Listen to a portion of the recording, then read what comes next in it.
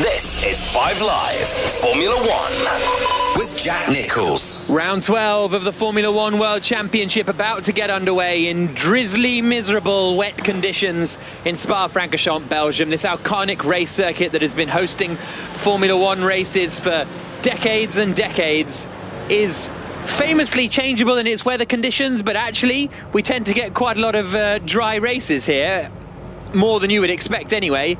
Today is not going to be one of those. The risk of rain for this session is 100%, and the race will start in 10 minutes behind the safety car, or at least the formation lap will begin behind the safety car. Sergio Perez has already crashed out. He won't take part in the Grand Prix. The rest of the drivers getting into their cars now. Max Verstappen is starting on pole position. George Russell alongside him on the front row. Hamilton is third. Daniel Ricciardo in his best qualifying performance for McLaren is fourth, with Sebastian Vettel fifth for the Aston Martin team. Gasly, Perez won't start. Ocon, Leclerc and Latifi are the rest of the top 10. Carlos Sainz is 11th. Alonso is 12th. Valtteri Bottas had a 5-place grid drop, so is 13th. Antonio Giovinazzi is 14th. Lando Norris had a 5-place grid drop for changing a gearbox, so is 15th on the grid after his crash at Eau Rouge yesterday.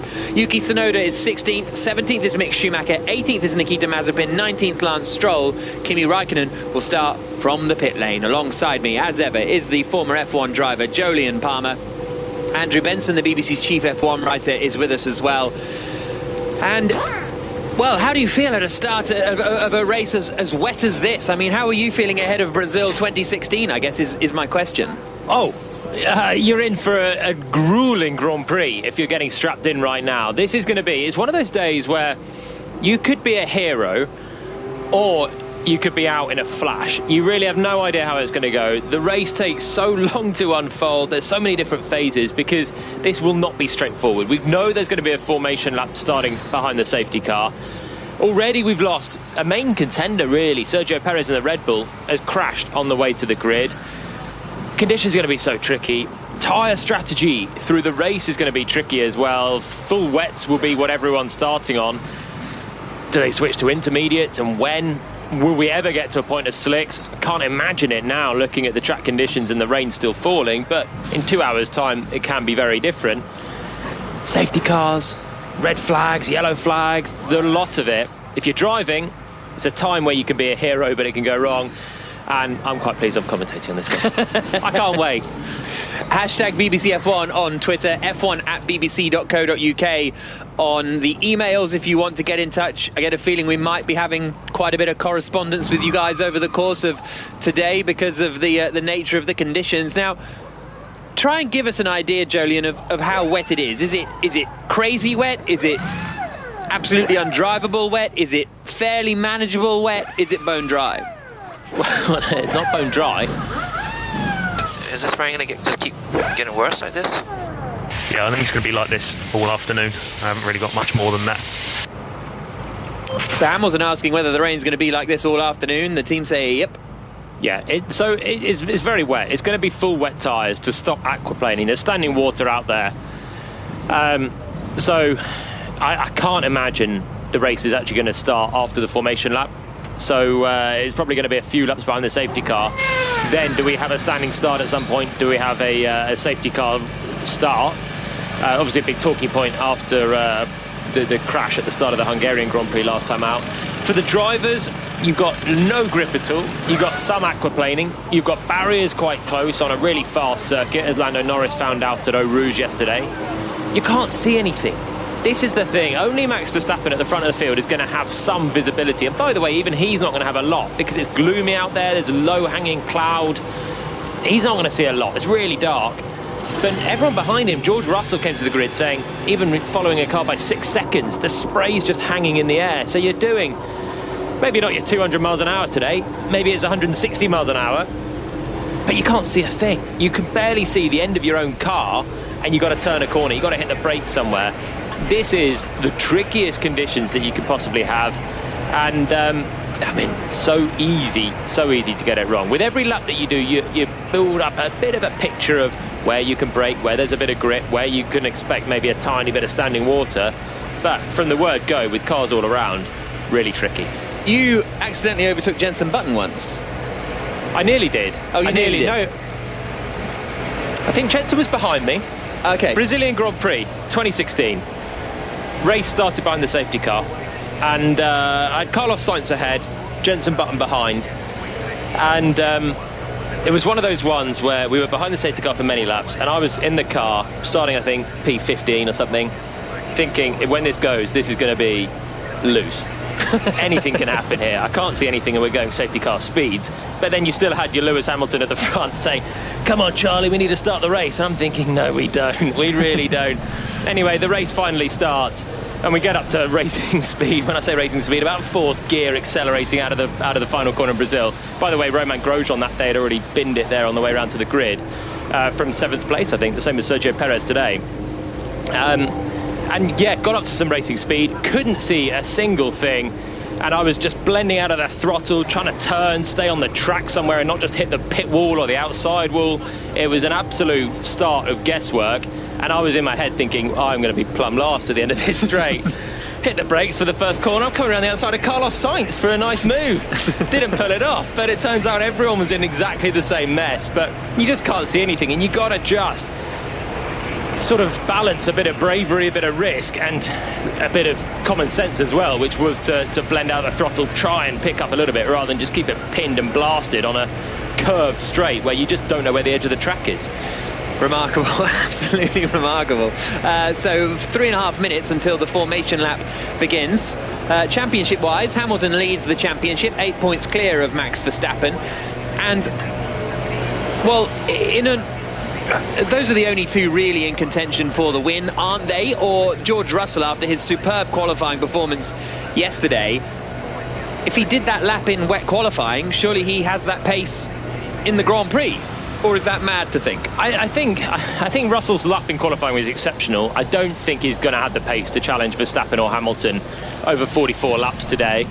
I think he can genuinely fight for a podium, though, because you've got Daniel Ricciardo starting 4th, Sebastian Vettel starting 5th, Pierre Gasly 6th, no Perez in the race, Bottas only starts 13th. So who is going to be getting that podium spot? Why not George Russell, who had good pace in the wet, maybe not front-running pole contending pace until right at the end, but the whole way through qualifying he was solidly in the top 10. I think he's got a chance in these conditions. In normal race, this would be Verstappen v Hamilton. In today's race, honestly, half the grid can win this one. It's got all the hallmarks of a modern classic coming up. Yeah, certainly does. And we will see what occurs over the next, well, I was going to say hour and a half, because it's usually quite a short Grand Prix, isn't it, the Belgian Grand Prix? In dry conditions with no safety cars, you're looking at about an hour and 20 minutes, but not today, I don't think. We have the 2-hour rule, of course, and then the overall 4-hour rule. So whatever happens, I think the race has to be done within 4 hours, doesn't it? But they can stop the clock and at various points. But hopefully we won't get to that particular position, as everybody now is getting into their cars. Ricciardo did a good job yesterday for McLaren, 4th on the grid. Vettel, a good job in 5th. And there were the Ferrari team, really, were maybe the underachievers of yesterday. Is that fair to say? Everybody else was roughly whereabouts you would expect them to be, but Ferraris were quite a way adrift. Yeah, both out in Q2. They actually start 9th and 11th. Leclerc benefiting from penalties for Bottas and Norris. And they were two other underachievers in the end. Bottas 8th, 2.5 seconds away from his teammate Lewis Hamilton. He starts 13th, having picked up that 5th-place grid penalty. And Lando Norris, sadly, will go, I guess, in the underachievers category when he only qualified 10th and now takes a 5th-place grid penalty. He actually was sensational in Q1 and Q2. Topped it, was, in my opinion, quite unlucky to crash, because I don't know if that Q3 should have started in those conditions. He's one to watch today from 15th on the grid. Now, we've just had a delayed start message, which is a bit odd that it's come, what, a minute and a half before the race begins, because it sounds like they've fired a lot of the cars up. So I don't know if they then turn the cars off again and then have to get everyone back onto the grid and all the tents and stuff. It's quite a late decision, that one. So interesting call from race control there, because you don't want to just leave the cars ticking over for much longer. No, they'll have to turn them off if it's going to be a delayed start. They'll want to put some more fuel in there as well, as much as anything else. So they've taken the tents down, which they have on the wet grid to keep everything dry, and now the formation lap will start in 10 minutes. A bizarrely late call. Indeed. So, the formation lap will start at 3:10 local time. So in 10 minutes time is when the formation lap will begin. They've delayed the start by 10 minutes. For those of you joining us on Sirius XM, thank you very much for tuning into this absolutely soaking wet Belgian Grand Prix. Hopefully Bob Varsha and the gang gave us a lovely introduction, and we are really in for a gloomy afternoon here at the Belgian Grand Prix with Jolyon Palmer and myself, Jack Nicholls. Here's some team radio. It's a delayed start. The rain intensity's got much too strong. And that's Michael Massey saying it's just got a lot wetter right now, so we're going to delay the start. A very late decision. Okay, and the engineer's asking, right, we can stop the car, right? And they're saying yes. And so a 10-minute delay, which, I don't know, it feels like, okay, I understand it's very, very wet, but also at the same time, surely 10 minutes of cars driving around is almost going to offset even behind the safety car, the 10 minutes of waiting that we're going to do. I don't know. But it can be too wet even to drive behind the safety car. In a Formula One car, the cars that are pretty much scraping the ground, they're so low, aquaplaning can happen at pretty much any speed. And your tyre temperature's reduced all the time you're going at the slow speed as well. It's better to not have Formula One cars crawling round than to just better to wait for 10 minutes. So Hamilton's jumping out the car actually now. It's an interesting decision. You'd have thought with a sort of 10-minute delay you would, because you're going to be getting back in 5 minutes, aren't you? You'd have thought. Yeah, it looks like he's walking off the grid. The race is actually formation lap's due to start in 8 minutes, and Hamilton's sauntering off the grid. He seems pretty confident that this is not going to be going in 8 minutes. Yeah, everybody else is back now. Well, everybody's making their way back onto the grid, having just left the grid. As we say, a very late decision there. And Pierre Gasly sitting at the wheel of his Alpha Tauri, 6th on the grid after a solid qualifying performance yesterday. But it was good from Daniel Ricciardo. But again, it was one of those where 4th for Ricciardo looks good, his best qualifying performance for McLaren, but actually Lando Norris was a long way up the road again. And okay, put it in the barriers at Eau Rouge, but could have been on for pole position. I think he could have had pole, honestly. Lando yesterday, the way that he was going, it was he and Max Verstappen at the top of Q1 and Q2, but it was Norris that was ahead. The McLaren was obviously working very well, as the Williams was as well, for George Russell to be second. Latifi, his teammate, starts 10th now with the penalties as well, which shows that the Williams was actually a solid car. But for Norris, real shame for him. He could have been on pole position for this one, I think. Certainly the front row. But Ricciardo, nonetheless, you've got to say he did well to keep it out of the wool, to qualify 4th. After the year he's had, he's given himself a shot at a podium for this one. I presume you don't need to keep, when they bring the tents back on, because some of them have brought the big old awnings back on, and some of them have just put a brolly over Sebastian Vettel, for example. It's only the drivers that you need to keep dry, right? Or do you need all the laptops that fire the car up and everything to be kept dry as well? Tech. Yeah. You don't want the tech to get very wet. The cars, obviously, when they're in a wet race, will get pretty drenched anyway. But there's a lot of electric gubbins kicking around on the grid. You don't want any of it getting wet. The drivers certainly don't want to be in there getting wet, because you can get very cold quite quickly when your fireproof suit gets soaked. Quite cold as well. 12 degrees air temperature in Belgium. But most of them actually haven't gone with the full-on gazebos at the moment. Hamilton getting back into his car with 6 minutes before the formation lap gets underway. So just a little 2-minute break for Hamilton. And he now climbs back into the car. Still the formation lap due to start in a little over 5 minutes' time. Fernando Alonso 12th on the grid, his teammate Esteban Ocon 8th on the grid, so a bit of a disappointing session for Alonso yesterday compared to his teammate Ocon, as you hear the wheel guns firing up as they make sure all the wet tyres are on. Delayed start again, I think. I can't see this one going in 5 minutes. The rain's actually getting heavier from when Michael Massey radioed that message a while ago now. This is not going to be going in 5 minutes' time either. We heard Hamilton talking on the radio saying, is this how it is? And his Mercedes team basically were like, well, yeah, the rain's here to stay, and it's going to be a bit like this all afternoon. Yeah, I saw another, it's now been delayed, it's been pushed back another 5 minutes. I did see a report, I can't remember where, but someone,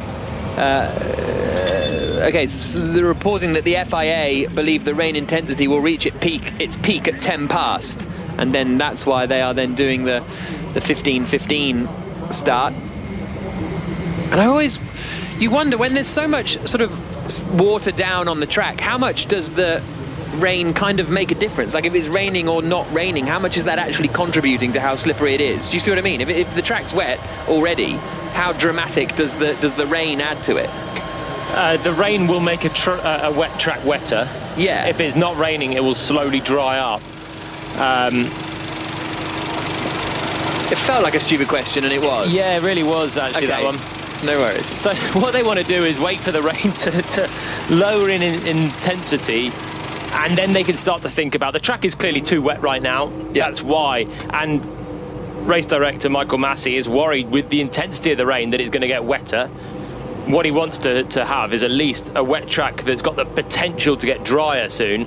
Then you release the cars around, and we can see if it's dry enough to start, or we do a few laps behind the safety car. But whilst it's still teeming down and it is still pouring, then there's no point sending them now when the conditions are, if anything, getting wetter, and even with the cars going round, is not going to be drivable for the start of a Grand Prix. Everybody is on new wet tyres except for Hamilton, Vettel, Ocon and Bottas. They are on used wet tyres, but they probably didn't do much running on those used wets, maybe a lap or something at the first part of qualifying yesterday. And we also had a correspondent listening at Les Combes for the first time, but I've lost their name now, I'm afraid. But I hope you're enjoying it. How are they corresponding? Tech in the wet? Yeah, I know. They did a hashtag. They got a gazebo up. It was much earlier, that, actually.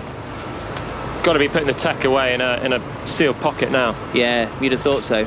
Although some phones these days are does the waterproof, touch screen not? Do you not end up like trying to write a message and it goes and it just like auto types everything when it gets wet? Or is that just my phone, maybe? No, I don't think phones can take the water. The touch screen goes all over the place. Yeah, exactly. And if sometimes you have like a drop of water at the top and you don't really realise. And you're trying to press the button and then you press the wrong one. You send to someone else that you didn't mean to even send a normal message to in the first place. Tech and water, just don't think they go. Another delay. The formation lap will start at 20 past now, so 12 minutes time. And the drivers at this point just sitting in the car still. And it is weird, isn't it, when we're about 90 seconds to go before the formation lap starts, and then suddenly we've got a 20-minute delay. But there we go. The Brolly's very much up on the banking on the run down towards Pouhon. It is very, very miserable. Yeah, I don't mind this constant evaluation right now, because it's just proactive, really, in terms of when we do get a slot to go. Hopefully, then we haven't got to then notify the teams, then a big delay, and this constant, can we go? No, we'll push it back another 5 minutes, is okay for now. The drivers and teams will start to get frustrated with it if it keeps happening, though, because it means they have to be sitting in the car for a very long time. And if you know it's not going to get going in the next 20 minutes, you at least want to be getting out, stretching your legs, having a breather, rather than you get a bit claustrophobic just sitting in a car that's stationary, not all suited and booted. It's just sometimes just like to stretch your legs. Eros Imaging, using hashtag BBCF1, says, a stupid question from Jack Nicholls. No something, Sherlock. Yeah, I know. Someone else having a go at me for the laptop question. What I more meant, Bugs Bunny Esquire, was, do they need to bring the laptops and everything and all the tech back out or not? That was the question overall. Are the drivers getting cold now? Is this getting actually to chilly levels? I see your muscles tighten up. Do you need to be doing like stretches in the car? Are you starting to cramp? I think if I was sitting in the car for much longer, I would be wanting to jump out and have a stretch and get inside and warm up again a little bit. But it's 12 degrees. They are wearing the fireproof stuff, which is normally is a problem when it's so hot and they're overheating and sweating. There's not going to be the case, at least now. But it's a little bit cold, and you just get a bit cooped up. When you're driving, you're obviously in this moulded seat. You've got no space to move anything, and you're strapped in so tight you cannot move anywhere apart from your arms and your legs. But you don't notice it because you're concentrating on everything else. When you're just sitting there, looking ahead, just like thoughts going through your head and nothing else to do, no distractions, it does get claustrophobic. I don't know if you know this about me, but it's my 200th Grand Prix. I had heard that, yeah. Yeah, it's kind of a deal, this neck of the woods. It's Daniel Ricciardo telling his engineer it's his 200th Grand Prix, which he's happy That's with. like it's kind of a big deal. Yeah. Why have we not done something for it? That's true. Normally, Should you have got me a cake by now? Where are my presents? That's very true. Oh, that's a bit. That's like, is it passive aggressive? Absolutely. Maybe it was intended as a joke. I don't think it is. I've just been told by my producer this is your 50th commentary, but I don't think that can be true. Maybe it is. No, I think No. I've done more. No.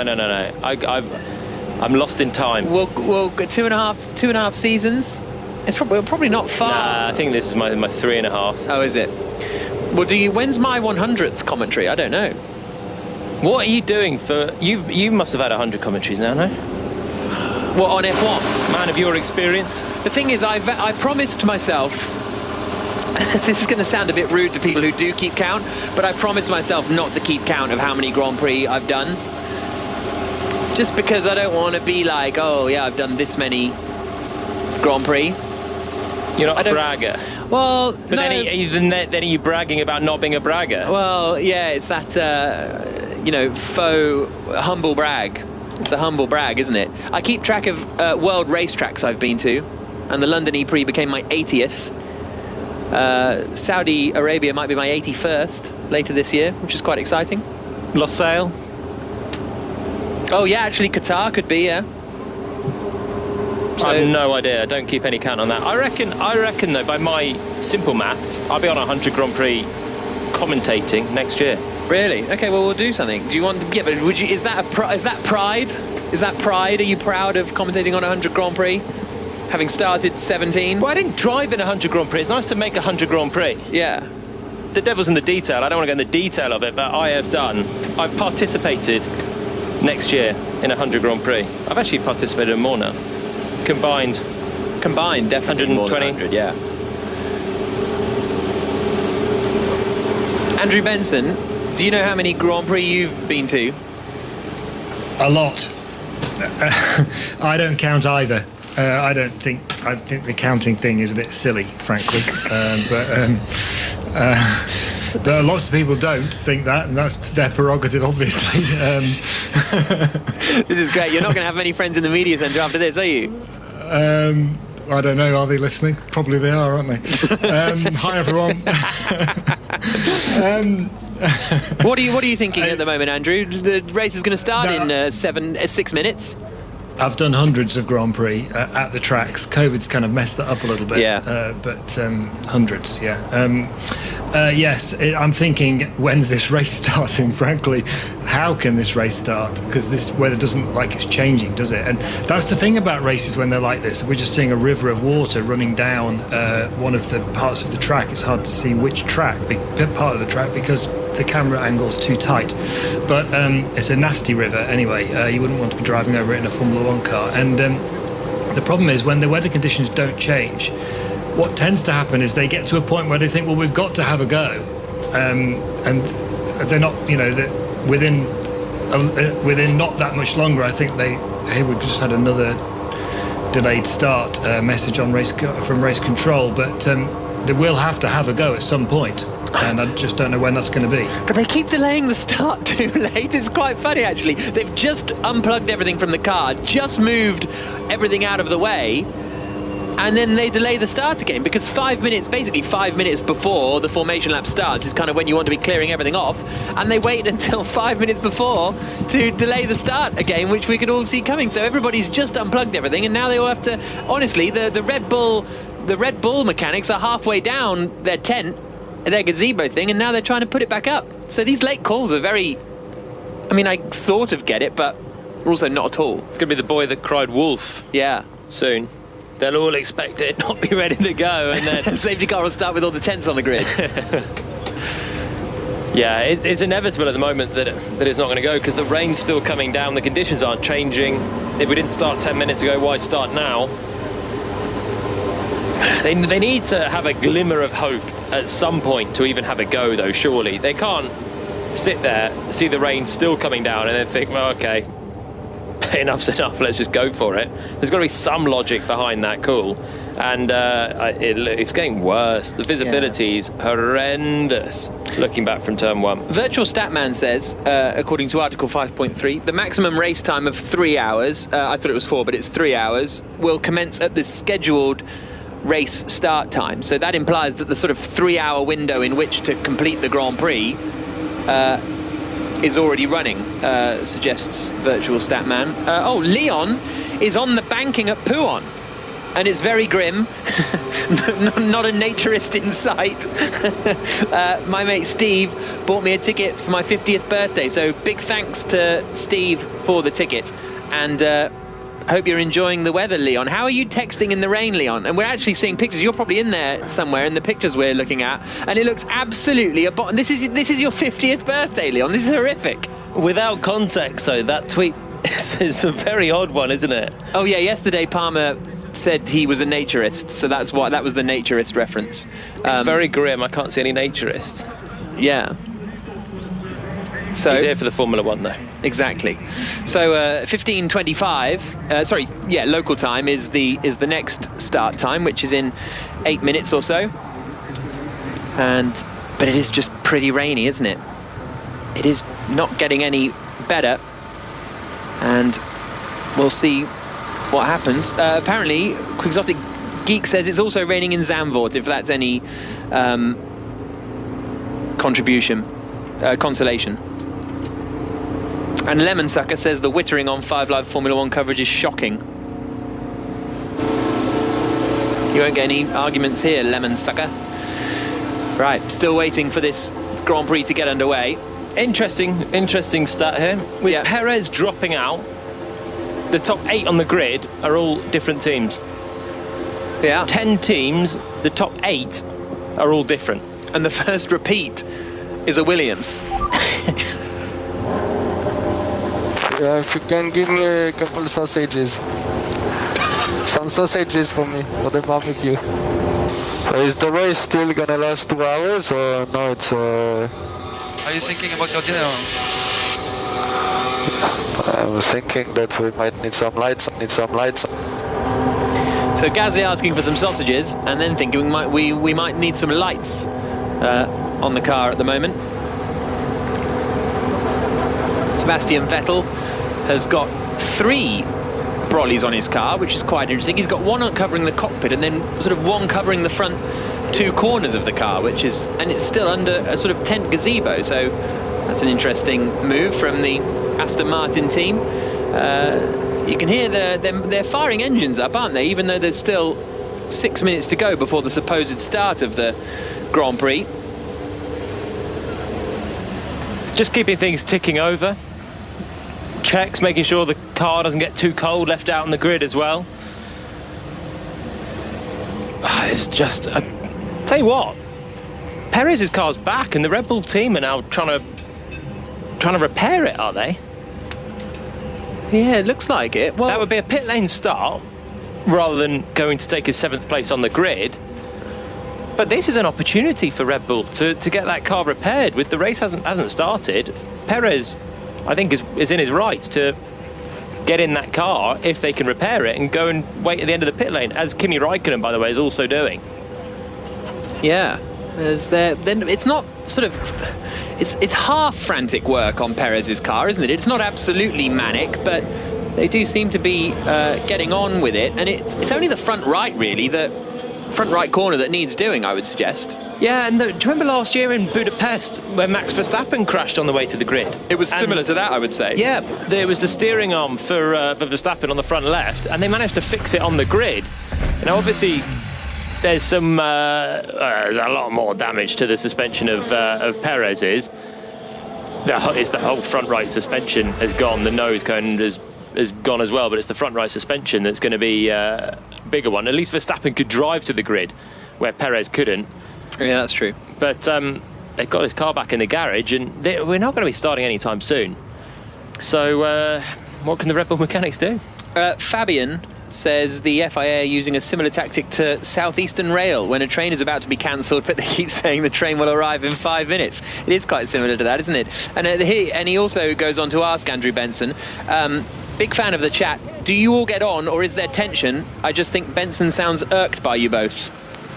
No, I love Jack and Jolyon. That's true. Absolutely true. Okay, great. An old mate doesn't mind the whittering from Melbourne. So there we go. We'll keep an eye on Sergio Perez's progress. The rain is still bucketing it down, isn't it? It's windy as well. The rain's really sideways. It's on the drivers' parade earlier on, and all the drivers were there with their umbrellas up. And we almost had a Mary Poppins, Carlos Sainz flying away with his umbrella. It was that windy. It was absolutely howling away. The umbrellas were almost turning upside down, and it's not even just the rain that would make life hard for the drivers today. It's really gusty out there.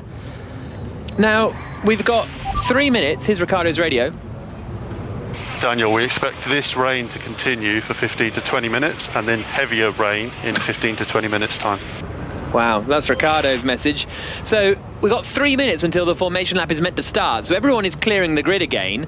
There's now a whole load of cloud coming over the circuit, where before that wasn't there at the start of the sort of start of the Grand Prix, in inverted commas. And it looks as though we are going to get the safety car start, the formation lap start in 3 minutes time. So, but now the whole track almost is engulfed in a cloud. And if you're Kimi Räikkönen, this is the place to be, isn't it? You've had a very pleasant, and the Alfa Romeo team have had a very pleasant 25 minutes just sitting in the garage, no real stress. And he won't even leave, presumably, when the safety car leaves. Like, he's got another 3 minutes. He could not be in the car until the safety car actually pulls away. He is in the car, but it looks as though we are going to be going in a few minutes' time now. Wow, so there doesn't seem to be any change in the conditions, apart from the cloudy fog has come down as well now. So the visibility looks like it's going to be even worse. It's still chucking it down. It's absolutely chucking it down. We're less than 2 minutes away from the formation starting, and so far it does look like this could be the one. Wow. The race won't start, though. Surely it's too wet for the race to start, but they're at least going to get the cars circulating and see how bad it is, and then the race director Michael Massey can have a look and assess when to release them to racing speeds. Remember, the formation lap that starts is going to be behind the safety car, and then how long will the safety car stay out to actually release the proper start of the race? Yeah, indeed. Leon is just using an iPhone, no gazebo required. It was his 50th 2 years ago, but they couldn't come last year, and they're travelling back to England tomorrow, so have fun, Leon. And Catherine says, if I want Wittering on 5 Live, I'll listen to Wittertainment, which is a very excellent podcast to listen to. Andy says, currently listening to the worst broadcasting I've ever heard. That's a big claim, Andy. It's a big claim. Right, a minute to go then until the formation lap is due to start. It's absolutely chucking it down at the Belgian Grand Prix at Spa-Francorchamps. And they're leaving the sort of tyre warmers on until the last possible moment. Off they go now. And the cars are lowered down off the jacks onto the ground. And the engines start to fire up. And the safety car with Bernd Mailander at the wheel will pull away. And Sebastian Vettel getting ready to go. All of these drivers, as I say, on the full wet weather tyre. It is pretty murky. Oh, there's something. Someone's just run out to pull something off George Russell's car off the front left, which was a little bit late in the day. I can't quite sure what that was. Everyone has to keep concentration in this time, because with all the starts or non-starts, there's a lot of procedures that go in for the team as well. And is up to everyone, not just the drivers, to keep concentration in that time. But formation lap's underway. And of course, this is the formation lap, which is quite interesting. This isn't race will start behind the safety car, and so this is the first lap of the Grand Prix. It says it's the formation lap, so I don't actually know what happens then, whether if the safety car does another lap, we start to chalk the laps off the board. I don't know. We'll wait and see. So safety car gets underway, and they come running down the hill towards Eau Rouge for the first time, and it doesn't look good out there, I have to say. It's very, very wet indeed. And just I am a big advocate of, you know, let them race and it's dry and all of that, but these conditions are tough. Here's Hamilton. I already can't see anything behind. Really can't see anything, says Hamilton. This is, I think this is too much, honestly. That moment of wheel spin you heard from Hamilton, by the way, was at the top of Eau Rouge, as he was in about third gear. There's a lot of water on the track, and it's so gloomy as well. The spray is just hanging in the air, even under these safety car speeds. This is the sound of Max Verstappen just wheel spinning out of Les Combes. I have to leave a little bit more space to the safety car than normal, because I can't see anything. And the safety car's got lights on. Yeah, it's got lights on, nothing else. There's rain lights flashing on the back of the Formula 1 cars, but they're not as bright and high as the safety car. Down the hill now towards Podium. And it's also so difficult to know when you're running behind the safety car, but even at this speed, the spray is pretty big. If they start racing in this, there'll be someone off straight away. I mean, it's just, visibility is impossible. It's pretty awful. I can barely see the car in front at the minute. In terms of, you know, literal standing water, it doesn't look too bad. In terms of rivers and standing water, it doesn't look too bad in that sense. When you see, you know, you remember see some races and there's just going through sort of huge puddle splashes and stuff. It doesn't look quite that bad, but it's just the visibility and the gloominess and we're at such low speed still. Yeah. When they start to get to higher speed, there's just going to be even less visibility. The chance of having a crash is so much higher. Yeah, some places actually coming out of Stabilo doesn't look as bad. Quite a bit of aquaplaning as well. Quite a bit of aquaplaning. That's the buzzword that you don't like to hear if you want to get a race underway. Aquaplaning, where the tyres are basically just skating on the surface of water on the track rather than gripping the asphalt. And if you aquaplane, then you have absolutely no control. You cannot help yourself in any way with opposite lock, with anything. You're just skating and hoping that your tyres can find a bit of asphalt soon again before you're too out of control and heading to the barrier. So across the line comes the safety car again. I mean, it's wet, but for me it's fine to race. So Verstappen saying it's wet, but for me it's fine to race. I can't quite work these conditions out, because the spray is bad and the visibility is bad, but the track looks sort of all right, but there is aquaplaning, but no one's being, and maybe obviously it's only what Formula One decide to play us, but yesterday they played us Sebastian Vettel saying this is no chance, it should be a red flag. Norris is saying, yeah, it's not great, quite a bit of aquaplaning, but we can't start this race, it's a disgrace kind of messages. Yeah, for me the conditions are undrivable. Oh, well, there we go. Antonio Giovinazzi saying the conditions are undrivable. I just think they are undrivable. Looking at it, I'm all for starting the race, but these conditions will be starting for one corner, someone will have a crash, and then we'll be back into a red flag again anyway. The visibility's horrendous. There's standing water on the track. There's no grip. Every time we ride on board, you can hear wheel spin from a car. Let's see if Verstappen does hit. That was okay. Then there was a little bit of juddering coming out of Rivage, medium speed right-hander halfway around the lap. Is it going side by side with a safety car down now? Slows it down, tucks back into first place. Verstappen stands everything to gain by getting this race underway. If the race doesn't happen... yeah, mate, I can't see anything up to a route finish up. Absolutely nothing into turn 5. Can't even see Verstappen red light. That's Russell in second place. But that is the nature of racing in the wet. The spray, for anyone behind, you're always struggling to see things. And even hopping back to that Brazil race, I couldn't see anything as soon as we went and the race carried on. But I think it's the way that it's just hanging in the air. When I was racing in Brazil 2016, it was a really wet one. But when you slow down, you could see a little bit more, and you get up to racing speed and you see nothing. It's just hanging low in the air. Already before we released for this formation lap, we were talking about how low the cloud was and the fog or whatever around. It's not doable here. Red flag, start procedure suspended.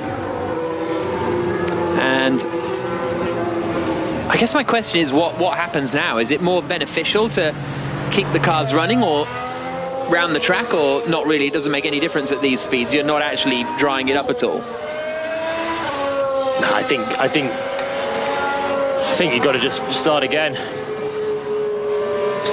There's no point sending the cars out here. All you're doing is getting the tyre temperatures down, risking people colliding in atrocious conditions. Water leaking into the top of my helmet. Water leaking into the top of his helmet, says Lewis Hamilton. Not ideal. Some vents open on his helmet then, and it's I mean, that's a problem. That's going to be misting up as well inside for Hamilton. Luckily they're all coming into the pit lane, luckily for him anyway, and the race will not stop.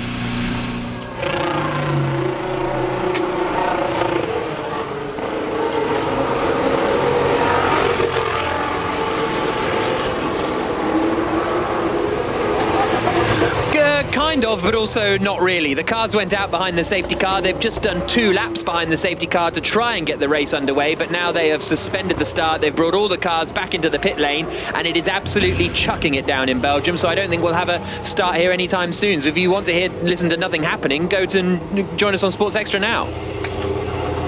Yeah.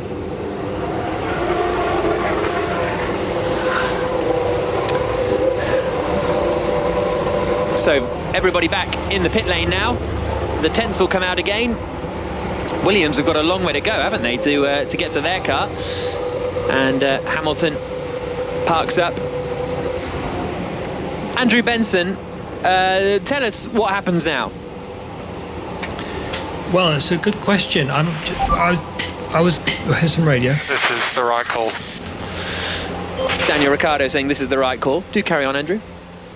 I was just trying to get to the bottom of that thing you said earlier about how long the race time is and when does the race time start and all the rest of it. So I've asked the FIA, because I had a look in the sporting regulations, so I couldn't find it myself. And they've looked at the regs for me, and they say that it's 4 hours, the maximum race time. Okay, I thought it was 4. I was surprised to read it was 3. And it starts at the scheduled race start time. So they've got until 6 o'clock, basically. In the UK, 7 o'clock in Belgium, although it's be probably dark by then, the way things are going at the moment. I think the bigger question is the conditions, isn't it? If it doesn't improve, there's not going to be a Belgian Grand Prix. And Damon Hill's just tweeted, I think we have a real problem here. These conditions are dangerous and it's only going to get worse. Well, that is the point, isn't it? I mean, because we've seen this a few times on Fridays. We've had Friday washouts, we've had Saturday washouts, and qualifying takes place on the Sunday morning.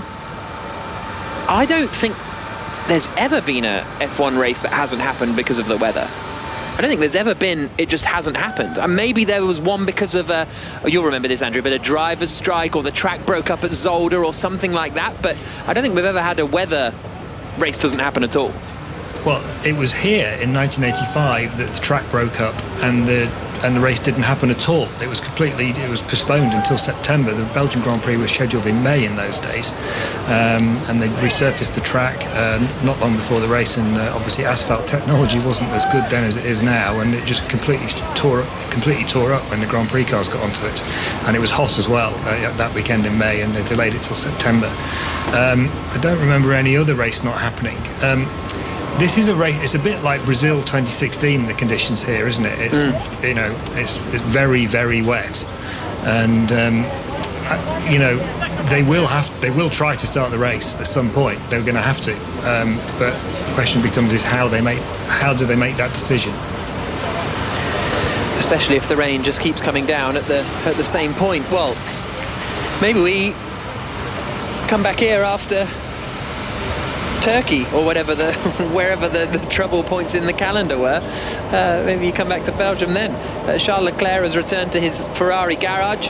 Hamilton's climbed out of the car now, and the race hasn't started. Oh no, they have chalked off a lap then, so that second lap in the safety car was the first lap of the Grand Prix then, so it's now 43 laps long if we are to start the race. Andrew? It's probably worth saying, Jack, isn't it? I think that why are they not running? Because I'm sure there are a few people listening who are thinking these are the best drivers in the world. Why can't they just go and drive in the wet?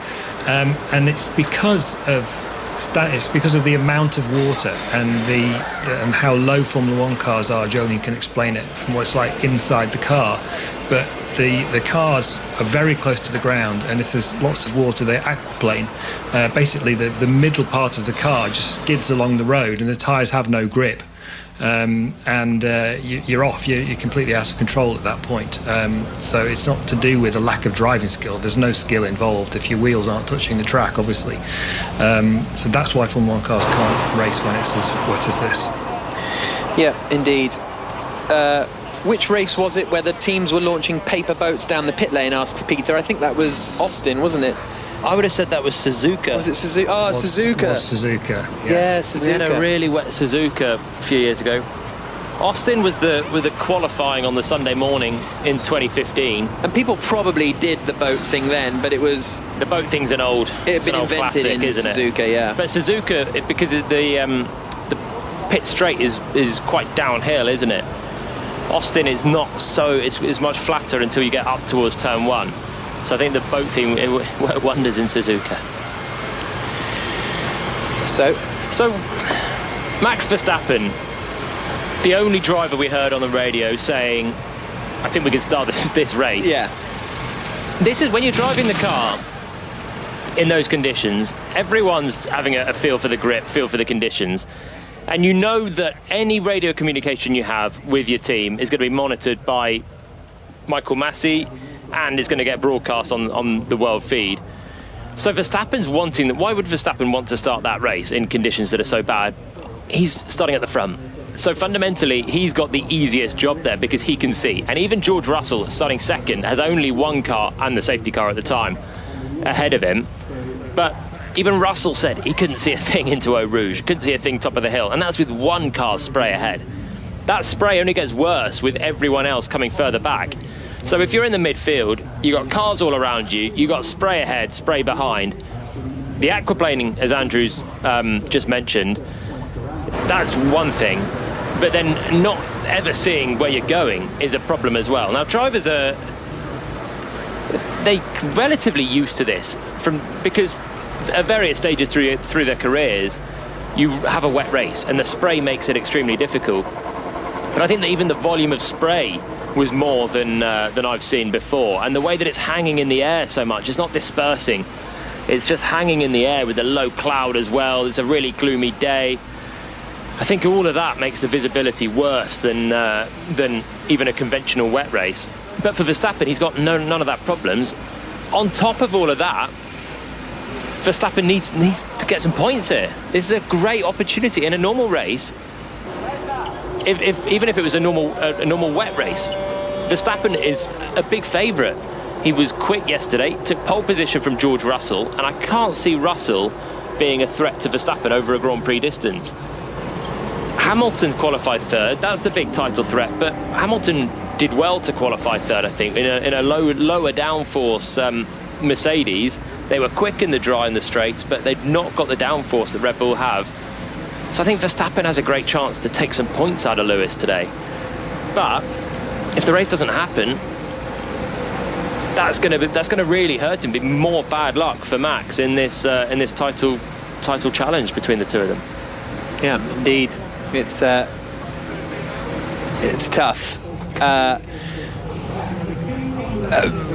Matthew said that it was Japan 2010 and Austin 2015 that were the boat races, the little mini boats. I remember Ricciardo and Kvyat. They were Red Bull teammates in 2015 Austin, and they started ballroom dancing to the crowd. Not for me, that.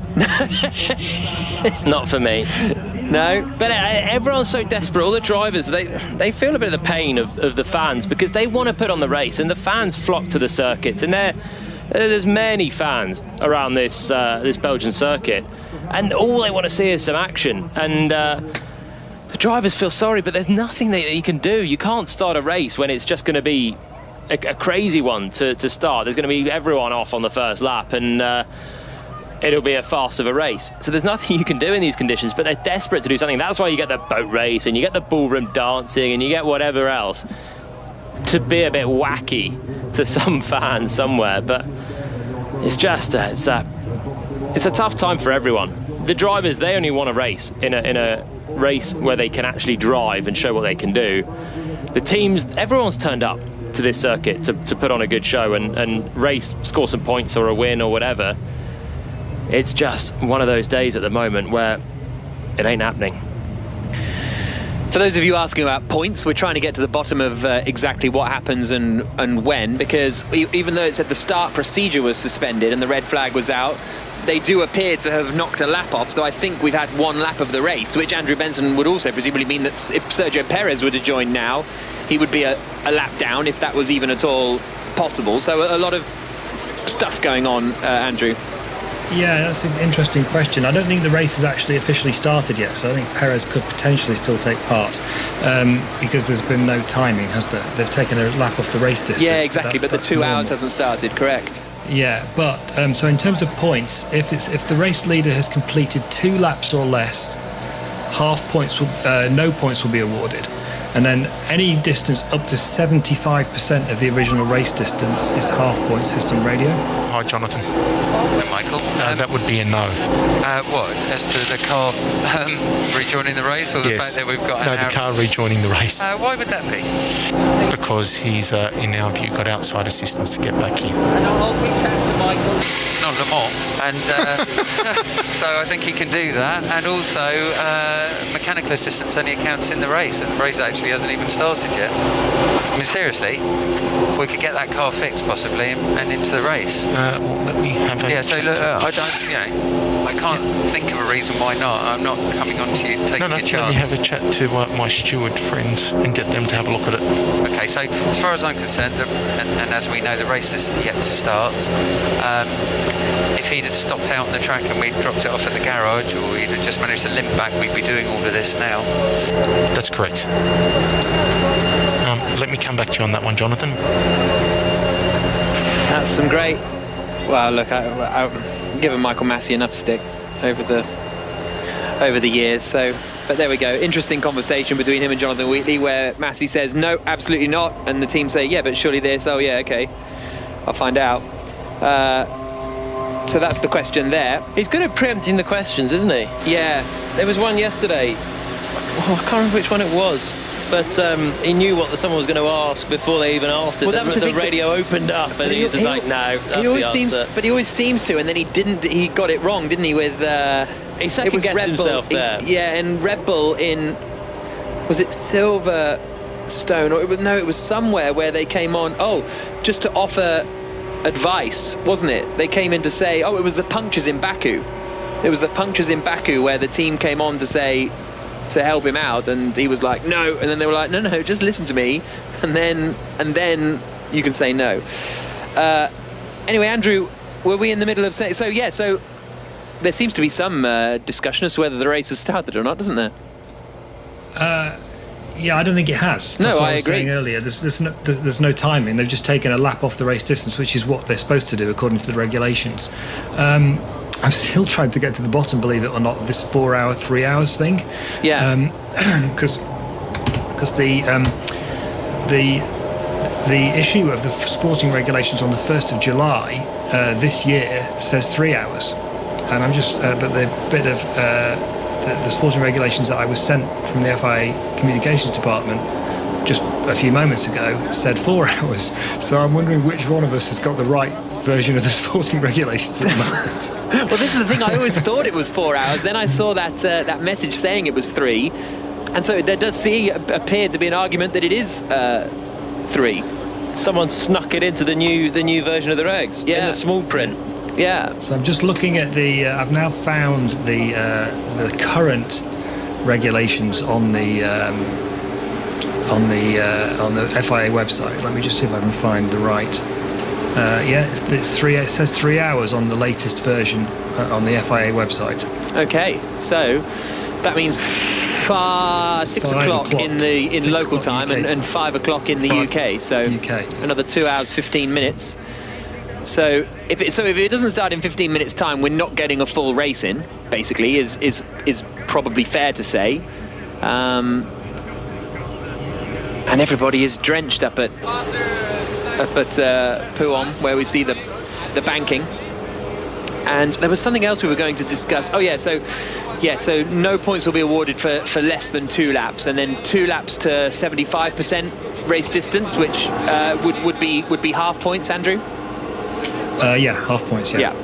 And then 75% onwards, and that can be race distance in terms of laps or time, and then full points would be awarded. But it's very, very interesting, this, especially because the rain is just I don't remember a Sunday a race, because even we were saying this actually yesterday, Jolien. When was the last race where it was just wet the whole time? And it was Brazil 16, but even before then it always starts dry, or then it dries up. Or even Turkey last year, okay, Hamilton didn't pit for slicks in the end, but that's only because he'd worn his intermediates down to basically be slick tyres. So just this non-stop rain all day is quite rare. And the other thing I was going to say, because you talk about hanging in the air, and I think that's the nature of being in the sort of foothills of the Ardennes mountains and the forests, and the moisture does hang in the air a bit more, like it does in Monza, whereas Brazil, it's quite an open area. You know, you're in the middle of the city, there's nowhere for the moisture to hang. When you can't see anything, are you still seeing yellow flags and stuff? Like in Brazil, could you still see a yellow flag if there was one? They come up on the steering wheel, so you can see them, and you've got the team radio as well to alert you of the flags. Crucially, because that's the other danger. Probably the ultimate danger in these conditions is someone ahead, and it happened in Brazil in 2016. Safety car restart, and Kimi Raikkonen just aquaplaned on the straight from, I don't know, about 5th position. Yeah, with 10 plus cars behind at 150 miles an hour, and he's broadside on the straight. Now, no one else could see anything behind, and it was basically luck that meant that Kimi was to the inside when no one else was coming through and was pointing the wrong way. And actually Esteban Ocon was in one of his early races there in a manner, and he was quite close to Kimi when he roared through. It would have been a head-on. And I mean, this is the sort of thing that you're risking, sending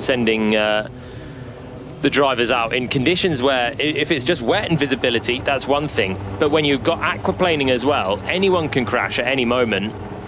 And then you've got people behind not seeing the crash and not having a clue whereabouts a car is. You can't see the end of your own car, let alone, Russell was complaining you couldn't see the rain light of Verstappen. You don't. You see nothing. And it's a bit dangerous. It's a bit dangerous.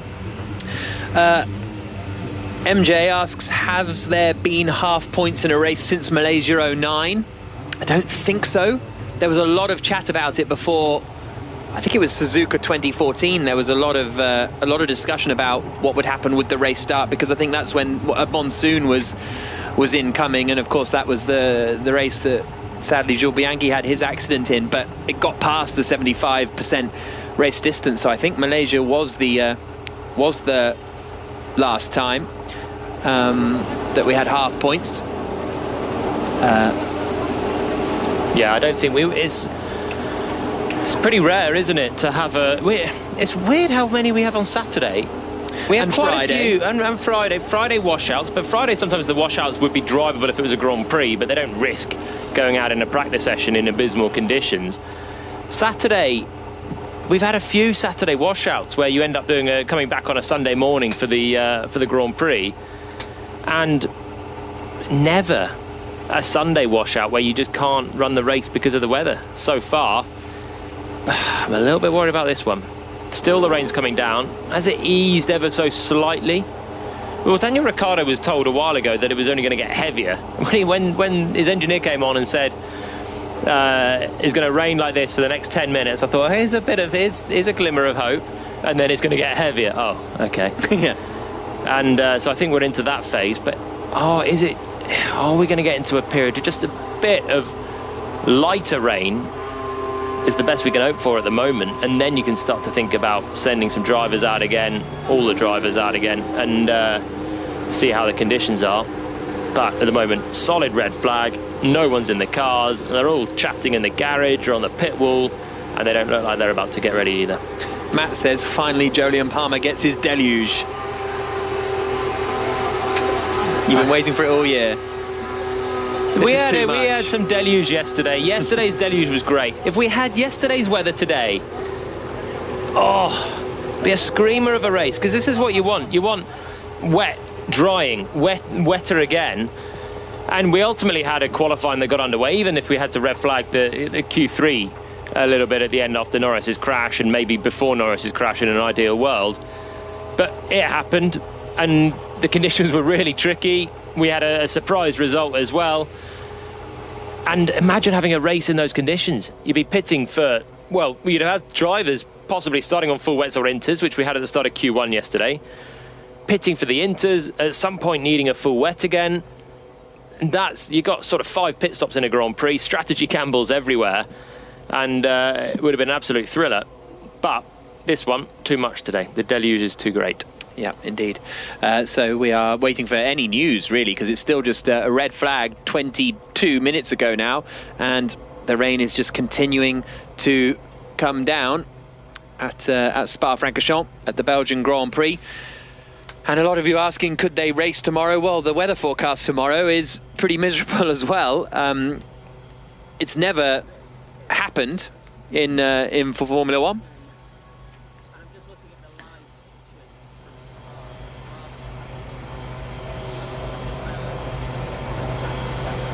Miserable, Steve. Absolutely miserable conditions. They had half a go at trying to get the Grand Prix underway, but Jolyon Palmer, they didn't, because it's really wet out there. Too wet. Just too wet. They sent the cars out behind the safety car for 2 laps, and Max Verstappen at the front thought they should start the race. He had nice, semi-acceptable visibility behind the safety car, but no one else could see a thing. There was a lot of standing water, aquaplaning, quite dangerous conditions to start the race in. So we're under red flag. And I was really excited for this one as well, but it's not happening just yet. No, waiting for the rain to stop on Sports Extra.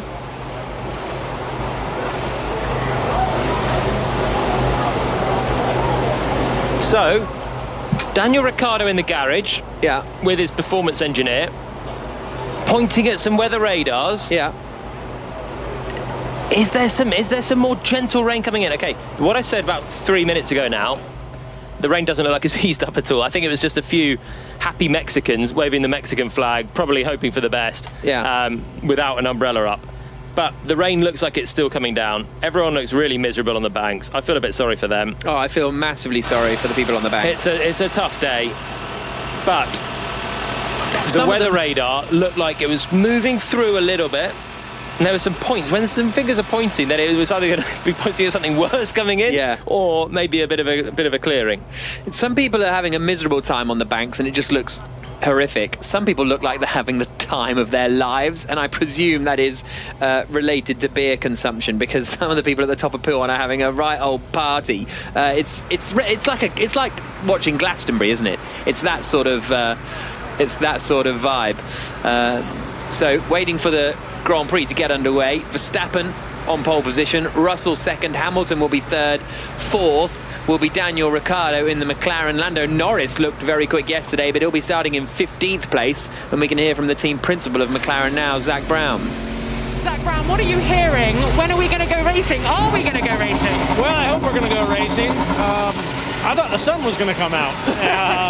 I think the rain's going to get a little bit harder now for 30 minutes is what we're hearing, and then I don't think it's going to totally clear, but it'll get better. So I don't think we're going to be starting in the next 30, 45 minutes, and then I think we're going to have to get into a situation where we try and get in enough laps to have half points. So stay tuned. And what did the drivers tell you about visibility while they were out there?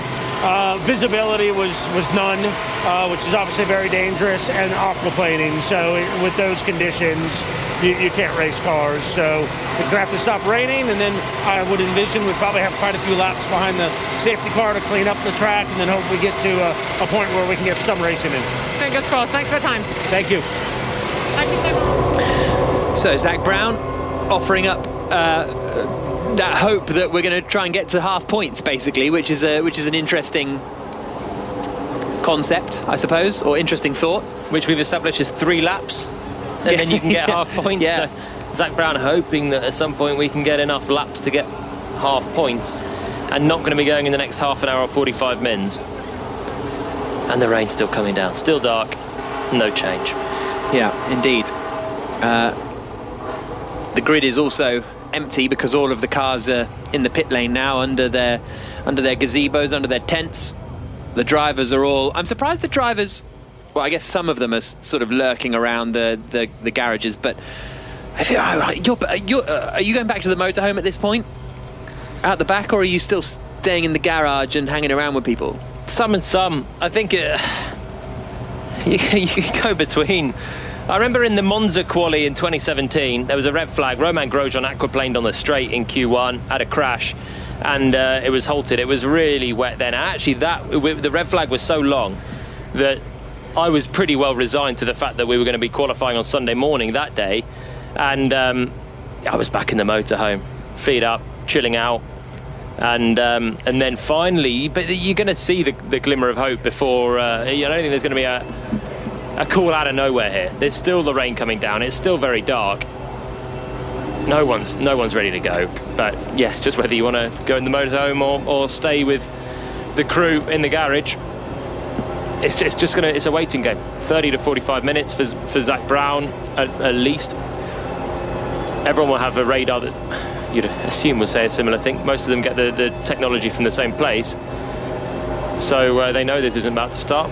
Just got to spend the time doing something. It's strange because you get into all the pre-race preparations, all the focus, the whole of race day is spent in the same way all the time. Basically, your meetings are so structured. You turn up, you do the strategy meeting, you do the setup meeting, the procedures meeting, everything. Then you go and do your driver's parade, which was soggy today as well. and the whole time you got in the back of your mind the race start. What are you going to do? Are you going to go inside, outside? Who are you racing today? Who are your main targets? All of this. And a delay like this just takes your focus completely away now. Is the race even going to happen? It's not something that helps keep a razor-sharp focus. Tricky conditions for everybody involved. We've now been going, almost an hour really without the race getting underway, and the rain is just coming down. Valtteri Bottas is having a conversation with James Vowles on the pit wall. Toto Wolff standing beside him, and someone in between that I can't see who it is. And Bottas just having a little chat. Alex Albon is having a nice chat with Max Verstappen. Those two having a bit of a laugh with Helmut Marko in the Red Bull garage. Still no word from the stewards. Don't know if Perez can race or not just yet. We're going to get back to Red Bull. Maybe they have and we've just not heard it. But yeah. Jonathan Wheatley's chat with Michael Massey, the immediate no. Then hang on, let me go and speak to the stewards. They're still working on Perez's car. Yeah. Well, let's hear from the boss of Alpine, shall we? Maciej, this is a difficult time for everyone. I can see Esteban keeping warm and dry in there. How difficult is it for the drivers at this point? We're trying to keep them warm. You know, they were sitting in the car for a long time, even if they were under a roof, you know, to protect them from the water. There's a lot of water on the track. They were wet when they came back, so we're trying to keep them dry. The other guys are all wet. You know, we're all waiting now. At the moment, it doesn't look like it's going to stop. It does seem like we are a fair way away from a race start. What were Fernando and Esteban saying when they were out on track to you? They said, obviously, there was some aquaplaning, which is worrying because the pace of the cars were quite slow behind the safety car.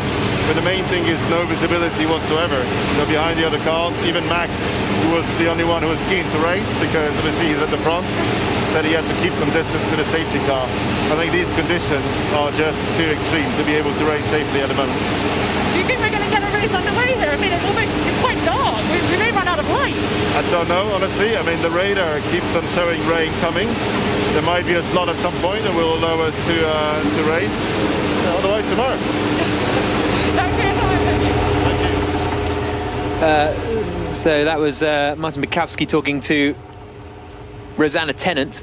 Rob says, hashtag BBC F1, if this race gets cancelled, the curse of George Russell is confirmed. He's jinxed by some powerful magic. And that it was the most George Russell thing ever that Latifi finished ahead of him in Hungary. And it would be even more George Russell-y if he qualifies second on the grid and then the race doesn't even happen. Yeah, speak about Verstappen wanting the race to happen from pole. That's big for the championship. But Russell from the front row in a Williams.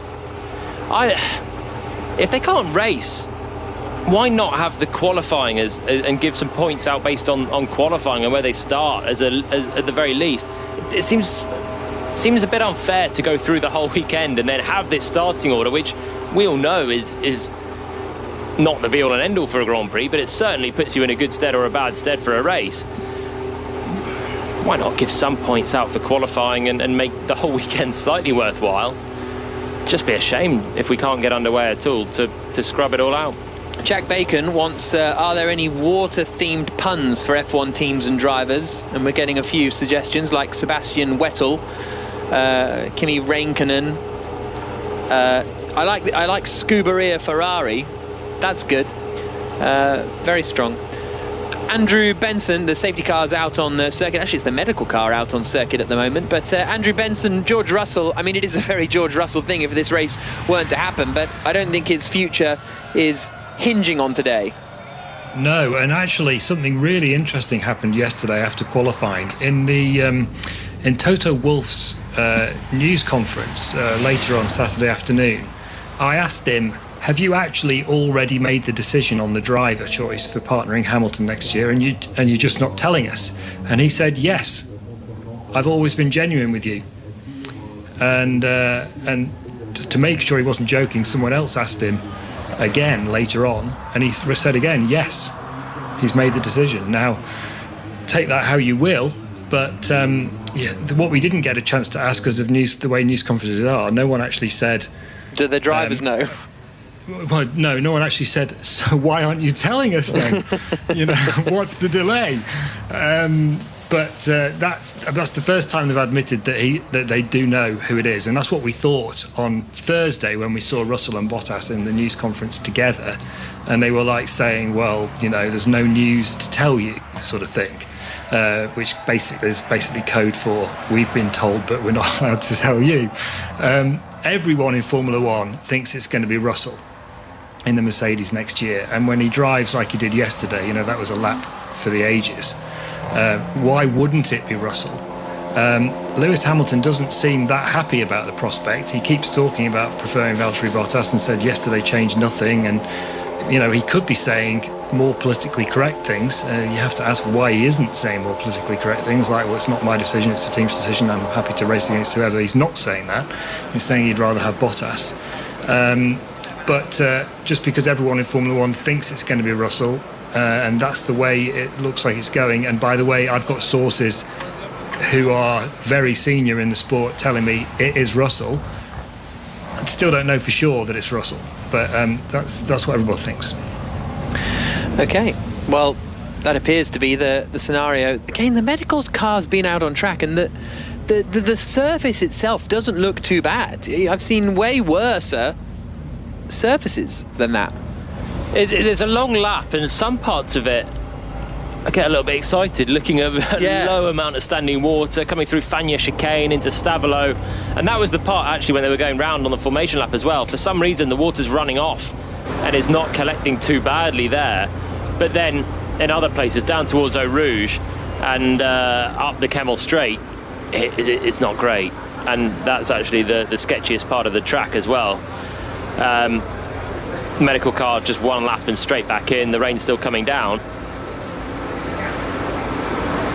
No sign of any other movement just at the moment. I guess they can keep sending the medical car, the safety car out for an explore just to see if anything's happening, but with the rain coming down, don't really know what anyone's expecting, that it's going to suddenly, the water will have disappeared.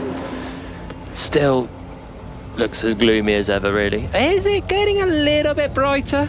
You can now see from the crane camera at Les Combes, you can just about see the pit complex, where you couldn't before. That's a couple of kilometres away. Yeah. A couple of kilometres sort of straight line viz. So that's better, but there'll still be absolutely zero viz by the time you send a Formula 1 car down and another one's just behind, but there's it's very marginally better. Cups of tea being handed out by the pit crew. It's not just the drivers that want to stay warm as well. All the crew out there in the rain, by the cars that are still in the pit lane. It's not a nice time to be out there at the moment. The Mercedes thing, how on earth can it be justified that Bottas keeps the seat? He's done a good job there. He's been a great number 2 to Lewis Hamilton, but at the same time as Russell is putting in these performances, Bottas isn't. Well, we'll postulate that a little bit more. First of all, let's hear from Toto Wolff, the team principal of Mercedes. Toto Wolff, what a crazy afternoon. What have you heard? What's the latest? Haven't heard anything. The medical car is out there to assess, but it's not going to get better. For the next 45 minutes, there's even heavier rain coming over, and I guess we're limited by the 3 hours, so let's see. What did Lewis and Valtteri say? Because Max was pretty sure that we could have been racing by now. Lewis said that you can't see the light in front of the car in front of you, so the further you go back on the grid, the less you see. And what about Sergio Perez? Should he be included in this afternoon's race? Should he be allowed to get back out there? I think he can. The question is if there is penalties in place or not, but as it looks, we haven't raced yet, so he can start at the back of the grid, or from the pit lane.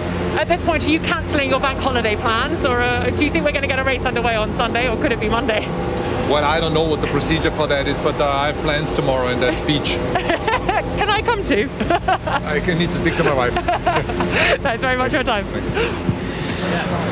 I got a bit weird, didn't it, with Rosanna there, but shoot your shot, I guess. Toto Wolff then, he's going to the beach tomorrow. Where's he going to the beach in between here and Zandvoort? Well, maybe he's just going to Zandvoort and getting on the beach at Zandvoort. Well, it's back-to-back races. Yeah, but as back-to-back races go, Belgium to Holland's not a terrible one to delay for a day. Quixotic Geek did say that it's chucking it down at Zandvoort as well, though, so I don't think the beach is going to be particularly appealing. Maybe he's jetting off. But it is interesting that, like, the Toto Wolff says, yeah, I don't know what the procedure. So one of you tweeting us saying, you know, can we race tomorrow? Toto Wolff don't know. So we don't know either, honestly. It's uncharted territory, isn't it, to have a Monday Grand Prix? I'm assuming that's never happened, a Monday Grand Prix. Are you available tomorrow? Have you got plans? I'm going to the beach. Toto's already invited with me. Rosanna? No, I'm going with Toto. All right. Have you checked with Susie? Didn't need to. Okay. If any of you are going to the beach tomorrow, invite Rosanna Tennant. Sounds like she's a quiet day on 5 Live. The race would just be car noise. Yeah, exactly. Well, I'm not going to the beach tomorrow. Oh, okay. Going to Chesham United. Bank holiday football. Andrew Benson, what are you doing tomorrow? The beach? I'm certainly not coming to Chesham United with you. Much as I love you, as I said earlier. No, we have some problems in our kitchen at the moment, so I'm waiting for someone to come and fix them tomorrow, even though it's bank holiday. TC asks, are you going to a naturist beach, Julian? Definitely not. Oh, the Quixotic Geek says it's stopped raining in Zandvoort and Amsterdam now, so there we go. Which way is the wind blowing? Yeah, that's true, because it's not far. What is it, 2 or 3 hours, Zandvoort to Spa? It's going to be some punchy wind to make a difference, I think, today. Yeah, that is true. Fernando Alonso sitting down, having in a sort of energy bar thing. Are people eating? Is Pierre Gasly going to get his sausage? You ask if people are eating as you say Fernando Alonso is chomping on an energy bar. Would you be eating right now? Would you be sitting down for a nice Sunday roast? You might want a snack, because like everything else, your races, your nutrition, everything's based around doing a Grand Prix at 3 o'clock, 2 o'clock. It's all, your day's so planned. Breakfast, bit of food before the race, give you a bit of energy, and then go. So Fernando just needing a little bite of something, make sure he's got his energy up, because there might still be a Grand Prix. We're more than an hour into the non-Grand Prix, an hour and 10 minutes. So we've got an hour and 50 minutes left of possibility, and the possibility is looking less likely all the time, really, isn't it? But can we have a Monday race with everyone there in a time where COVID has meant the calendar's so flexible anyway? Yeah. What would be the limitations to having a Grand Prix tomorrow? Toto Wolff's availability, my availability. I don't know if that's going to be on their radar. Your availability. No, I could do tomorrow. It's fine. And skip the non-league football. Yeah. If that's my job, that's my job. The Chesham United crowd. Yeah. Slashed. By 50%, I would say. Pretty much.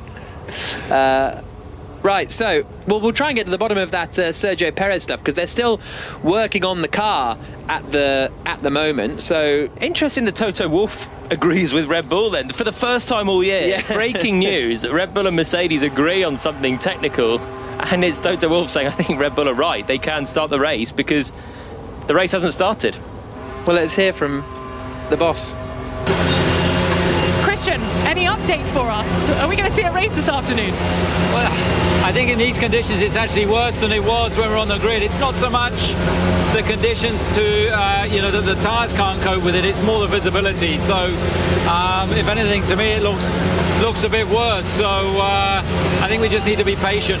Max seemed to be obviously in the best seat in the house. He said it was all right. Do you reckon he's maybe changed his mind now? I think he has the benefit of being at the front of the queue, so he can obviously see where he's going. And I think, as I say, from an aquaplaning point of view, I think all fine. I think it's mainly visibility, and now the visibility between the marshal posts, which is a critical factor around here. So I think Michael's made, the right call. We all enjoyed hearing Jonathan Wheatley on the radio to Michael Massey, the race director, asking if Sergio can rejoin the race. What's the latest on that? The screen's up at the moment. They're working on the car, I take it. Absolutely. So I've been pushing Jonathan. Come on, we're going to get that car back in the race.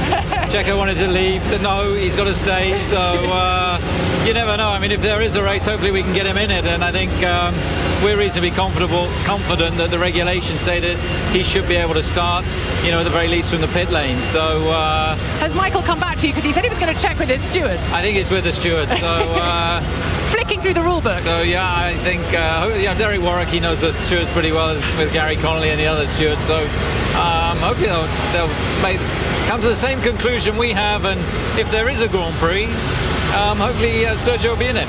Well, fingers crossed. Thanks so much. Thanks a lot. So there we go. Red Bull still working on getting Sergio Perez's car. I see no reason why he can't start from the pit lane. He wanted to go home though. Yeah, I know. That was great. Out. No, keep him here. We wanted to race. You'd beat the traffic, I tell you. Can you just clarify when the 3 hours starts? It started at 1500 in accordance with Article 6.5. Yeah, that's what I read it as. So we're deep in, aren't we? Yeah, so we are deep in. So it'll be a time race, highly likely, regardless. Okay, and the Perez car, is he allowed to take pole? That's the other part that I just discussed with the stewards, and yes, he will be based on our regulations currently, but start from pit lane. Even though none of the grid regulations were followed with wheels on 5 minutes and you're working in the garage now, so you've got to come in. Which is right. To the pit lane, yeah. Come in and start from pit exit, correct, regardless. Okay, so that's good at least that Michael Massey saying no, he can't start, and then obviously looking at the rules and going yes, he can. So Perez is allowed to start, it seems. And confirmation also that 3 hours, it was dropped from 4 to 3 hours at the start of the season as part of a load of minor regulation changes, I believe. So the 3 hours started 1 hour and 15 minutes ago. So we got only 1 hour 45 really and interestingly oh, I see. So the clock started ticking on the race time 15 minutes ago. So after 1 hour, the clock has started ticking on the race time. So because that is now sort of in conjunction. So we've only got 1 hour and 45 minutes until the race has to finish anyway, basically. At best, we're going to get a very short race. Sprint race for full points. Now let's hear from the Frenchman, shall we? Esteban Ocon, due to start 8th on the grid. That'll be 7th in the end because of Sergio Perez starting from the pit lane at least. And he is the next driver that has been collared by, I presume, Rosanna Tennant. I wonder if she'll invite herself to the beach with Esteban. Let's find out. Esteban, how are you managing this time? Yeah, well, I'm trying to, stay active with the guys, trying to speak about the few things that we saw that we can always improve. At the moment, I mean, we don't know where we're going because there's a lot more rain coming. There was zero visibility out there, so it was very tricky. But yeah, sorry for the fans, for the wait, but at the moment it's just impossible to drive on those conditions. Obviously, it's different for different drivers. Max seemed quite happy with the visibility. Obviously, he's at the front, but I just guess it gets worse and worse as you go back through the grid. Yeah, Max is at the front. He has nobody to, that send him the spray, and he's also leading the race, so it's good for him. Yeah, once you are behind, it's a different story, but yeah, at the moment it seems to be getting worse, so hopefully we are going to be able to race today.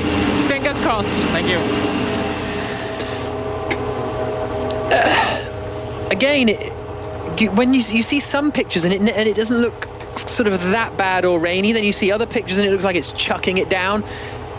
And the visibility is awful. Christian Horner saying it wasn't so much the sort of track conditions as it were, but the visibility that is the big issue, and that's the situation we're in. We're sort of in that middle, as we've said for quite a while now, where it's like I see why we're not racing, but it almost looks like we could. Whereas there are times you see the safety car going around and the sort of water's up to the wheel arch of the safety car, and you're like, oh yeah, absolutely no chance, Here's some FIA to Wheatley.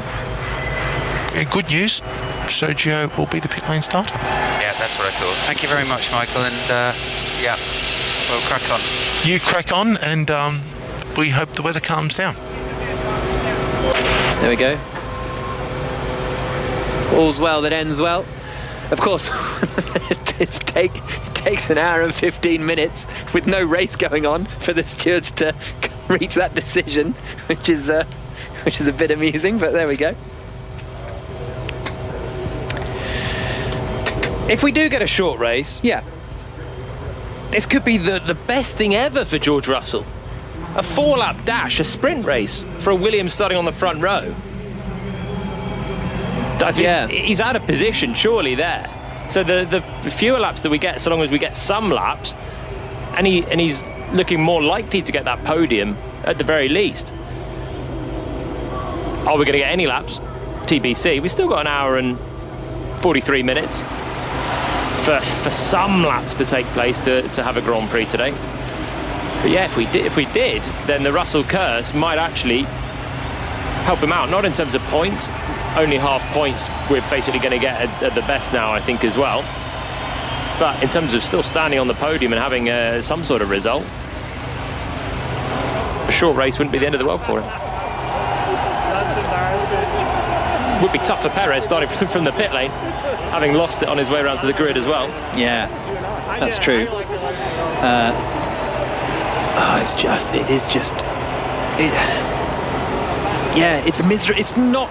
It is chucking it down. Yeah, that's what I'm trying to figure out. So I'm figuring out, are they repairing his car? Yeah, just to get back out, or just to not do it later? I think get back out, they'll have to be scrambling.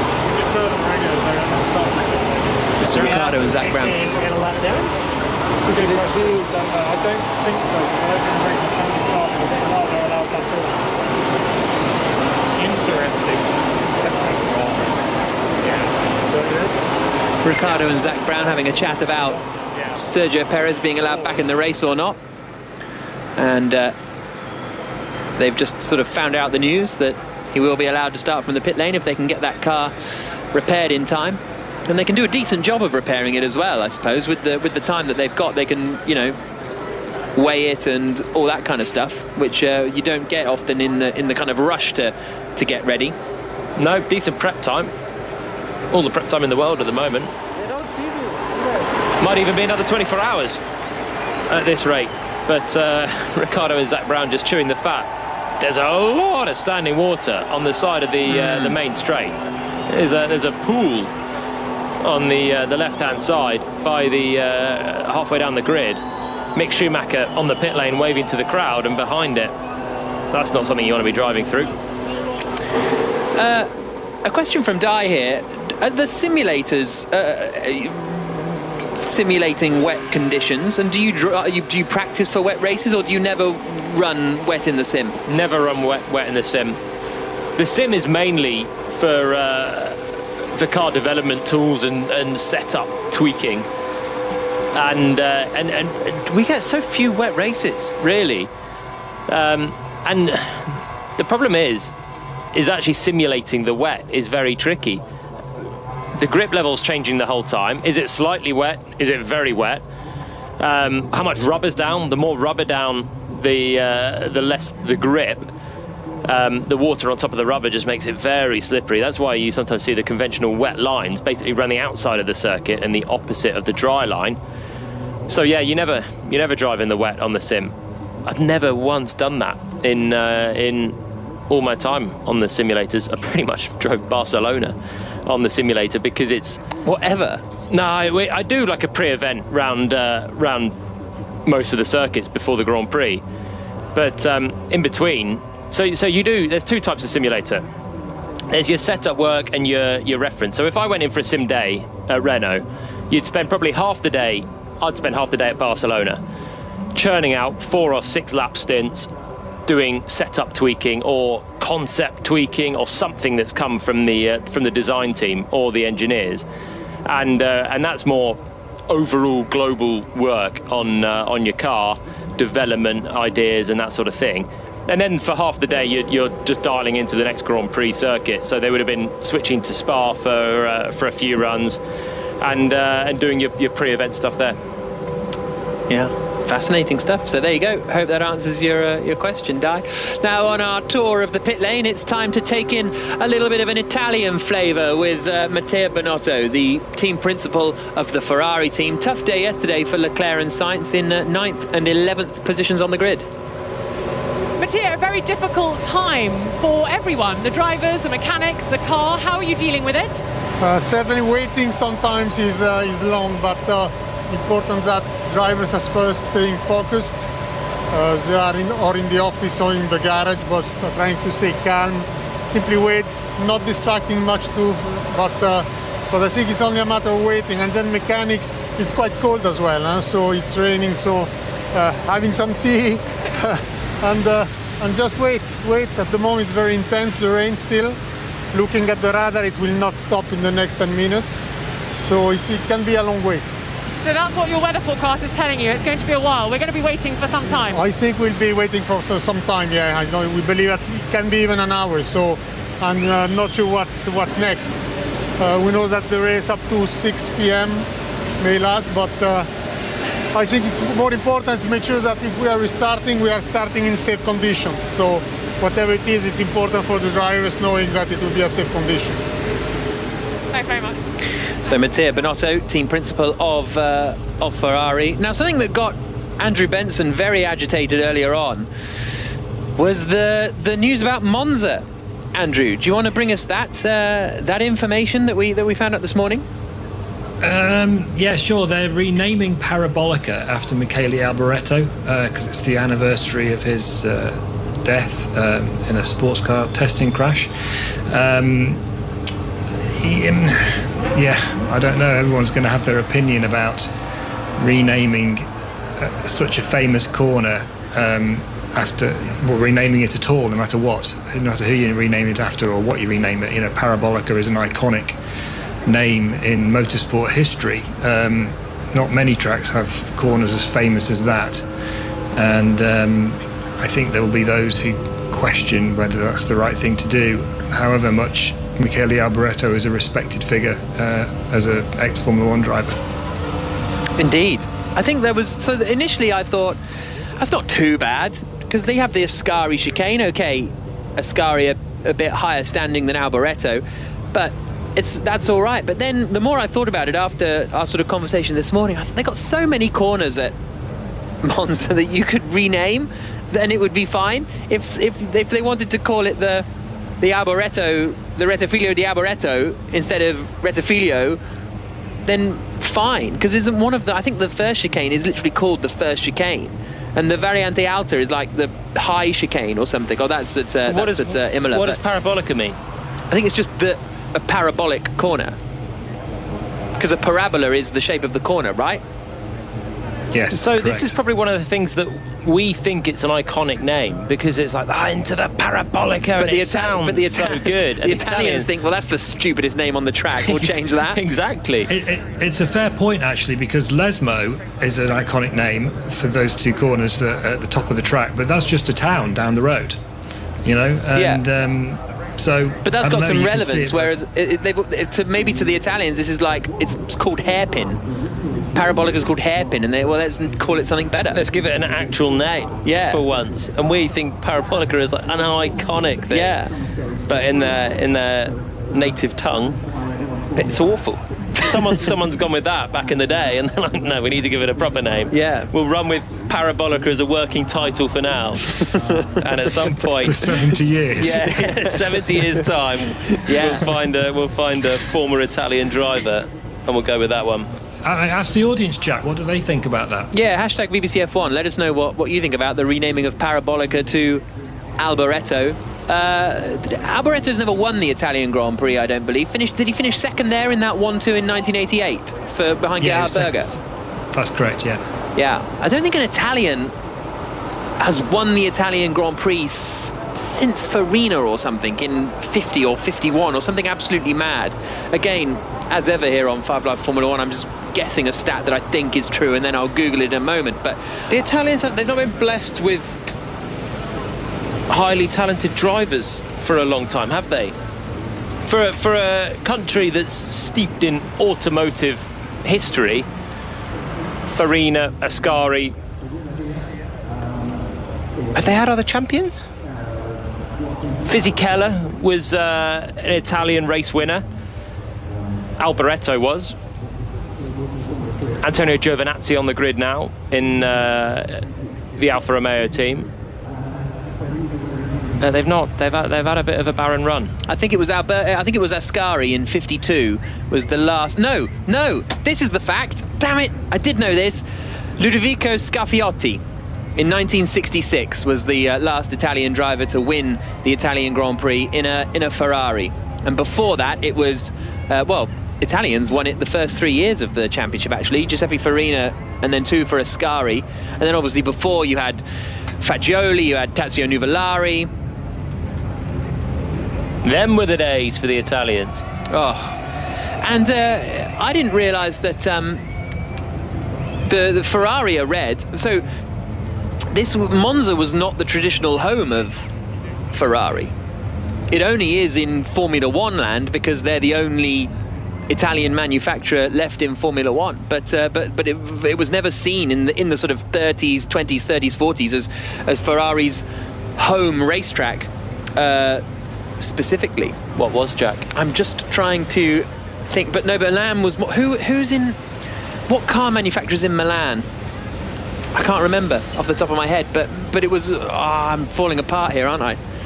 Falling apart. But Monza wasn't sort of Ferrari homeland, because they were obviously based over in Bologna way. That's a really good half a stat. I know. It's a really good half. What Milan car manufacturer? I think it was Alfa, exactly. Alfa headquarters were in Milan, who Enzo Ferrari started his career working for. And in fact, the original Ferrari team was racing Alfa Romeos until he started to build his own race cars. So if the fans at Monza had any real loyalty, they'd be all supporting Giovinazzi, which they might do anyway. Correct. And Kimi Räikkönen still. Yeah. The Tifosi would be out, in with the Alfa fans. Yeah, exactly. So Alfa Romeo and they're all red, because in those days you raced your cars in your country's colours. So that's why Alfa Romeo were racing in red, Ferrari were racing in red against the blues of the French and the greens of the British. Italy's colours red? In motorsport they were. That's why you think of all Italian car manufacturers and they're red. Yeah, odd though, isn't it? Yeah. They play blue in football. That's true. And athletics. 100-metre winner was Italian this year in blue. But there's no blue in their flag. There's red. Could you confirm how many laps there will be once we restart, please? Well, there's basically those, and then each formation lap we did comes off the race distance as well. So we did 2 laps behind the safety car, so that's 1 lap off, and then 4 delayed starts, so that's 4 laps off. So the race should be 39 laps. 39 was the count from timing that I had. Okay, perfect. That's good on that one. I'm afraid I've got another one still. Go for it.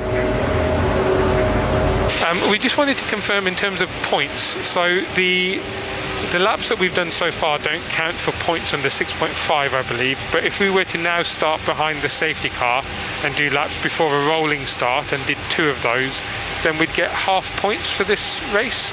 That would be my general assumption, yes.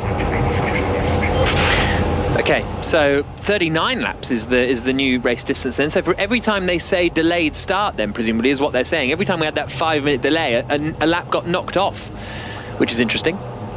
If they delayed it every other minute, be a short race, wouldn't it? Yeah, exactly. The fact that we were getting delays every 5 minutes instead of 10 minutes, who knew the relevance of that? Indeed.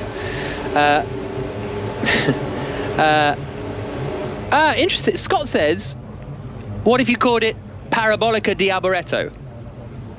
That's quite nice.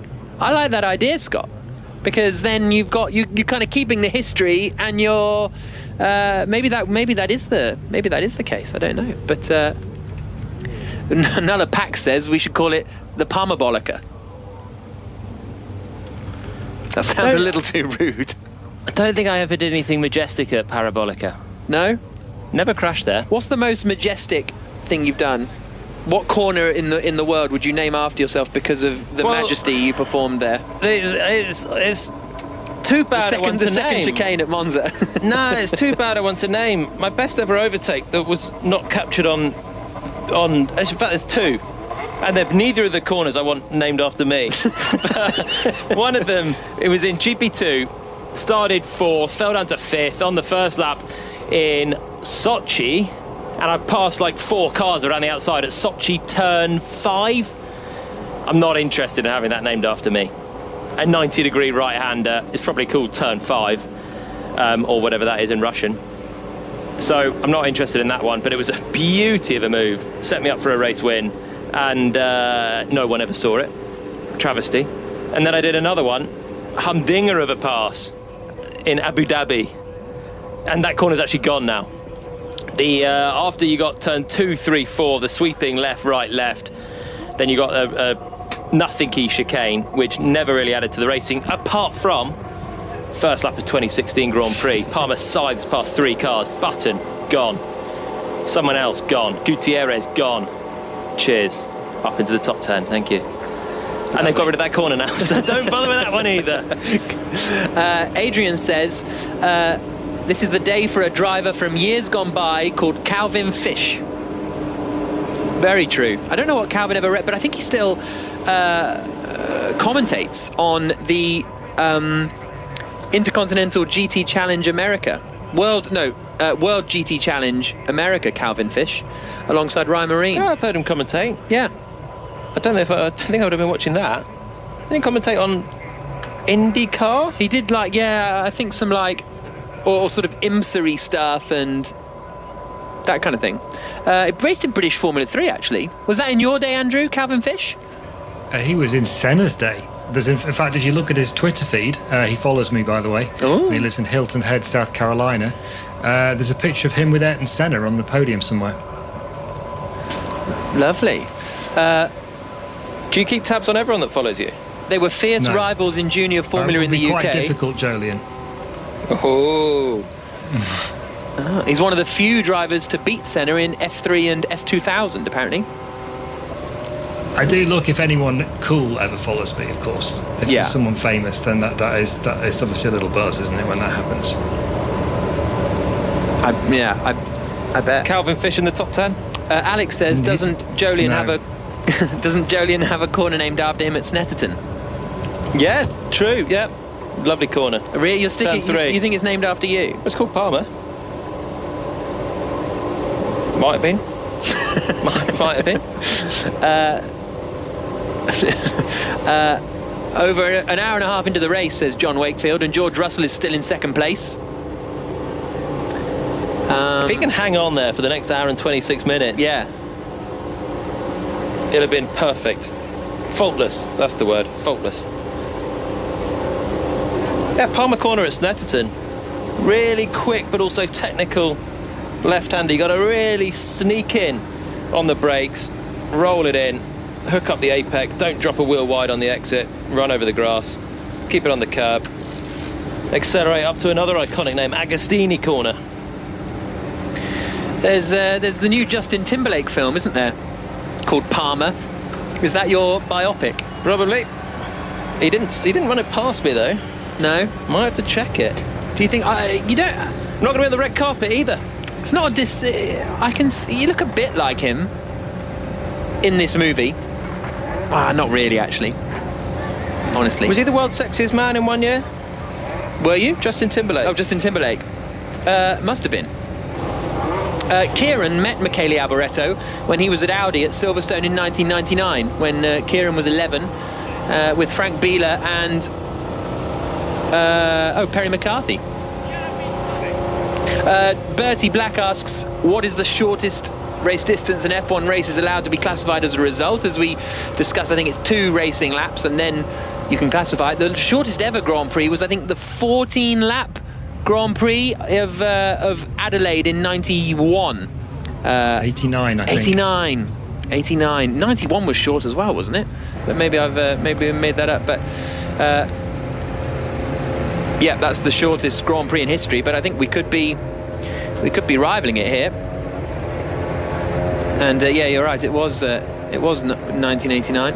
Breaking news. Oh, Perez is back in the garage. Oh, handshakes with all his mechanics. He's finally aware of what's going on, and they've got a car for him to race if we get going again now. It looks like they've done the work. If we were to race in the next hour and 25 minutes, Perez will be starting from the pit lane. Good job from the Red Bull team. Over to you, Jack. Well, Mexican fans will be happy. A few of them. Umbrellas down a while ago, getting soaked, but might all be worthwhile. It would be great if we did see them.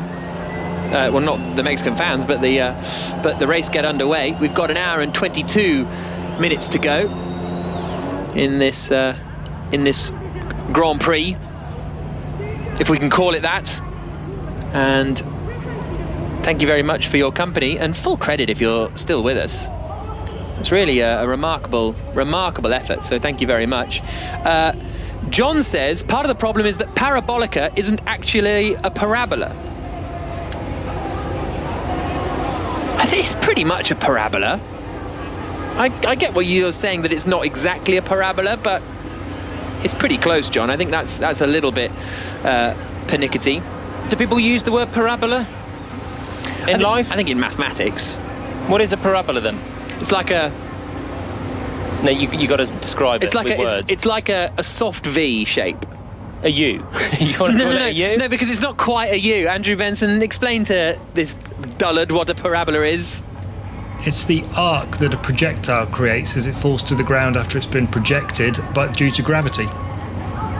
Everyone is going to know exactly what it is now. And what's the... I think that's cleared that one a up. soft V was a better description. The arc a projectile makes as it falls to the ground. And what's the Andrew, what's the... Having been thrown.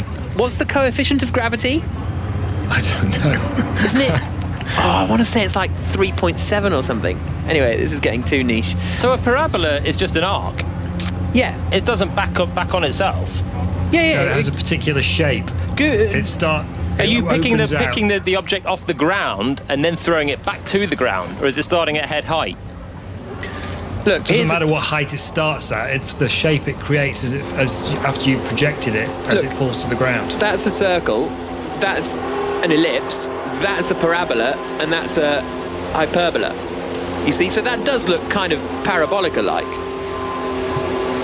I'm just showing Palmer things on my laptop now. That's to say, we forgot you were listening. Frank says, renaming corners.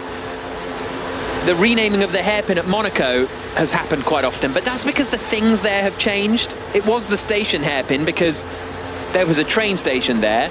Then it was the Lowe's hairpin because the train station went and the Lowe's hotel was there. And now it is sort of I think they now call it the Grand Hotel hairpin, probably because of sort of commercial rights and restrictions that you can't advertise the Fairmont. Don't you like names though where they're about historic things, and it's the station hairpin, and everyone's like, well, why is it the station? Oh, because let me tell you a story. Well, like tobacco. There's no tobacconist there anymore, but you don't not call it tobacco. You don't call it the 7-Eleven or whatever's there now. I don't think it's a 7-Eleven in Monaco, but keep it as the station. Keith says, does Mario Andretti winning Monza in 1977 count? He has Italian roots, and I mean, it's a very, very close one. His family, amazing story, Mario Andretti. The family came from Italy and weren't they were in somewhere absolutely random, Andrew, weren't they, when they sort of before they emigrated to America? Yeah, Trieste, I think he was born, which wasn't actually in Italy. Yeah. It's in what used to be called Yugoslavia. I forget which country of those. Is it Serbia or Croatia? That borders Italy on the right-hand side there. But that's where they're from, and they were refugees after the Second World War and moved to America. Yeah, absolutely. Settled in Nazareth, Pennsylvania. Yeah, remarkable stuff from that. It's now Slovenia that Trieste is by up there.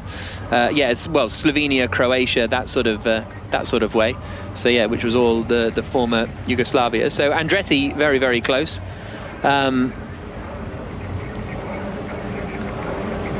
Well, we've got now an hour and 18 minutes left on the clock. And Nathan says, if the races are now curtailed to 3 hours, does this mean my all-time favourite race of Canada 2011 would have been cut short? And yes, I think you're right. I think that's why they brought they sort of brought that regulation in to kind of stop that indefinite end to a Grand Prix, effectively, because I think there was no sort of rule on that. It was that 2-hour rule, but it could be finished in any period of time, whereas now there's sort of a limited window of time in which that 2 hours of the Grand Prix can take place. So yeah, the Button wouldn't have won that Grand Prix under current regulations. So what's the purpose of that? And why shorten it from 4 hours to 3 hours? I don't know that. But surely you could have it as 4 hours, but it can be at the discretion of the race director. So if it's just looking like we're not going to be starting in the next hour, just can it at 3 anyway.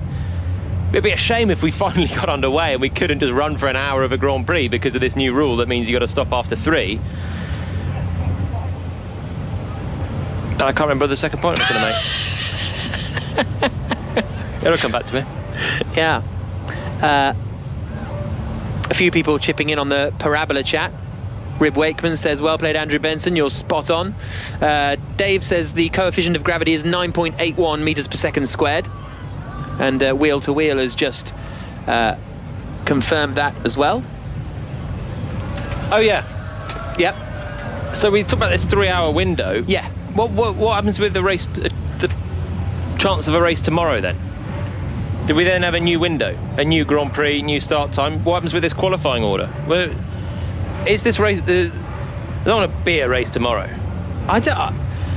Is it just an interview question that got thrown at someone, or Marcin Bukowski just said it as a flippant comment, and everyone's like, actually, could be all right? Has anyone actually looked at this in relation to the rules? Well, there's a lot of it going on. Just like the last 18 months, Jolene, we're in uncharted territory. So...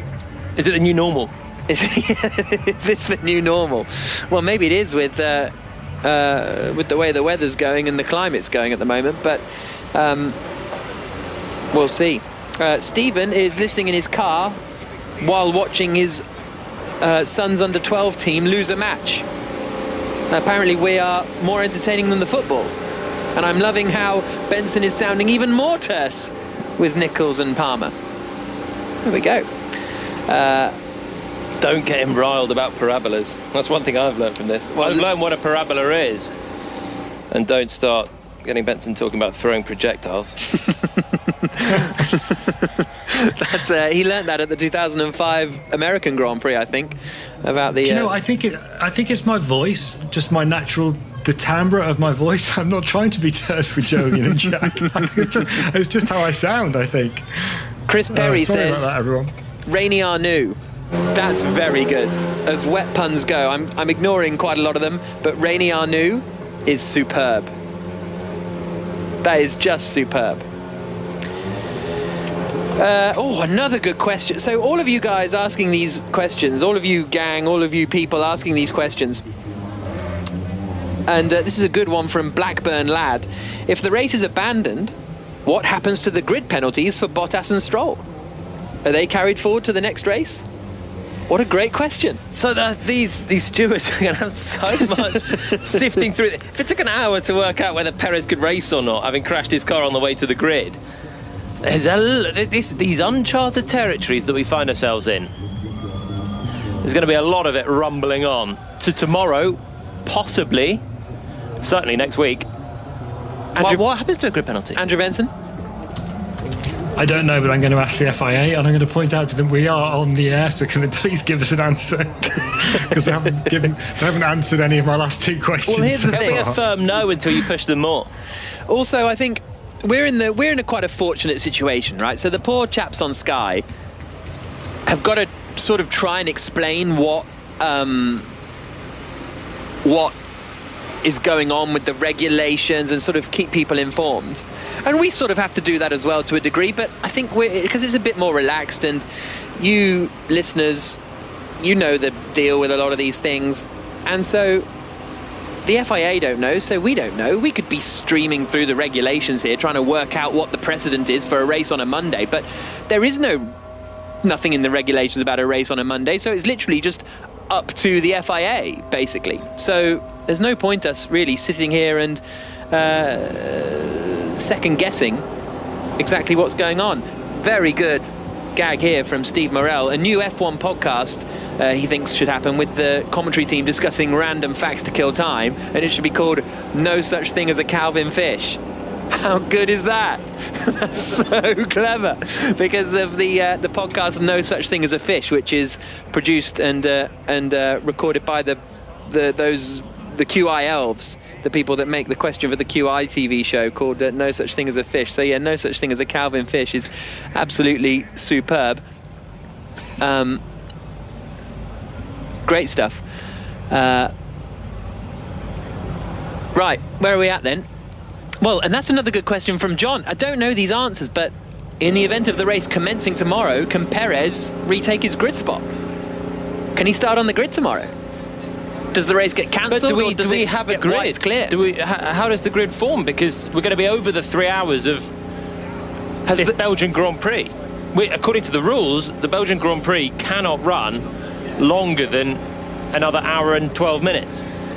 Yeah, if we get to the end of this hour and 12... That's the end of the Belgian Grand Prix. Do we have to qualify again?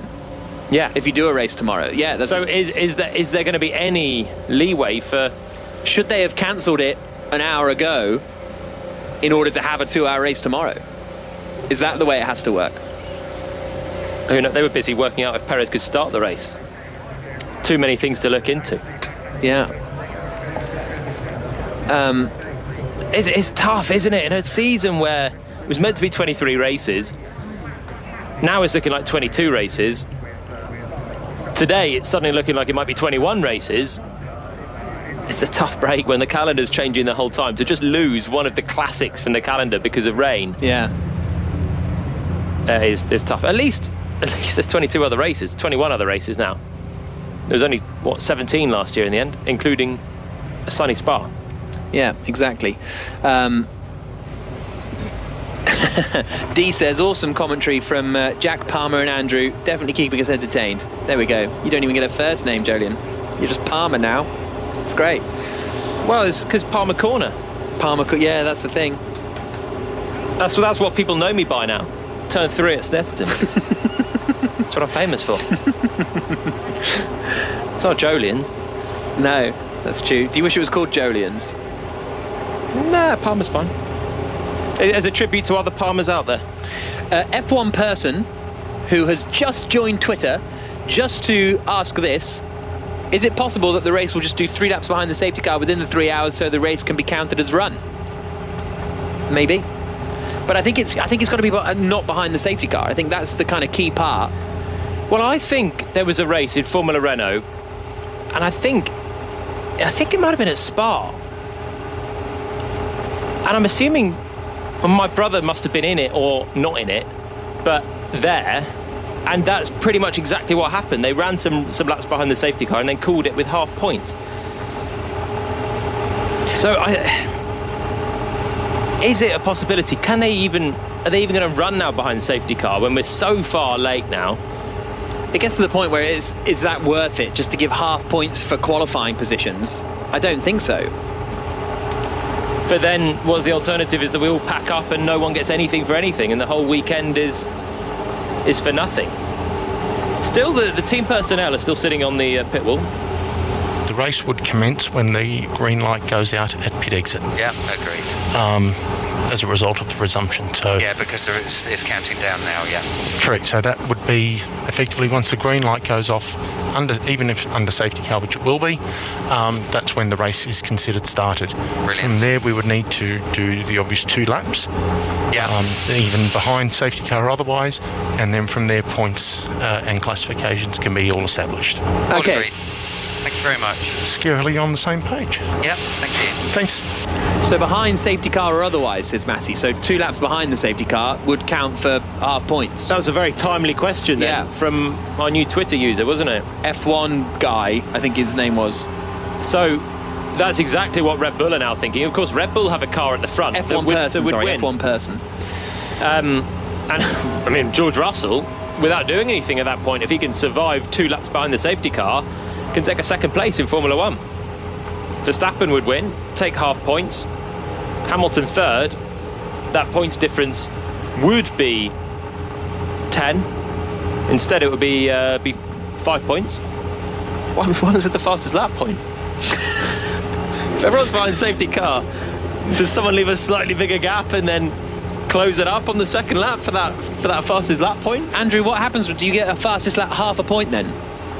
I wouldn't have thought so for that, would you? Because you wouldn't be a fastest lap wouldn't count behind the safety car, would it? Doesn't it? I wouldn't have thought so. Not in the rules, we're in unprecedented territory, aren't we? And by the way, FIA on this are corner fed name, up with you texting them. On this corner name thing, by the way, Palmer's dad owns half the racetracks in the UK. He could name any corner he wants after himself, couldn't he? Oh, he's not that egotistical. No, you, I mean. I don't own the tracks. No, but your dad does. You could just say, come on, Dad, name a corner after me. For Christmas, yeah. Like Cascades at Alton Park, for example. Paddock Hill Bend. Hawthorne. I would get, Palmer would be like, can we rename Paddock Hill Bend, please, Dad? No, it doesn't work like that. I'm all about motorsport history. Yeah, I'm not. I wouldn't be changing the Parabolica to call it the Palmabolica. I'm not about that. I'm proud. I'm proud of my motorsport history, but not at the cost of iconic names. Now, Palmer Corner at Snetterton. Yeah, no history. It was a new corner, no history. Yeah. New corner. Fair. Sure, why not? Holly says, I think I've jinxed the race. I decided to get a train south during the race this afternoon, so I had to walk from North London to Waterloo as there was no signal on the tube. 5 minutes later, I'm at the station. The race still hasn't started. 5 miles later, sorry. 5 miles later. So she's planning on listening to the race, walking from North London to Waterloo, but not listen to the race at all. I feel a bit guilty myself. Some of my non-motorsport friends spoke to this morning. I said, you guys, watch this. You gotta tune into the Grand Prix. It's gonna be one of the races for the ages. Cancel your plans. Make sure you're listening to us on 5 Live Sports Extra. I feel bad for them. They're not listening anymore, so they won't accept my apology. But Finton's listening though, and he says these are the worst presenters in the history of the BBC. In the history of the BBC. That's brutal. I'm not going to name names, but yeah, exactly. Tough. Yeah. There we go. Andrew says you keep referring to uncharted territories. I wonder if you could explain what that means. Well, I guess it just means we've never been here before. Uncharted, no map. Uncharted waters. Yeah. No known direction. The rain's coming down more actually now at Pouant. And the brollies are sort of going back up. And it's fairly brutal. Hour and 5 minutes before this will be done. So the question is, do they send them out behind the safety car for half points or not? That's the question right now. It's very difficult to see any level of race. So we can hope. But hour and 5 minutes. The last hour, there's been no let-up in conditions. If anything, they got worse. No one's ready for a race. No one's expecting it. Still going on air, but... Kaylee says Palmer has friends. Question mark. Rude. Kaylee has friends? Question mark. Okay, this is getting brutal. Graham Hill Bend used to be called Bottom Bend, says Chris at Brands Hatch. It's very true. But times change. So now's the time for a Bottom Bend, though. Palmer Hill Bend. Bottom Bend is not great. That's not a great one. You can change that. Any other part of the anatomy, but not Bottom Bend. We've been through that Knickerbrook conversation, haven't we, before at Alton Park, because that guy found some underwear at Knickerbrook. What was his name? Yeah, I'd forgotten it. What was he called? Bomber Jackson, or I can't remember his name now. I'll have a quick look, but it was true. It was a great story. Yeah. He was there, and then he saw a couple having some fun in the woods at Alton Park. And Knickerbrook is a good corner name. Yeah. And that's one where it's a bit like Station Corner in Monaco, and you're thinking, what? Blaster what Bates. Blaster Bates. Blaster Bates, the British demolition expert and raconteur. No, but we're still on air, Steve Crossman, and we've been going for over 2 hours now with no motorsport to bring you. It's absolutely chucking it down still, and there's now only an hour left, basically, Jolie and Palmer, for them to even get the race underway. So there's almost zero chance of a Belgian Grand Prix today, and even if it is, it'll only be an hour long. Yeah, it's not going to be an hour long because there's no let-up in the rain. The conditions are still atrocious. No one's expecting the race to happen at all. Everyone's just having a chat with each other. And yeah, it's going to be a short race. The one thing they could do is do a couple of laps behind safety car, which would mean we get a result officially. Max Verstappen would be the winner, as long as he doesn't crash behind the safety car. And George Russell, Lewis Hamilton would be second and third. They'd all get half points, and we'd go home fairly unsatisfied, but at least with a result. We'll wait and see with bated breath for the next hour. It could be on course for the shortest Grand Prix in Formula One history, Steve.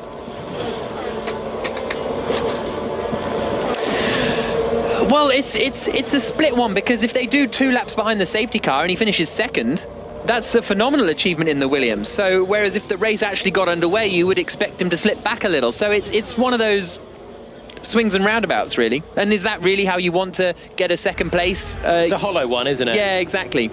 So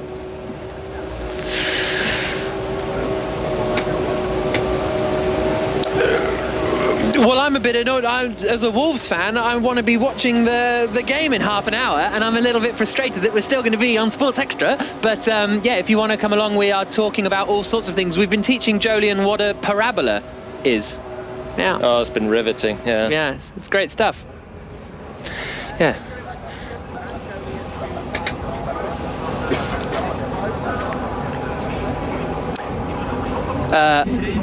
There we go, that was a little updated to 5 Live. And we've got an hour and 1 minute left on the clock. I think if I'm a fan at this point, I'm going home. I am getting in the car, beating the traffic, because the traffic leaving Spa these days is horrific.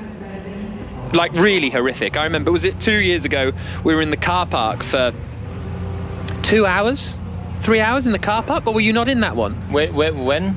Maybe you were... It was I thought it was 17 or 18, but... In which race? Spa. I zoned out. A really wet Belgian Grand Prix? No, leaving the... You weren't listening to any of it, were you? I was completely out of that. I was thinking about parabolas and blast of baits. Beating the traffic. Were you in that one where we were honestly 3 hours in the car park trying to leave? And then went inside. It's every year at Spa though, isn't it? No, but only since Verstappen fans came. Before it was no trouble. But what I'm saying is, if I was on the banks at Podium now, I'd be off. I'd be getting in the car and driving back to the Channel Tunnel. Yeah, I'm gone as well. Full commitment from the fans. Absolutely. Daniel Ricciardo giving them a big countdown to a Mexican wave, and a couple of them did it. The rest of them are, no, he's getting a bit more cooperation in the grandstand. Fair play. They've bought their ticket. They're here to see a bit of action. They got 1 hour's worth of chance to see a bit of action coming up. Might be a couple of laps behind a safety car, and then they can sit in the car for 3 hours. To be honest, when you've been sat in the grandstand in the teeming rain and wind, sitting in the car for a few hours is probably an upgrade.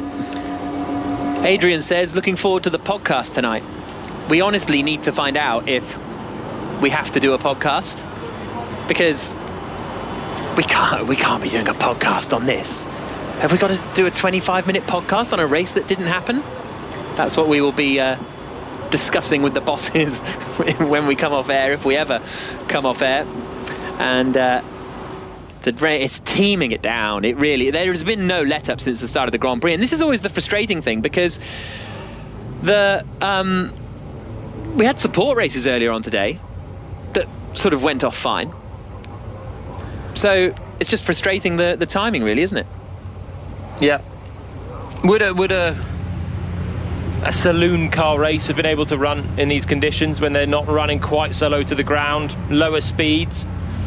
The safety car and medical car got round okay. The spray's less. Possibly you might have got a Porsche Super Cup race. Yeah, they could have probably done it. In these conditions, it would have been carnage, but might have happened. But Formula One cars going so quick, so low to the ground, is worse aquaplaning, is worse visibility, and is more dangerous. Matt has made the trip from Manchester to Hampshire today, and has enjoyed the coverage. Josh says, I'm sure George Russell isn't bothered how he gets his first podium. I hope he celebrates like Thiago Montero at the American Grand Prix in 2005. Medical cars out there? Yeah, medical down cars to Eau Rouge. Yeah, would they do a podium? Is Verstappen going to stand on the podium after this if they do a couple of laps behind the safety car? I'd do it. I'd be on the podium. Why not? If they do a couple of laps behind the safety car and that's the result, then the result is there. Someone's won it, and it's because of, okay, not a great Sunday, but a good Saturday that's put him there. So why not? Jonathan is listening, sitting in a field next to Newcastle Airport, watching the world go by. People asking whether the spectators get a refund. Don't know. Honestly, I don't know. Probably not, really. Well, there's been other action today. Yeah, exactly. I guess there'll be an amount of them that are on weekend tickets as well. And hopefully they've at least managed to watch Formula One cars going fast yesterday, or Friday, or both. I guess that's up to the circuit. The medical car nearly went off. Yeah, nearly got went very off. loose, didn't it? Down towards Speaker's Corner. Go ahead. Well, Michael, this stopped temporarily. Does it mean that we're packing and going home, or no? It means the clock has stopped. Okay, but we still are bounded by the 6 o'clock. No, no, we're not. No. So basically, the time limit is what has stopped. Understood. Okay. Thank you very much. No problems. Oh, so they've stopped the time limit then. So that suddenly that hard time limit ain't so hard anymore. So the clock has stopped at an hour. So we don't have to be done by 6 o'clock now, or by 5 o'clock in the UK, 6 o'clock local time. You're missing that Wolves game. I am, aren't I? Yeah, medical car nearly stuffed it in the wall. Coming into turn 8, I don't think he nearly stuffed it in the wall, but he went in a bit hot, had a bit of a screech from the tyres, and did a very wide line with a little bit of oversteer coming in. It's very slippery still out there. That's the squeal of the tyres on the medical car. Just on the straight then, coming out of Stavolo.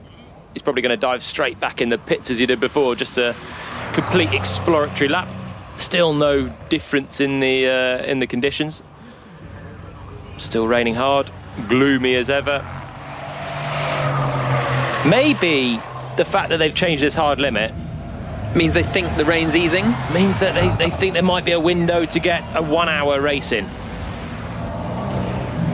Medical car stays out. Through the right, through the left. Accelerates over the line, just about keeps in track limits. We got well, it wasn't a flying lap, was it? It was an out lap completed.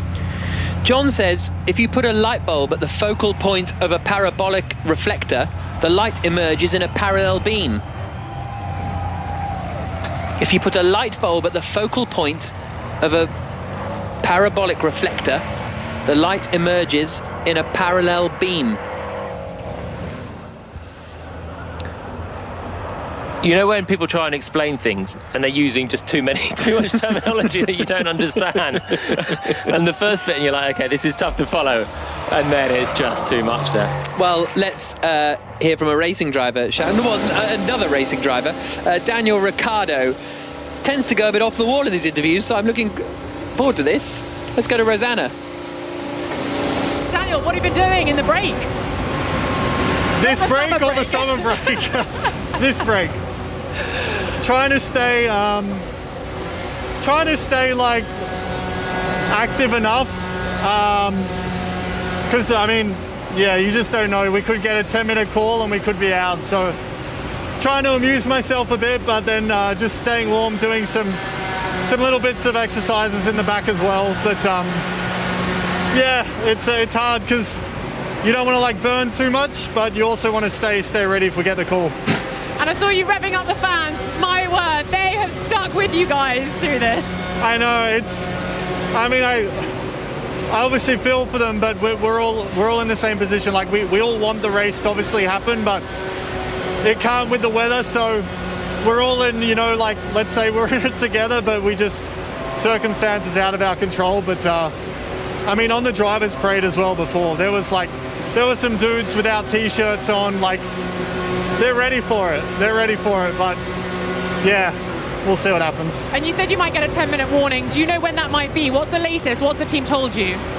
The problem is that, I mean, since 3 o'clock or even before, we haven't had a break of rain, like it's just been constant. So problem is it just keeps wetting the track more, and we're not doing enough to obviously be out there to dry it, and we can't dry it at the rate like quick enough. So unless there's like a window of no rain, it's tricky to see it changing. That wasn't too wacky from Ricciardo in the end. But maybe that was his 4th place on the grid. Head screwed on. Yeah. Good chance for him today if we get a race in. He's not head in the clouds just yet. Full focus. And Ricciardo's another one. So if we get some sort of race in, he's got a good chance of a podium. Perez at the back of the grid, Bottas out the top 10, Russell ahead to try and overtake a Williams, and he's there. If we get a race. Medical car's still going round. It is. It is indeed. Medical car. Again, the track itself, and I've said this a million times, I know, but the track itself isn't horrific. But it's just the fact that the rain is still coming down, and the visibility is so bad. It looks worse when you got Formula 1 cars out there. Yeah, absolutely. A medical car, Mercedes estate, isn't quite kicking up the same spray or looking as on edge as a state-of-the-art Formula 1 car running on the ground, and of course would be at much higher speed if there wasn't a safety car in front of them as well, which is what we want to see ultimately. A great tweet from Rob, who's listening on Sirius XM. And he says he's listening as the BBC tried to keep up with the FIA's redefinition of what time is. It's very true. It's very true. It was a hard 3 hours, and then all of a sudden it's not anymore.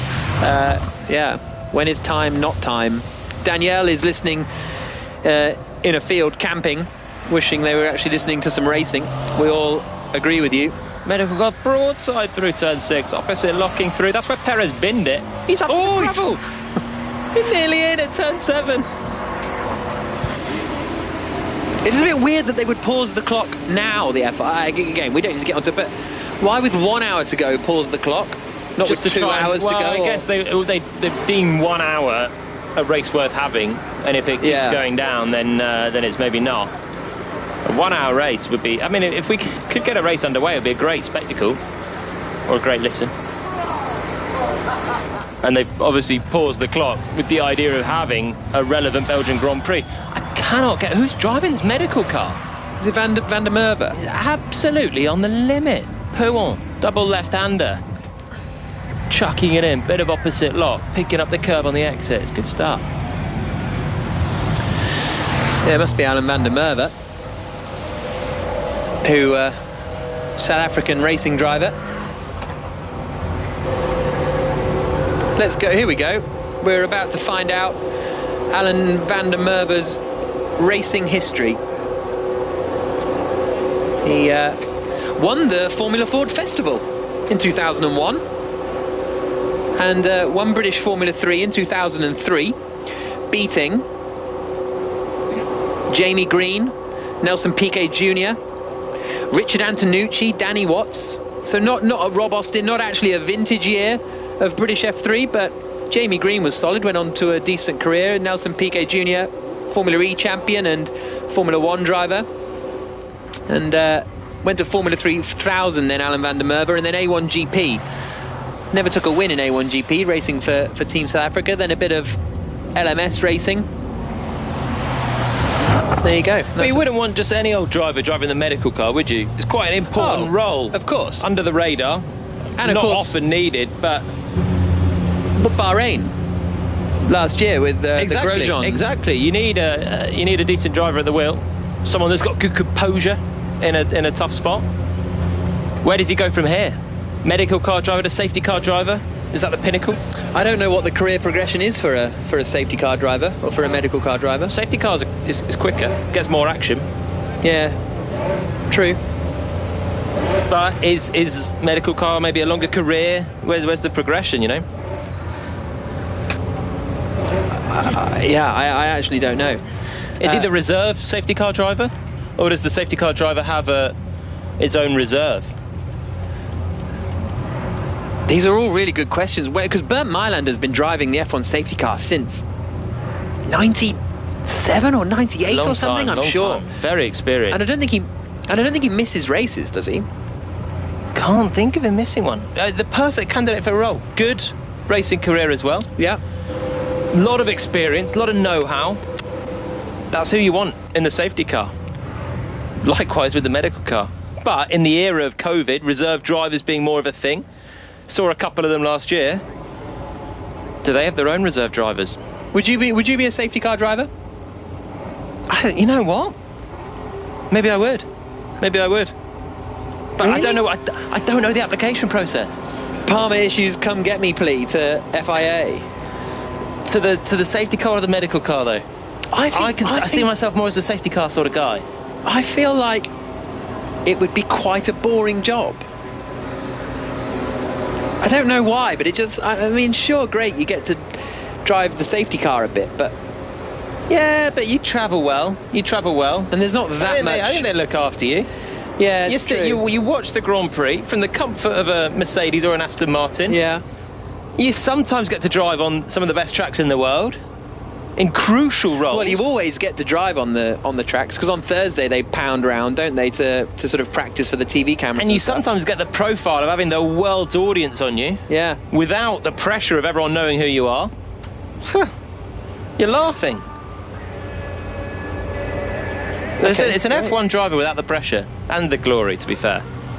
Chris says, Nichols beware, Palmer is a climber. He's probably got a CV prepared for a lead commentator's job.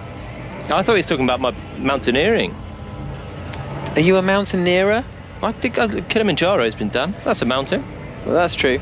It's a trek rather than a climb, I guess. It's just it's walking, isn't it? Rather than is that a trek? Being Trekking. a mountain It's climber, trekking. yeah. Not walking up the Scree in the middle of the night, day 6. That's the Machami route for you.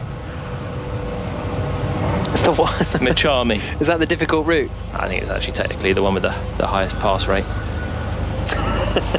Other routes are available if you're climbing Kilimanjaro. Michael says, how much could you raise the ride height to avoid aquaplaning? Or is it just the tyres can't cope with the water? Because the way Andrew Benson described it earlier is you sort of the tyres sort of lift up on the water and then you're sort of on the belly of the car almost. Does changing the ride height? Yeah, you do raise the car for wet conditions for exactly that reason. Yeah. You're not driving the T-tray into the water. I'm assuming we're in sort of part ferme conditions and they can't make big changes to the car anyway right now. But yeah, that's certainly one thing that you could do to help. But then you've got two issues. You've got the bottom of the car lifting up on the water, and then you've just got the tyres, the wet tyres clearing the water anyway. And they do disperse a lot of water, but at some point it's too much anyway, and the tyres themselves can't cope with it. Tell you a tough job today is the cameraman on the top of the crane. Yeah. They come. Gave a wave to camera. Good spirits, but that's not one for me. Not one for me today. Wonder who it is. Because we saw it once and it was Jimbo, wasn't it? Do you remember when it was Jimbo? Was that Barcelona? Yeah. You did a good job that day. And you sat next to Jimbo on a plane, didn't you? Yeah, to Montreal. Yeah. I heard all about it. It was very interesting. The different jobs you can have in Formula 1. Yeah. Cameraman, top of the crane. Crucial one as well. Looking down on the start usually. It's a bit sketchy if there's sort of lightning around. Yeah, that's not for me. There was. Do you remember the Hockenheim race a few years ago? Yeah. And it was the one. It was the one that wasn't the chaos one. There was the chaotic one where everyone went off on the drag strip in 2019. But 2018 was the one. 2018 was Hamilton coming through and Vettel going off from the lead. Hamilton came through. It was still sort of wet, and yeah, it was a half dry, half wet, or drizzly. But then after the race, within 5 minutes, it was thunder and lightning like you wouldn't believe. And we look at the commentary box and seeing the lightning hitting the ground. Yeah. And we were in a sort of pretty rickety old commentary box on the outside of the the pit lane for that one. Was it metal? I think it was. It gave me the heebie-jeebies. The structure that we were in. Yeah, the grandstand was. Yeah, it was. Well, we were in the grandstand, weren't we? Yeah, it was the sort of the commentary box at the top of the grandstand. That was not a cool moment. Good story afterwards. Yeah, to all my non-motorsport friends. And then going through that tunnel on the way out, and we all got. It was knee high, wasn't it? So all our shoes got ruined and everything. Yeah. But we made it. We made it. There was waterlogged tunnels to get out, and the race. It was actually is an iconic race with Sebastian Vettel going off from the win and possibly changed the face of the championship. But it was one of the classic ones where the deluge came just afterwards. But thank goodness it did, because we'd probably be in this sort of situation. Yeah, absolutely. It wouldn't have restarted once it came down. And then that German man tried to fight you. Oh, no, we're not going there. Okay, fine. We're not going there. Fighting's not for me. No, I could tell. I say as some, fighty man. You were reclining your seat trying to pretend you weren't there. Left me to deal with just it. That casual, lean back like I'm in a dentist chair. That was great.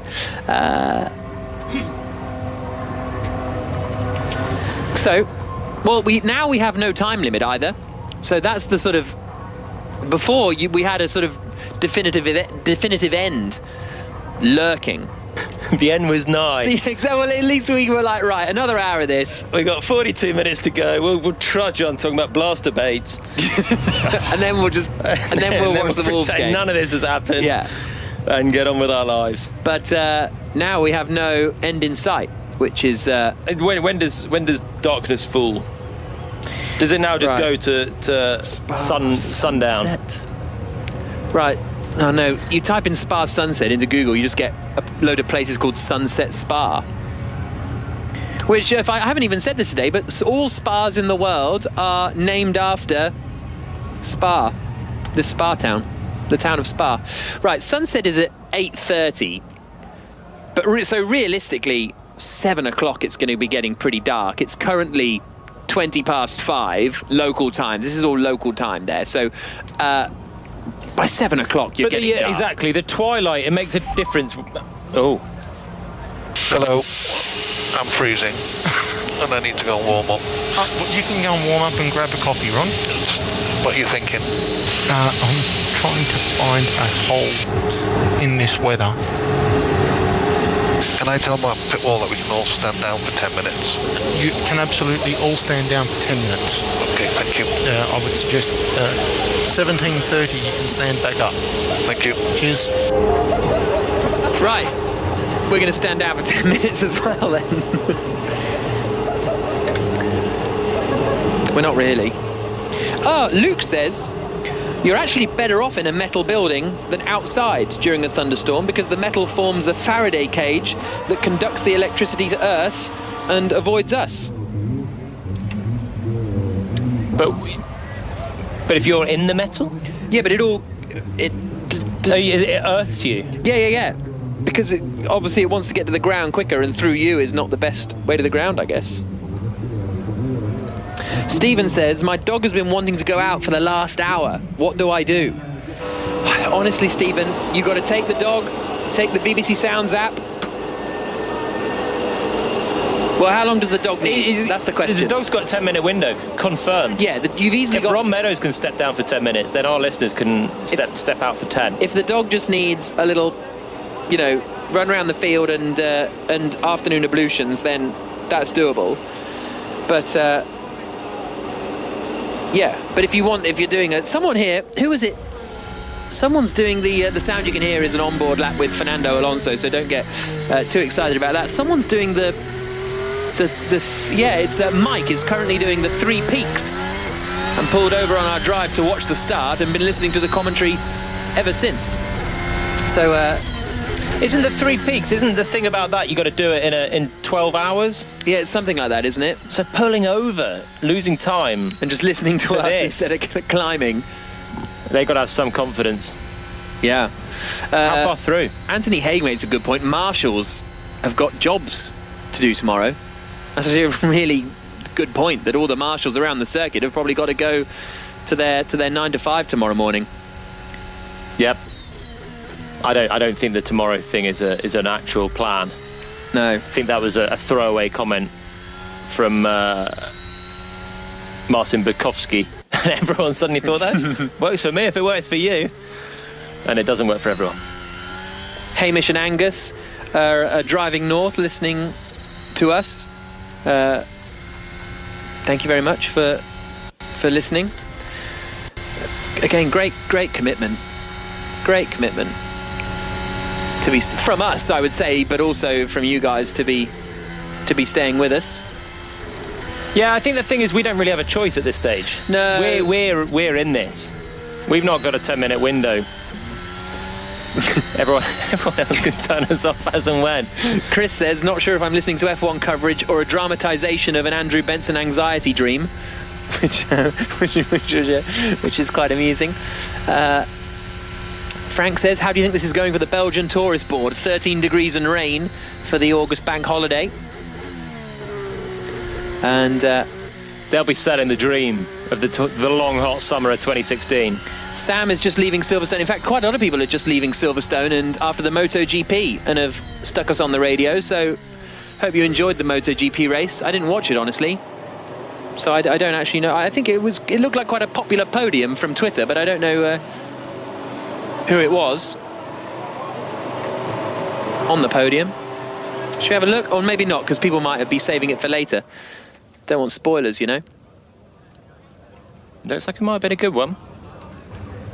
If that's not too much of a spoiler. Better than this. It's the lack of time now, isn't it? That's what's killing me now. We all knew what was happening, and now are we waiting for sundown? Does the twilight count as sundown on a cloudy day? When on a clear day, you know, you could probably run a Formula 1 car after technical sundown, because you have the curvature of the Earth, and you get residual sun. Here we go. No, but you get the residual sun, but sunset is not a bright time of day. Yeah, but it's brighter than this in Belgium. It's brighter than what they've just done. Mark says he was in 2010 racing Mazda MX-5s at Spa in the rain behind a Nissan Juke safety car, and they had to ask the safety car to slow down because it was going too fast and the MX-5s couldn't keep up. Had good commentators then for MX-5s in the UK. You did, thank you, Mark, very kind. And I was commentating on Mazda MX-5s. Were you commentating on that one when the safety car dropped the whole field? I wasn't commentating on that one. And they're all flat out to try and keep up with the safety car. No, that would have been quite funny. Okay, Luke is currently walking his dog up the field with BBC Sounds on. So, thank you very much.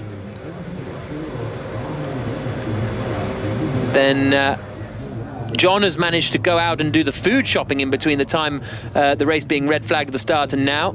But also, no offence, John, but that's not very impressive. It's a really long food shop. Yeah, it's taken you ages because we've been red flagged for so long. Jenny, we're nearly 2.5 hours. Yeah, I bet they went out after a bit. So that's since the when it should have started. It's 2 hours. It's 1 hour 55 since the red flag. Yeah, I've got that in my locker to do a quick food shop in that time. Yeah, definitely. Jenny says you and the drivers should have come to Carfest instead. Jenny, love Carfest. Love Carfest. Commentated there last year, I think. Well, in 2019. Commentated at Carfest. Love the event. What's your best commentary outside of what, the most fun? Yeah, of like individual events. Powerboat racing. What? Love commentating on powerboat racing. Because by default, right, you have to be in a... now we're going to hear from Alan van der Merwe, so I'll tell my powerboat stories after this. But we were discussing the South African's racing career. Let's see what Rosanna Tenner's going to ask him. Alan van der Merwe, you've just been out on track. What's it like out there? It's okay on your own. The track is not that bad. There's not a lot of standing water, but the minute you're behind somebody, you can't see anything. Literally everything's grey. So the main issue is visibility. I'm sure Max would love to start. Anyone behind him would hate to. So it's a matter of seeing whether the conditions improve. Yeah, I've raced in zero visibility. For me, the track conditions are the more important thing. The visibility is probably, as I said before, it's probably worse than what I had in Brazil 16, but I told you earlier on, for those that have gone through the whole of this, my start at Brazil 16, when I couldn't see a thing, and before I knew it, I was coming around the outside of Carlos Sainz at turn 1. My end of Brazil 16 was about 10 laps later, and I hit the back of Daniel Kvyat on the very same bit of track just before. Safety car restart, had hotter tyres, getting a great run, had no Scooby where anyone else was, accelerated, and I hit the back of Kvyat before I even saw where he was, and was out of the race. The visibility was that bad that I couldn't see his rain lights ahead, couldn't see anything. That's what drivers you get used to coming through the ranks. My first ever wet race, in a single-seater, FPA, the old Snetterton, was an absolute eye-opener, or might as well not have been an eye-opener, because you see absolutely zippo, and you're still driving flat out down the straights, and you're trying to look for a tiny bit of grass to work out where the straight goes. Can you see a bit of a marker board or something for a brake point, a marshal's post or anything on the side? Because in front of you see absolutely nothing. Drivers driving without visibility is something that's happened for a very long time. Alan van der Merwe also has just been out on the track to himself. But possibly the way that the forest is there and the low cloud and everything else, maybe it certainly looked horrendous when they went out there. But it's the combination of the aquaplaning as well that's the real scary bit, I think. And this circuit is fast. Chris has just stopped over from Sky F1 to BBC F1. Did I miss much? Why are you going to Sky, Chris? You know the rules. For the pictures. Yeah. For the replays. Shauna is currently packing for Motorsport Engineering College while listening to the Belgian Grand Prix. That's very cool. Shauna, enjoy that. Alex has managed to string a tennis racket since the red flag, and that was his first go at stringing a tennis racket, and it's done. Good effort. And Ines says, on the Parma renaming, how about we rename Parma Ham, Parmesan, Parma Violets? Would you be up for renaming Parmesan? Why are we No. Don't rename those ones. They've got good names. They've got strong names, all of them. Oh, I see. Rename the other one, Stilton. Parmesan. Parmesan, yeah. Don't take names away from me. I'm proud of those. Parma Ham's a good ham. That Parmesan's a good cheese. Parmesan's a great cheese. Underrated. Never have it on its own, though. Yeah. You have Parmesan on its own. This is genuinely key. A further update will be provided at 17:45 in 15 minutes' time. Not on the Parmesan. No, a weather update, to be clear. But no, good quality Parmesan you can eat by itself, and it's delicious. Where do you get your good quality Parmesan? Italy, north of Italy. Oh, I think you're going to say all good supermarkets. No, but all good supermarkets you can get decent quality Parmesan. And you're just nibbling. Yeah, I love a nibble on some Parmesan with a cracker. Hunk of cheese in the day, Parmesan it up. Yeah. That's odd. No, it's not. If you're having that powdered Parmesan stuff that you sort of sprinkle, that's only good for sprinkling on your pasta. But you can have actual Parmesan, just biting it one off. It's got to be with a spaghetti alla bolognese. Yeah, obviously. But, okay, Zandvoort, I'll bring in a bit of Parmesan. Can you save it for Monza? Okay, Monza. Sell me the dream of the Italian Parmesan and bring it to the Dutch Grand Prix. I had the Edam next weekend, some amazing Dutch cheese. I don't know what it was called. Gouda. It may be. Is that Dutch? Sounds it. But I had, and I don't really so it was in Monaco. It was in someone's hotel room. It was all a bit obscure, and it was very late at night. It was about 1 a.m. in someone's hotel room, and this Dutch guy gave me some cheese, and it was really good. And I wish I knew what it was.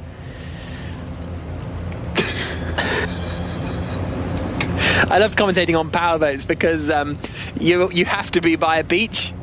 You have to be in sunny conditions by a beach or a lake. And so, you're on the beach in Dubai or Abu Dhabi or on the Italian lakes eating Parmesan, commentating on powerboats. And it was such a doss of a job as well. It was a 45-minute race, and that's all I had to do. I was there for 3 days, and I just had to do a 45-minute race on the Sunday. Absolute. Did you have code comps? Yes. Smex powerboat races. Yeah. And the guy who organised the championship, actually, a guy called Sid Ben Sala. Palverik Nilsson, I think, joined me for a commentary, the Norwegian powerboat racer. Big name, yeah. Arif Al-Zafin and Nadir bin Hendi, the two Emiratis, were the pairing to beat.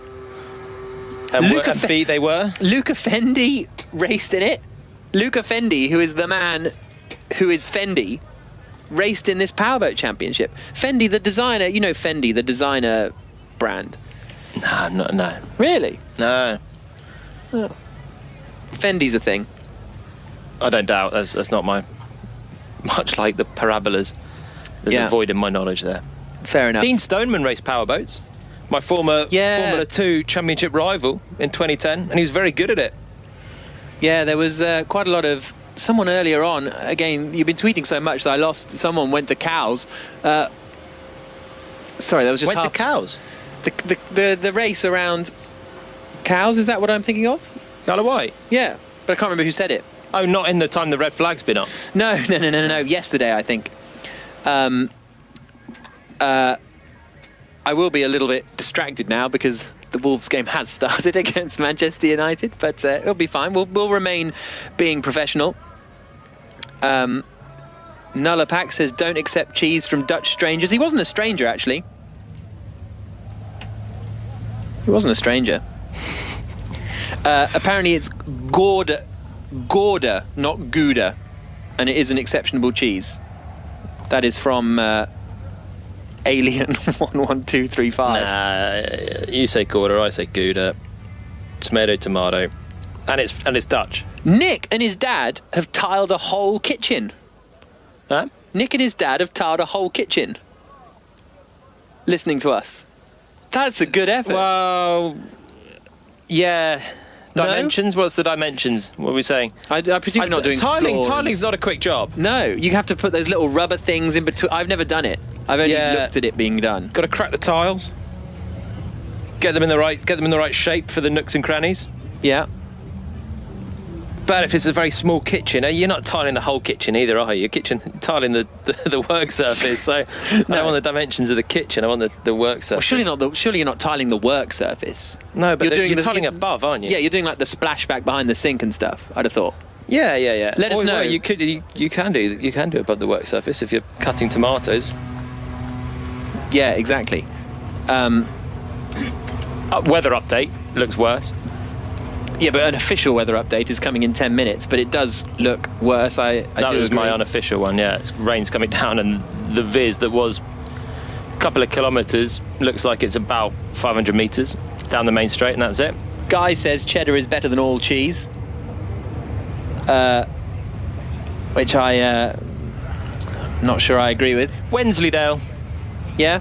It's a good cheese. Mine's a...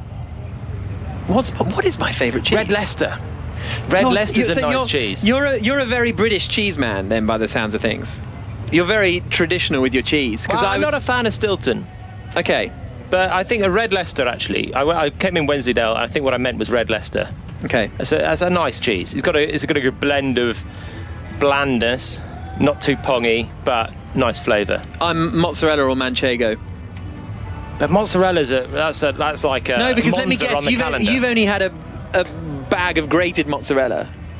Here we go. You've ever eaten. The cheese snob steps in again. I had the finest mozzarella in Italy. Well, wow, we're doing accents now. It's got that far. That wasn't me. That was someone else that just popped on the airwaves. Andrew Benson, what's your favourite cheese? Might have been Benson. Oh, actually, Kaylee, I want to know what... Kaylee's leaving because she's going to the cinema. What are you going to see, Kaylee? Andrew, what's your favourite cheese? Well, it's tough if you get a really good cheddar, it's tough to beat that, isn't it? But I do like things like Roquefort and Brie and, good old bit of tasty French cheese. There's all sorts of French cheeses I could start reading off that I like, but I'm not going to because it would just... You'd just be saying cheeses out loud. Sound a bit pretentious, wouldn't it? A pongy cheese for Benson. Actually, I like smoked cheddar. Applewood like smoked cheddar's really good. Can get a bit of a sweat on though, can't it, if you have too much of smoked cheese? If you have too much cheese of anything, you get the sweat on. You're right with your mozzarella though. If it's really good, like buffalo mozzarella, that's a good one. Tom mozzarella is it's nice in a caprese salad, but no. It's a bit like Parmesan. You can't have mozzarella. It's out on its own. You've got to get the good stuff. You've got to get the good stuff to have delicious mozzarella. And then you can just have mozzarella balls on its own. I eat mozzarella balls like an apple. It's genuinely true. Todd says, did you know that Edam is the only cheese that's made backwards? Oh dear. I liked it. Double... I doesn't get it. Double Gloucester, says Daniel Bartlett. Didn't know that was a thing. I bet you like halloumi. You a halloumi fan? I love halloumi. Halloumi on the barbecue? Yeah. That's fine by me. But again, it's a cheese that's only for certain times. Well, it's out there, isn't it? You're not having you just halloumi. It's not in the. No, but you can't. You've got to put some effort in. It's a unique cheese. You have to put some effort in. You can't just like grab some out of the fridge.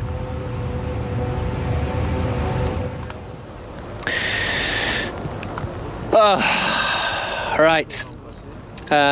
John's watching the touring cars from Thruxton on the TV with the sound off. So, yeah, touring cars at Thruxton always a lovely place to be. Outside of the last chicane. Yeah, that's where you want to be, I think. In the commentary tower there, it's lovely, great view. No, on the banks. Yeah, I know on the banks, but I'm just saying that the commentary tower there is. Not everyone gets the chance to be in the commentary tower as well, in the booth. Yeah, exactly. But outside of the banks, used to enjoy that one. So, Eddie. They don't make them like Thruxton anymore, do they? Before Eddie gets mentioned. Imagine making a circuit like Thruxton now and be like, right, this is the new one. Just a big circle. It'd be laughable. Yeah. It's a good British track. No, it's very true. It's very true. Josh Knight's favourite cheese is Andrea de Cesaris. Very good. Eddie and her husband have been entertained on the sun loungers round the pool in Dubrovnik. There you go. Never been. Great. Never been. Oh, Dubrovnik's lovely. Yeah, it's on You've got to be going to list. Dubrovnik. You know that. Yeah. No, I know that as well as you know that. But one day. One day. When times are in a different time. I think Croatia is actually opening up at the moment. I think you can go to Croatia without too much trouble. Should we go tomorrow? Oh, that's a bit weird. Let's move on from that one. A few cars firing up here and there. Just to keep things ticking over, I guess. They've got some sweepers on the track now for the first time. So does that mean 2 hours, 40 minutes into it, and there's someone driving a pickup mini lorry with a sweeper on the front, getting the water away from the exit of the track. It doesn't look that wet. Maybe it's because the sweeper's done a great job. Yeah. But there's not a lot of standing water. Another bigger one coming down the Kemmel Straight. Here we go. Where have these coming from? Don't know. From Brussels. They've shipped him in. Brussels County Council. But he's going up off the racing line, which is an interesting decision. Yeah, well, if you're making a move on the inside down the Kemmel Straight, you don't want to be aquaplaning. Yeah. You need to do the whole. You need to do the whole hog there. Andrew says, "What does cheese say when it sees itself in a mirror?" Halloumi. Got it. Very good.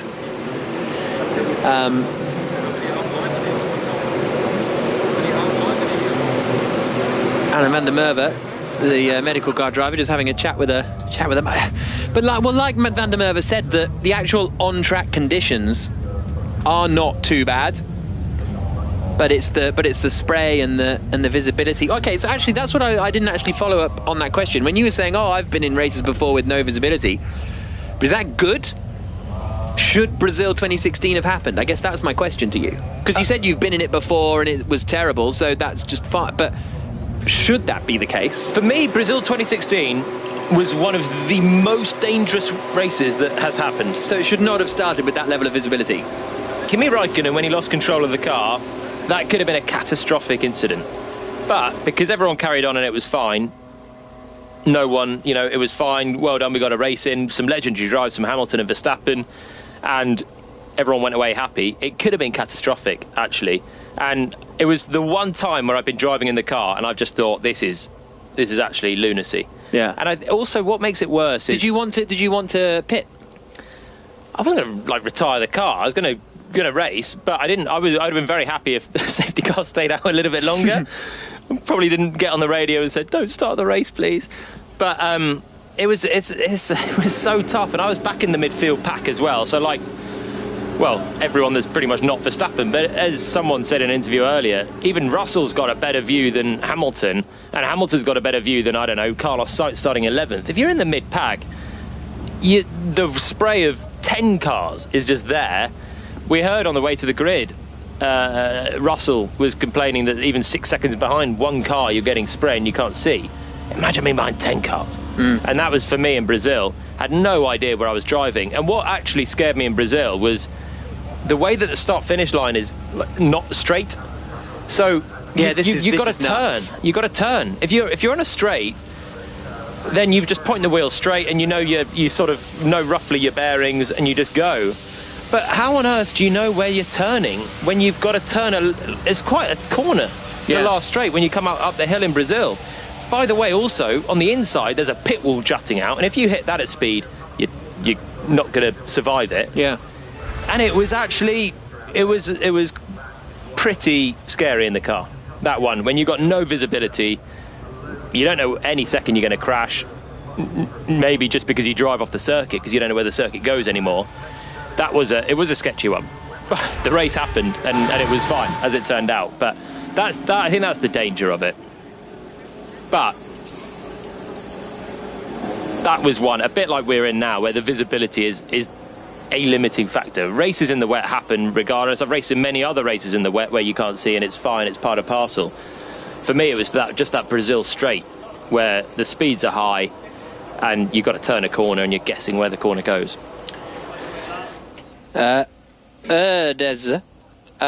Bring says that Jody Scheckter has won at least as many world championships for the buffalo mozzarella made on his farm as he has in F1, which is where the Carfest event is taking place at the moment.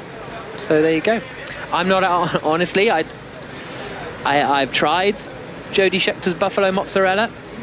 It's not for me. I wasn't. You're calling him out on air? Oh no! It was delicious. It was delicious. It was delicious. It was delicious.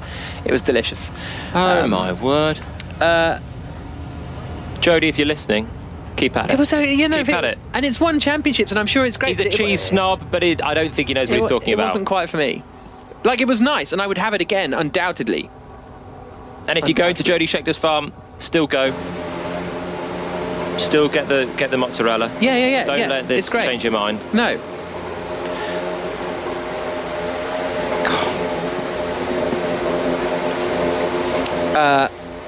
Right, a weather update. Here we go then. Should we just wait 10 seconds till the weather update? 9, 8, 7, 6, 5, 4, 3, 2, 1. It's 45 now. Waiting for the weather update. And the next weather update the next weather update will be provided at 17:55 in 10 minutes time. So, no, come on. What's the update? That is stupid. You can't promise an update, the first update in 3 hours, and then say just tell us where the next update is. Yeah, that's a disgrace. The update is we've got no update. That's a disgrace. But you gave that sufficient hype as well for something meaningful. I don't think I've ever counted down a weather update before. I don't think I've counted down to anything before. It's a tough day, isn't it? So we're now nearly 3 hours in, Jack. This would, according to what we all thought the regulations would have been, the dying embers of the Belgian Grand Prix. Yeah. Until that's not happened. And we're waiting for another weather update. Simon says, as a pilot, we fly on instruments. Modern jets have FLIR cameras that look straight through the cloud, which is very interesting. And I always think that when you're coming in on a plane and you're just in some cloud and it's like, how do you even see it at night and stuff? But yeah, flying on instruments. Can't do that in an F1 car though. No, there's enough going on at the cockpit of a Formula 1 car without navigating by instrument. Yeah, exactly. It's always the thing, isn't it, when you're descending? Yeah. And it's a bit bumpy. And you look out and it's P2. And you're thinking, you can hear the landing gear going down now. Can't see the ground. And I've had ones before where you don't see the fog is so deep that you don't see it till you hit. You think you're still in the cloud. You think you're still, I don't know, 2,000 or 3,000 feet or something. And then, doof, you're on the ground. Yeah, that is. I think that's good piloting. Oh yeah, top quality piloting. Top quality piloting. And to have the confidence to do that as well. They go through a lot of training, and they do simulators as well. Much like these Formula 1 drivers, pilots spend a lot of time on simulators. Amit asks, what other F1 drivers had products that you could try? Did any of you get a bottle of Trulli's wine? I've never had Trulli's wine. I've had a bottle of Jean Alesi's wine. But I don't know if that's and how was it, Jack? You're a wine snob? No, it was very nice. It was. I was round John Watson's house for Sunday lunch, and I had some wine, and he said, "Do you like that wine?" And I was like, "Yeah, it's very nice, Jean Alesi wine." It's not a great impression, I know, but there we go. What else? Didn't someone? I swear, there was a driver from the 90s who left F1 and made like dodgy toys. I'm sure that happened, but I will need to Google that one. I will need to hashtag BBC F1 if you know who that was, because I'm convinced that was a thing. I'm convinced that was a thing. Shall I give you an unofficial weather update while someone Googles that? It looks a bit better. It looks better. So it looks better. Ian Ferguson, the BBC's chief F1 weatherman. I don't know if he's chief F1 weatherman or just the BBC's weatherman, but he says teams apparently are being advised that the rain is expected to stop by 6:05. So in sort of 15 minutes time, apparently the rain is meant to stop with gradual easing beforehand, according to Ian Ferguson, the BBC's chief lead F1 weatherman. So I think we're going to get racing. I feel it in my bones now. Let's go down to Rosanna first, I think. Yuki, how are you doing? What have you been doing over the last few hours? First 30 minutes, I started a little bit get sleepy. I had an espresso to wake me, and also I had a sandwich, and also Red Bull served the soup. AlphaTauri catering team served the soup, so I'm quite full already now. Yeah. Are you ready to go racing though? What do you reckon? I'm really ready for the racing. I mean, obviously, my position, I want to race because I want to, make the position and get the points. But like this condition is now still a bit difficult, but we'll see what's going to happen. But hopefully we can race. These are the kind of conditions you've raced in Japan, I'm sure, many, many times. So you're ready and experienced for this. Yeah, I'm very ready. I mean, I don't have any experience in the rain in the Formula One, so I don't know what's gonna be. The visualize especially the back position is really bad. But yeah, in Japan I already get used to it like this condition and feel ready for it. Fantastic. Thank you. So Yuki Tsunoda, they're chatting about being used to these conditions in Japan. So he's hoping the weather gets better. It does look clearer actually up at the top of. Thing is, it looks clearer, but the rain is still coming down. But as we said with Ian Ferguson, the rain is meant to ease. Robert Dornbos, that's who it was. Robert Dornbos. Thank you to those of you who have. He went on to make some products subsequently. Someone, who was it? Oh, I've just lost it actually. Someone said that there was a Grand Prix driver. Paolo Barilla says WOD or WOD-y-do. I'm not quite sure how to say your name, but Paolo Barilla, apparently a 90s F1 driver who left F1 and joined his family's pasta company. There we go. Nice. Assume you haven't tried that? No. Do you know one of my sporting regrets, Jack? It's not F1 related. Oh, okay, because there was a lot of options. No. I'll take it away from you. Not F1 related.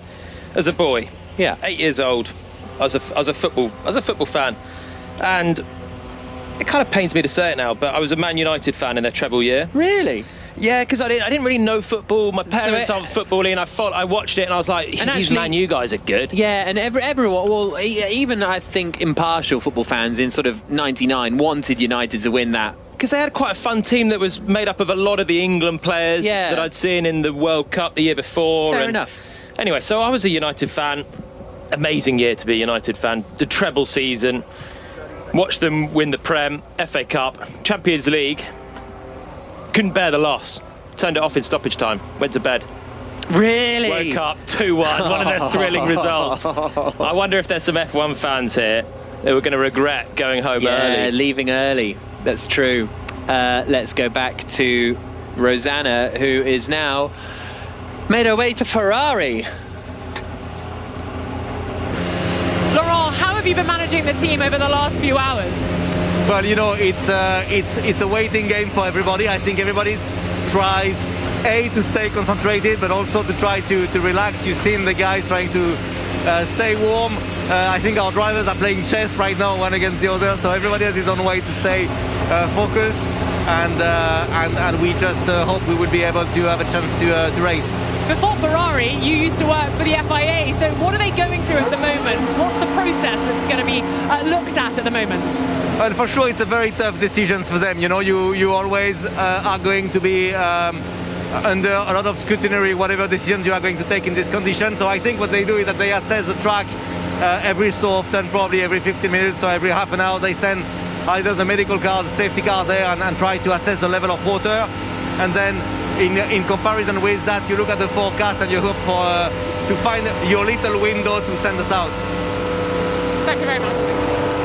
That was Laurent Mekies there of Ferrari playing chess. Leclerc and Sainz playing chess against each other right now. I wonder how many drivers can play chess anyway. I can't play it. Can you play chess?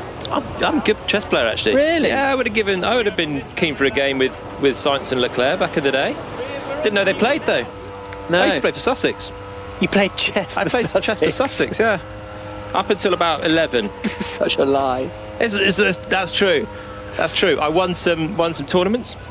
So big one in Hastings. I think it was like the Sussex Major. So Palmer came out on top, table 1. Played the Queen's Gambit.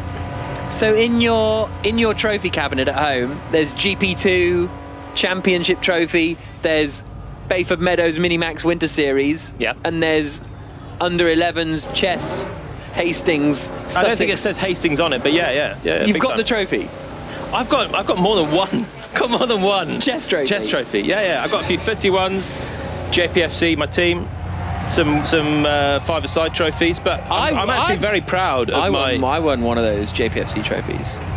Yeah, I was in the picture. Got brought in as a ring of final game. Yeah, that's true. But no, I'm proud of my chess. Is anyone trophies, at home actually. now? Can they send us a picture of your chess trophies? Am I gonna have to? He's backtracking here. No, they're there. Oh, they're there. Don't worry about that. Right, weather update. The next one's at 6 o'clock local time, so that's in 5 minutes' time. Will be the next weather update. They shouldn't have. They've backed themselves into a corner starting these weather updates. But why not give us the update and then say? Surely the update is still too wet. Yeah, exactly. Let you know in 5. We'll read between the lines and say that the fact that there's a 5-minute window to the next update means that at some point they're just going to say it's good. I don't think they're going to tell us when it's bad, because I think maybe we know that by now. I think 5 to 10 minutes. I reckon we're going to. Okay, 5 minutes. Yeah. Drivable. Safety car. Or in 5 minutes' time we get the warning. 10 past. They're going out behind the safety car. I think we're getting close. It's raining again, but I think we're getting close. Yeah. The sweepers maybe have done an all right job. If they can get around the whole track quickly, it's all right. Emma says we bought a piece of Dunlop smoked cheese today. Also had 2 gins during the commentary. So we're loving how you guys sound. We've had 3 gins, so beat that. I think the gin will help. Yeah, gin will help a lot. It'll be dry by the end of this race. Simon Irwin says, my sporting regret is listening to this coverage. It's a good one. That's a good burn. Fergus says, shocked to hear Jolyon Palmer has a trophy cabinet. Harsh. Come on. Okay, you'll be more shocked at this then. I've had to throw trophies away. What do you mean? I've had too many trophies. Like all your GP2 a lot of my karting ones. A lot of my karting ones are gone. Yeah. Some FP Junior Series ones are gone. Because what do you do with trophies? Like, if you've got 3rd place at Thruxton in Formula Palmer Audi. I don't want to be that guy, but when you got too many trophies, you can't put them all on the shelf. So a lot of them have gone. So you could have sold them. Who wants my 3rd place FPA at Donington Park 2007? That didn't happen. 3rd place Alton Park 2007. No. So we just chuck him in the bin. My signs and graphics most overtakes Castle Combe 2007. Come on. It was a gimme. Started at the back, didn't I? The most overtakes awards coming into F1. By the by, there'll be a few of them. But you don't get anything for it. You just get like an award rather. There's no points or. Oh no. But hey, build a new trophy cabinet for it. They'll go in the bin. Yeah. Whoever qualifies badly will get something out of it. Because Hamilton's not keeping all those little tyres, is he, from his pole positions? No. Surely he's not keeping all those little tyres. Of course he's not keeping the little tyres. Lance Stroll's keeping his little tyre. He's had what, 100 poles? Yeah. More than 100 poles? Okay, the pole position things have only come in recent times. Yeah, but you might keep your first one. Yeah, that's what I mean. Like, Stroll is keeping his. I've got my novice trophy from my first ever race as a novice in Minimax, Bayford Meadows, 2003. Came in, Had no clue what I was doing. Picked up the novice trophy, best novice on the day. I think I finished top 10. Got a little trophy. It says one word: novice. Still got it. Yeah. Posterity. What's your trophy cabinet like? My trophy cabinet. I have a. I don't think you picked up enough. I don't think you had enough game time for that JPFC. No, I don't have that. League one. No, that's fine. That's absolutely fine. No, didn't we win the next year when they all got abandoned at the end because of COVID? Didn't we win that league? Or the other team didn't turn up or something at the end? That sounds a bit like my Minimax Winter Series. But I'm sure that happened. But no, I have like a most improved player for Bristol Wanderers in Norfolk. Was that the team that your dad managed? No. But I did get a few trophies for Manager's Player of the Year when my dad was the manager of Droitwich Spa Boys. I have some karting. I have one from the Missed Apex podcast Karting Day, where BBC 5 Live Checker Flag podcast won the podcast element of that competition. We won. Where's my trophy? You didn't come. Where's my invite? Your invite was there. You said no, so Alex Brundle had to fill in. He's a good karter. He is a good karter. And I also won the heavy trophy for drivers over 100 kilos or something. So, yeah, a few trophies. The pizza and the cheese and the... Exactly. Trulli's wine. No, a Lacey's wine. A Lacey's wine. So won you a trophy in the end. Yeah. That's the mozzarella. That's the mozzarella that's done that. Yeah, absolutely. Well, those are the olden days, though. Right. Next update is, in 5 minutes' time. Oh, race control. So that is the next update. So the next update's in 5 minutes' time. Cactus Jack says, can they do the update so I can work out if I can watch the third touring car race of the day live? I would say watch it live. Keep us on. You don't want to listen to David Addison. But put it on the other screen, I would say. We're not going to be starting. So next update in 5 minutes. And I was basically wrong about the last one, but push it all back 5 minutes. Next update's at 6:05. I think we're getting close, but even if we're close, we're not going to be starting the race in the next 15, maybe 20 minutes. No, exactly, because they have to give a 10-minute warning anyway, don't they? So let's now hear from George Russell, shall we? He's the next driver to have a chat with Rosanna. Well, George, it's been a few hours now. What have you been doing to pass the time? I've been waiting for these updates, obviously, but just sitting around talking to the guys, and just hopefully we can get the show on the road. You know, even if we just do a couple of laps to at least have a classification. And for the fans, I mean, huge respect to those guys sticking it out. And have you thought about worst case scenario that you may not start from the front row in this race if it doesn't get underway at all?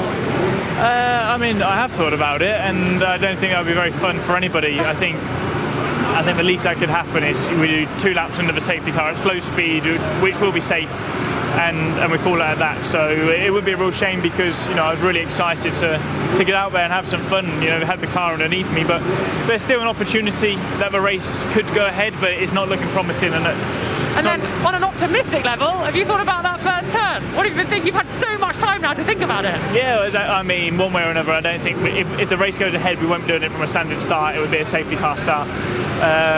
It would have been nice to have, you know, got that launch in up to turn 1 and see what would have happened, but you know, I don't really know what to say or what to think right now. It's just getting to the point where it's just a bit frustrating for everybody.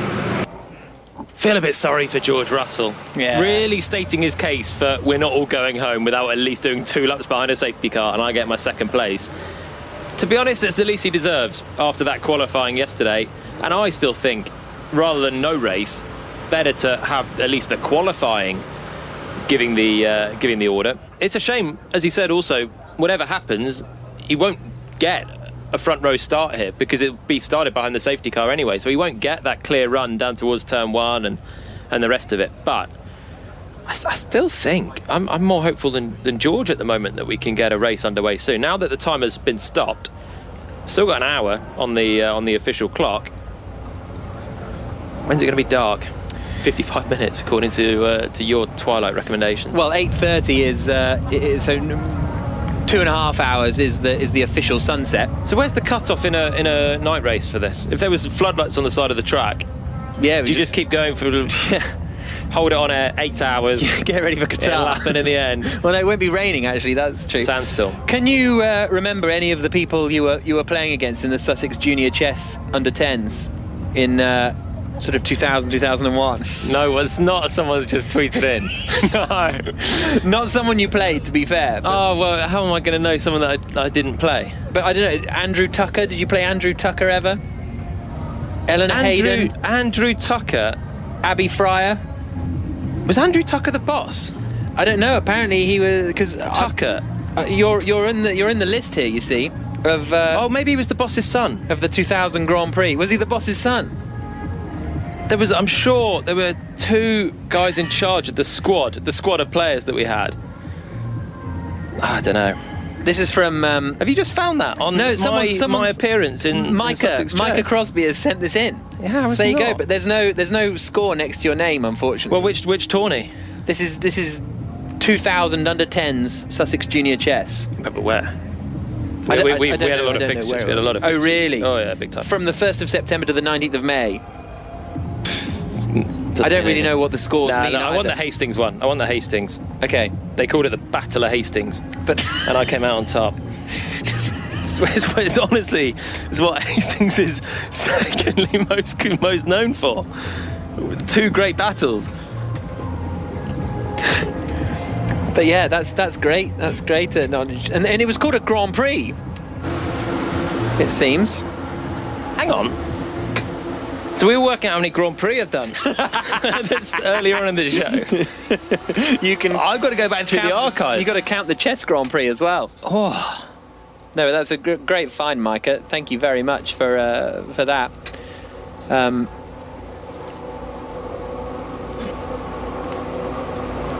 We are... I didn't think there was a lot of overlap between the chess world and the motorsport world. Do you know? I couldn't see it, but... Maybe it's growing there. With Leclerc and Sainz maybe are gonna bring it in.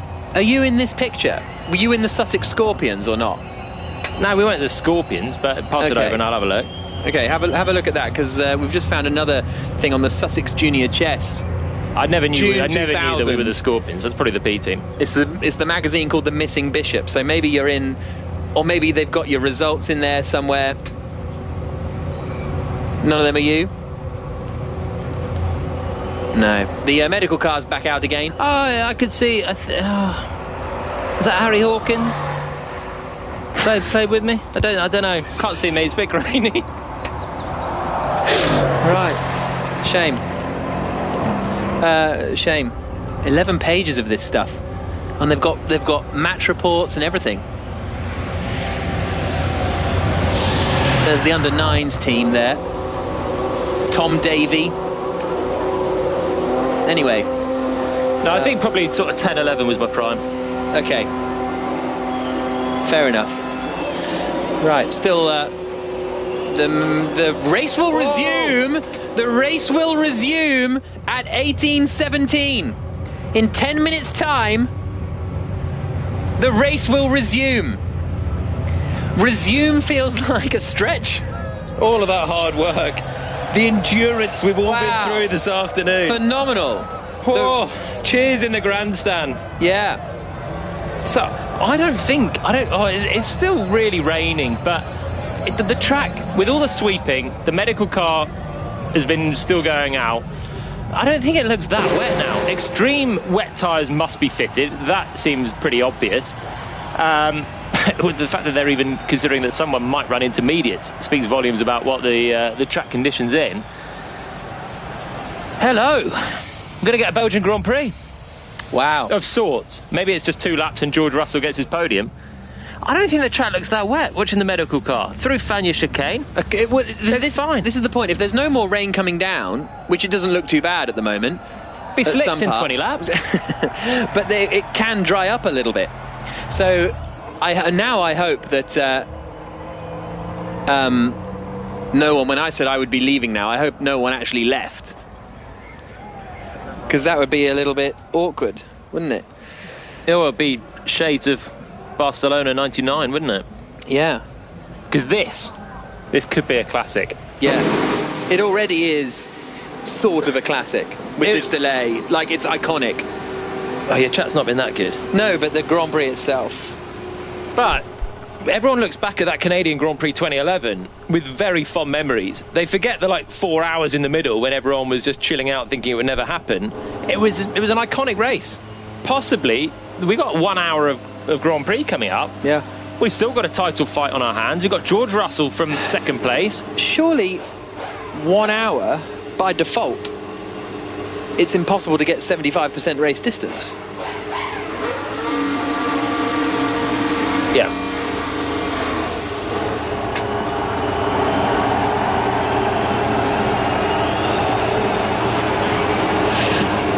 Yeah, that's an interesting one. We're going to do an update into 5 Live in a moment.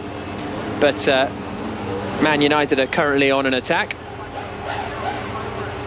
So, yeah, fantastic that we're going to have a bit of racing action.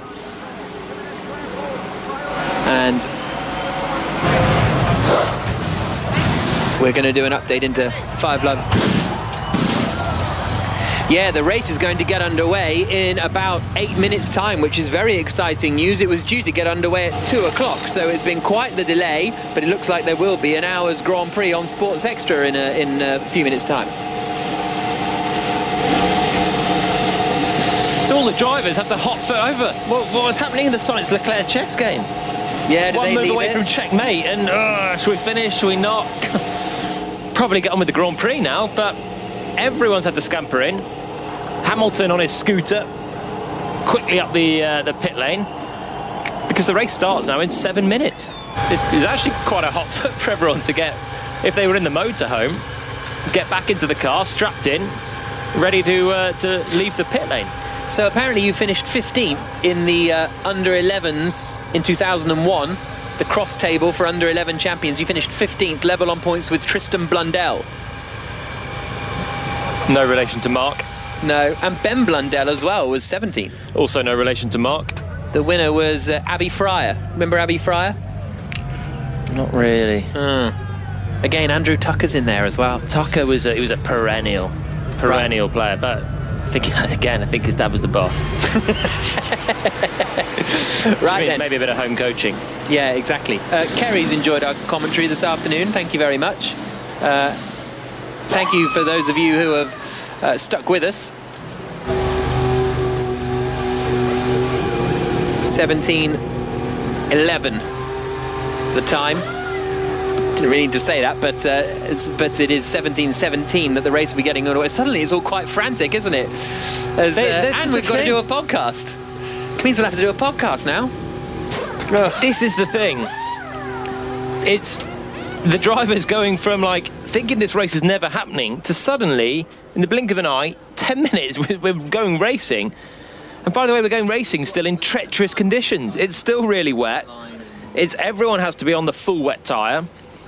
It's a really fast circuit. The barriers are close. There's everything at stake in terms of the championship now for Verstappen and Hamilton. George Russell looking at a podium. Ricciardo and Vettel up there as well. Perez can start from his pit lane. Yeah, there's a lot going on. In fact, Perez won't even start from the pit lane, will he? Because everyone's starting from the pit lane now. So he just join the back of the queue, I guess. Just joins the back of the queue, and it'll be a rolling start. I'm fairly sure. Will there actually be? If we hype this up a bit much, will there be a Grand Prix, or is this the 2 laps and then we're all going home? That would be the real kicker, wouldn't it? But I just think, looking at the track, it's still raining. I don't think they would do that. I don't think they would do the 2 laps just to get points. It's what Russell was very wary of, making sure that they at least did that from where he is on the grid. He wanted at least the result from his qualifying to stand as the race. But I think, from looking at the track, I don't think it's that wet now that they can't run the race. Yeah, we'll see when they get up to some speed. 4 minutes, and then they'll be released behind the safety car. We'll get a bit of a glimpse then. We'll hear some radio chatter once again from the drivers to the teams, which Michael Massey will be all across to pick up what the drivers' feedback is from the conditions. And it's only really, you can see the medical car all you like, but when you see Formula 1 cars out in a pack, then you can see the real spray effect, how much water there is. It didn't look as bad. Izzy says, my dad told me to tell you this is the best commentary he's heard in a long time. We've had a 3-hour drive and are due to get home in 10 minutes. So please delay another 5. Well, I think you'll be all right, Izzy, because there'll be 2 or 3 laps at least behind the safety car before a race actually gets underway. The good news is 1 lap in wet conditions is 2 minutes. Yeah. That's going fast in a Formula 1 car in wet conditions. So behind the safety car, it's going to be more like 3 or 4 minutes. And so you're probably going to be okay on timing. It's such a long lap. Andrew Benson, am I right in thinking we're almost guaranteed half points here? Because an hour race, you can't get to 75% race distance, surely. 100%, yeah. They won't get to 75% race distance. No question about that. And also, just to sort of calm your fears, this isn't a cynical move. I don't think they're actually going to try to have a race. But having said that, there's obviously an element of experimentation going on. They'll go out, do a couple of laps behind the safety car. The drivers will report back to see how they feel about the track conditions. Michael Massey will listen to that. Then they'll make a call on what to do. But this is not about just getting. This is not right now. This is not about just getting 2 laps to get some points in. It's about trying to have a race. Great news, everybody. Sorry. Man United just flashed a shot past the post. Right, race, but we will focus back onto the racing cars now. And we've just got 2 minutes until the race gets back underway. OJ has removed all the stones from the soil in the front garden since the red flag. Marginally more interesting than the Sports Extra commentary on chess and cheese. Fair enough. What? Hang on. Has he been multitasking? What do you mean? Listening and doing the stones? And taking the stones, yeah. Oh, but he preferred the stones to the listen. Yeah, that's the dig there. Yeah. Well, he had the dig, didn't he? Oh, very good. Digging the stones. Right. The cars now are starting to fire up. The focus has to come back in. And the drivers have to get ready for some very tricky, treacherous conditions. Those of you asking, you might need another sync up. Okay, that's a fair question, actually, from... I'm not going to read your Twitter name out, actually, but it's a fair enough reason, and I will give you a countdown to the green light, to the light going green at the end of the pit lane, so you can sync up for those of you still with us. And Sergio Perez is in the garage, ready to go. He wanted to be on a plane 3 hours ago, but he is not. He's just getting lowered down from the jacks and about to pull out into the pit lane. Everybody now leaving Valtteri Bottas's car as well. Oh, it's raining pretty heavily. We'll see what happens when the cars get out on track, though. We've got 10 seconds now until the light goes green at the end of the pit lane. The safety car at the head of the field. The light's going to go green in 5, 4, 3, 2, 1. Green light now at the end of the pit lane. And the safety car pulls away, and Formula 1 cars are going back out onto the track. You can hear the fans in the grandstand applauding and elated and delighted with that particular decision. And this is race start. The race is now officially started. Yeah. So, I think whatever happens, I can't believe they're going to come straight back through the pit lane. So, I think we're going to get a result, because they should now get 2 laps in, which will mean that there is a result from the Grand Prix. Now, looking at the cars coming up the top of Eau Rouge, it's so much. It's better than it was. It's a lot better than it was, I think. The track is better, but it's still raining. So the sweepers have done a solid job. Oh, the long shot looking back from Les Combes. and you can see a safety car. You can see Verstappen on the left. You can see Hamilton ducking out to the right, and there was no sign of George Russell somewhere in second, just covered in the spray. It's still very, very wet. There'll be a bit of safety car driving for starters, I think. Yeah, I think we'll get a good few laps behind the safety car. Sergio Perez makes his way back out onto the circuit again, and he's going to be down at the back. And George Russell making his way around the right-hander of Rivage. And I'm sure we'll get to hear some radio messages before too long of what the drivers have got to say. They've still got to be careful. In these sort of conditions, Verstappen, Russell, Hamilton, particularly because they've got a lot at stake here, but they've all got to be careful they don't do something silly and lock a wheel under safety car with cold tyres, a lot of water, and run off the track, because now this is going to be a result. And you imagine if you lost it under safety car, and even if you just ran wide, then the car behind, if you're off the track, is allowed to come past you.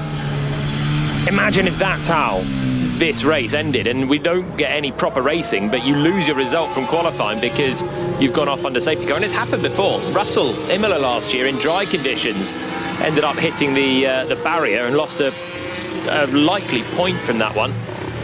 There's a lot at stake. So, and in these conditions, stranger things have happened.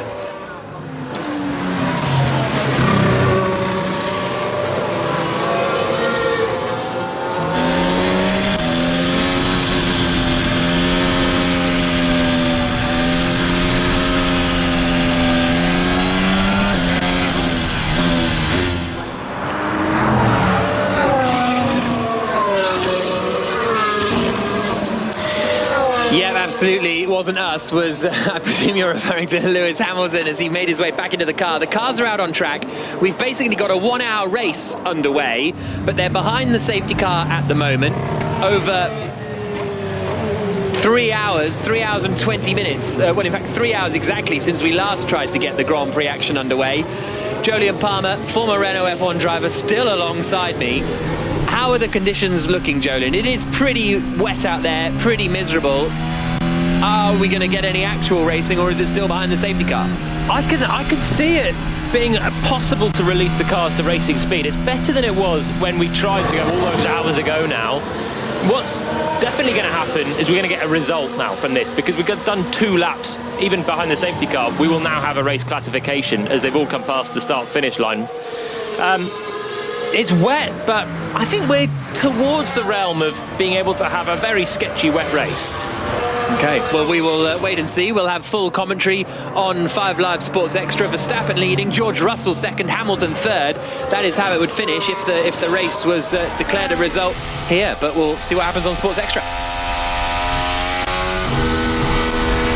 Visibility from Russell. I mean, it's 0, but you're racing in the rain. It's not absolutely 0 for Russell, but this is low speed. As soon as Verstappen gets up to proper speed, he's going to churn out so much more water from the back of the Red Bull, and it will be then 0. For everyone else further back, it is deteriorating worse and worse. Tough call, but we'll wait for some radio chatter, really. The drivers are the ones that know best the conditions. Is it aquaplaning? We're going to hear that again. Or is it just the visibility that's the limiting factor? If so, how much of an issue is that? The visibility is always going to be bad in the wet. John says, thank you for a highly entertaining afternoon. Infinitely preferable to watching a Formula E race at any time. Thanks for that. Appreciate it. 55 minutes on the clock then. And Verstappen and Russell and Hamilton, the top 3 still, as Bernd Mailander makes his way around Pouhon. You can hear the cheers from the Pouhon grandstand. It is still rainy and murky. The lights are still on the safety car, but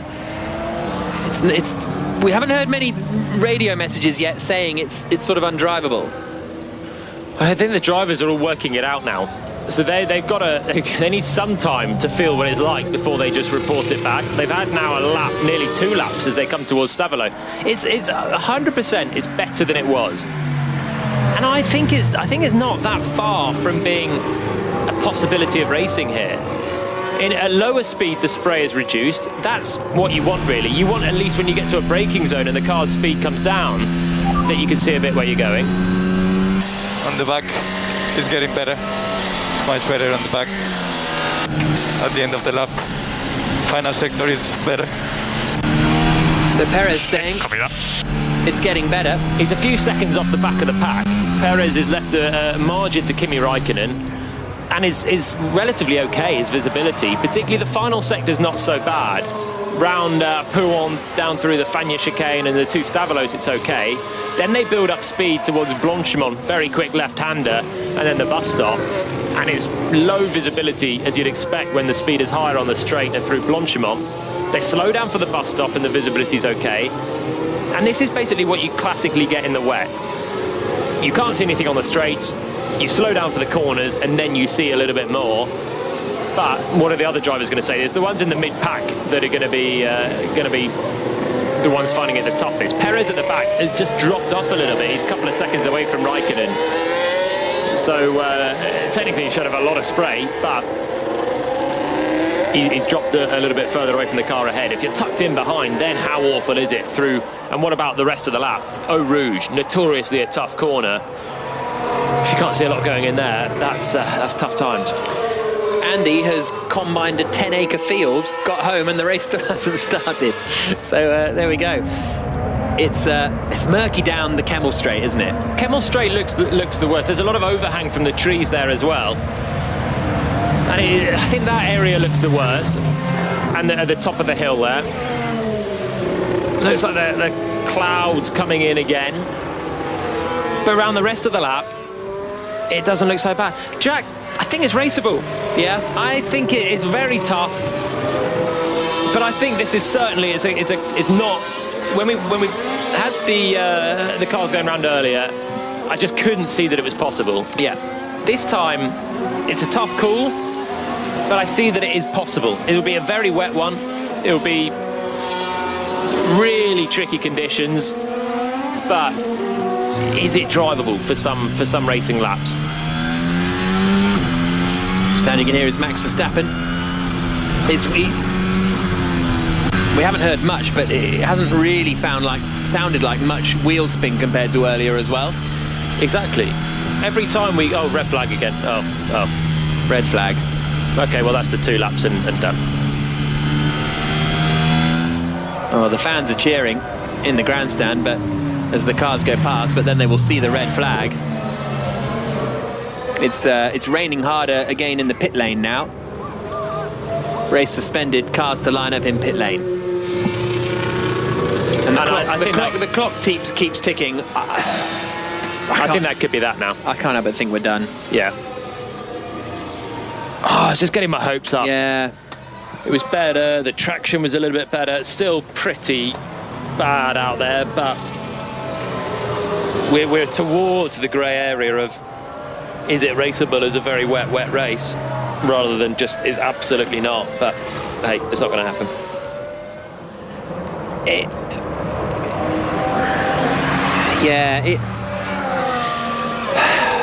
So I assume there's been a lot of feedback from the drivers that we've not had played presumably.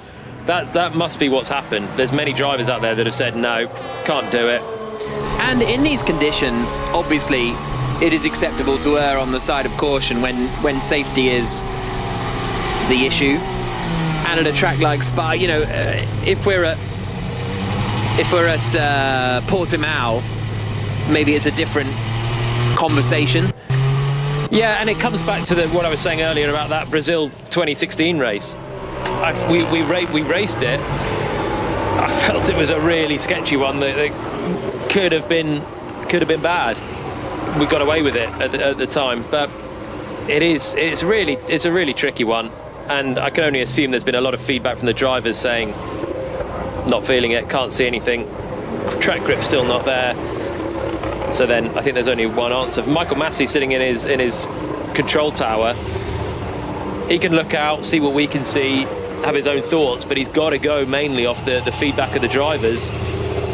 And we've only heard the Perez radio message that said it was much better, but now they're back in the pit lane.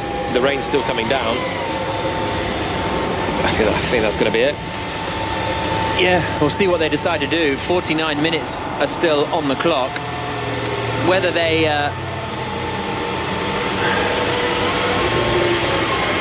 And I think you have to look at the sort of the background of this as well a little bit. I think when you think of the I guess the pressure sort of that Massey is under, and the W Series crash, and the Norris crashing yesterday after the complaints that shouldn't have happened, and even back to the Hubert stuff a few years ago. It's not directly related, but I think that overall Spa, Eau Rouge, danger, wet pressure would definitely make you err on the side of caution. Yeah, it's a high-speed track with barriers pretty close. Eau Rouge is notorious, and it's come in the firing line really the last few years. And again, with the W Series crash on Friday, someone goes off there, everyone's blindsided at the top. I think if it was another circuit, if it was Paul Ricard, big runoff areas, not such a notoriously... Silverstone. Yeah, Silverstone might be okay as well. A lot of fast corners at Silverstone, but it's the fast corners and the proximity of the barriers, and even corners like Blanchimont coming into the bus stop. There's a quick left-hander that is so easily flat in the dry, but in serious wet conditions, you're probably able to blend out. Kimi Räikkönen had a crash there in 2008 in the Grand Prix in the closing stages, and it's that sort of thing. It's a corner that is so easy flat, you're not worried about crashing there in the dry, but in these conditions it's another one with the barriers very close. So certainly we've erred on the side of caution, and it's tough to blame anyone for this one. Yeah, I would agree. The conditions have been very poor. It feels that you'd almost rather points were... honestly, I think I would rather they didn't do the 2 laps and then... But I think they were doing the 2 laps to try and get a race, and it is now raining pretty heavily again in the pit lane area. So on the one hand, you kind of wish they hadn't even tried and no one scores any points, and that feels more fair. It doesn't really feel fair to have a race result from this in a way, but it doesn't feel fair to have nothing from this. Yeah, exactly. I think that's but there the was point. No race. But there was everything else that leading into the race. There was still Verstappen on pole, Russell on the front row. Verstappen had a great chance to win this race. If Russell gets 9.5 points for that qualifying lap yesterday, that's fair enough. You know what I mean? Like, that's 9 points. 9 points. Yeah. Well, that's the thing. I think I don't like the idea of the whole weekend going to nothing. And if it was practice sessions, then fine. But qualifying, it has a direct correlation to the outcome of the race anyway. This is the starting order. I think I'd rather that someone got something from the weekend. And we're only talking half points anyway, if that is the race.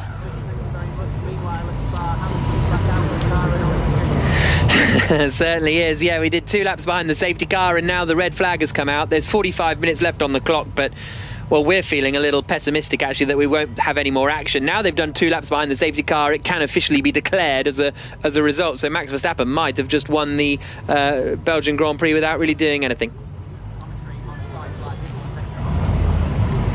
And good afternoon to Tiffany Dell. Royally entertained, he says, on his drive back from Silverstone. Thank you very much for joining us, Tiff.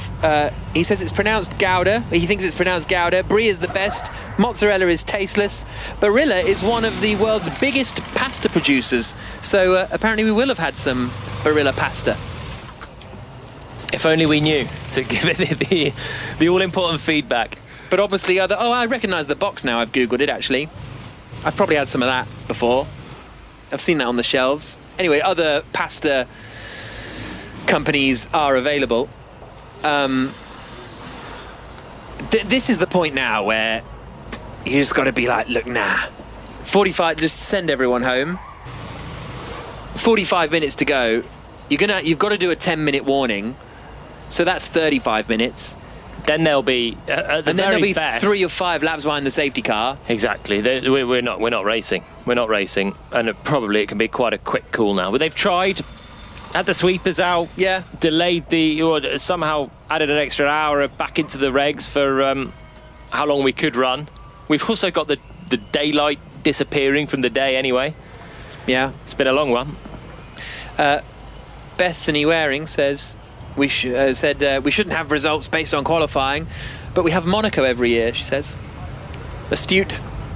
Fair point. Well, exactly. Imagine Monaco couldn't happen for this. Yeah. For this reason. You've got the order from qualifying in Monaco, and okay, the race can change based on strategy, but if you're on pole in Monaco and you get away first, what are the chances you're going to win the race? 90%? And then you just get nothing from that? I think the qualifying order is fine to have. It's a half point. Yeah. It's not going to be a massive decider in any championship. Maybe actually for Williams v Alfa Romeo it's going to be pretty huge, but for the outright, Hamilton at this stage is going to lose 5 points to Verstappen. For what it's worth, Nikita Mazepin has fastest lap. Yeah, very true. Outside of the top 10 though, so he will not get a point for that. We're going to have half points now for the rest of the year, aren't we? That's going to be annoying, just for maths wise. And to say it exactly. Hamilton has whatever 0.5 points. Well, but I don't think it's going to be a problem because they're both going to have 0.5 points. 25. Well, that's true. 12 actually, and a half. Yeah. And then you got 7.5 for Hamilton. So we don't talk about the actual number of points. We talk about the points gap. Yeah, fair. So let's not dwell on that too long. Rodrigo says it's pronounced Gouda because it's Dutch. Like it's Gouda. Guido van der Garde is how you pronounce that. Said no one ever. I know. So, I mean, we're still under red flag.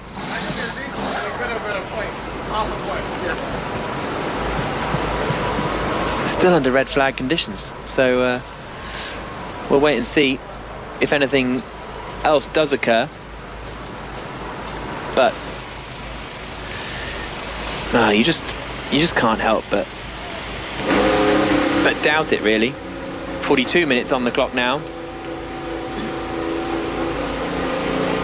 And it is now, it's 17:35 in the UK, 18:35, 6:35 in Spa. This is the situation now where it's like, well, you've just got to call this because they haven't stopped the clock again. If they stop the clock again, then maybe they're looking at it, but they can't. Surely they just can't leave us sitting here for 41 minutes waiting for a clock to count down. No, they will surely. You know, when you have the practice session, we had it this weekend when Verstappen crashed in FP2, and they said the session will not be restarted because there wasn't the time. Surely, even though there's 40 minutes left on the clock, the conditions are still atrocious. They're not going to run this. They might get out for a couple of laps of safety car at the very best. It's not going to happen. Interestingly, Verstappen will close Hamilton's championship lead by 5 points. That will be neck and neck heading to Zandvoort next week. The battle for third in the championship, no one's scoring points for the second race in a row. Bottas 12th, nothing. Norris 14th, and Perez with that crash on the way around to the grid, no points. Very true. Very true indeed. Why haven't they caught... Vettel's still sitting in his car.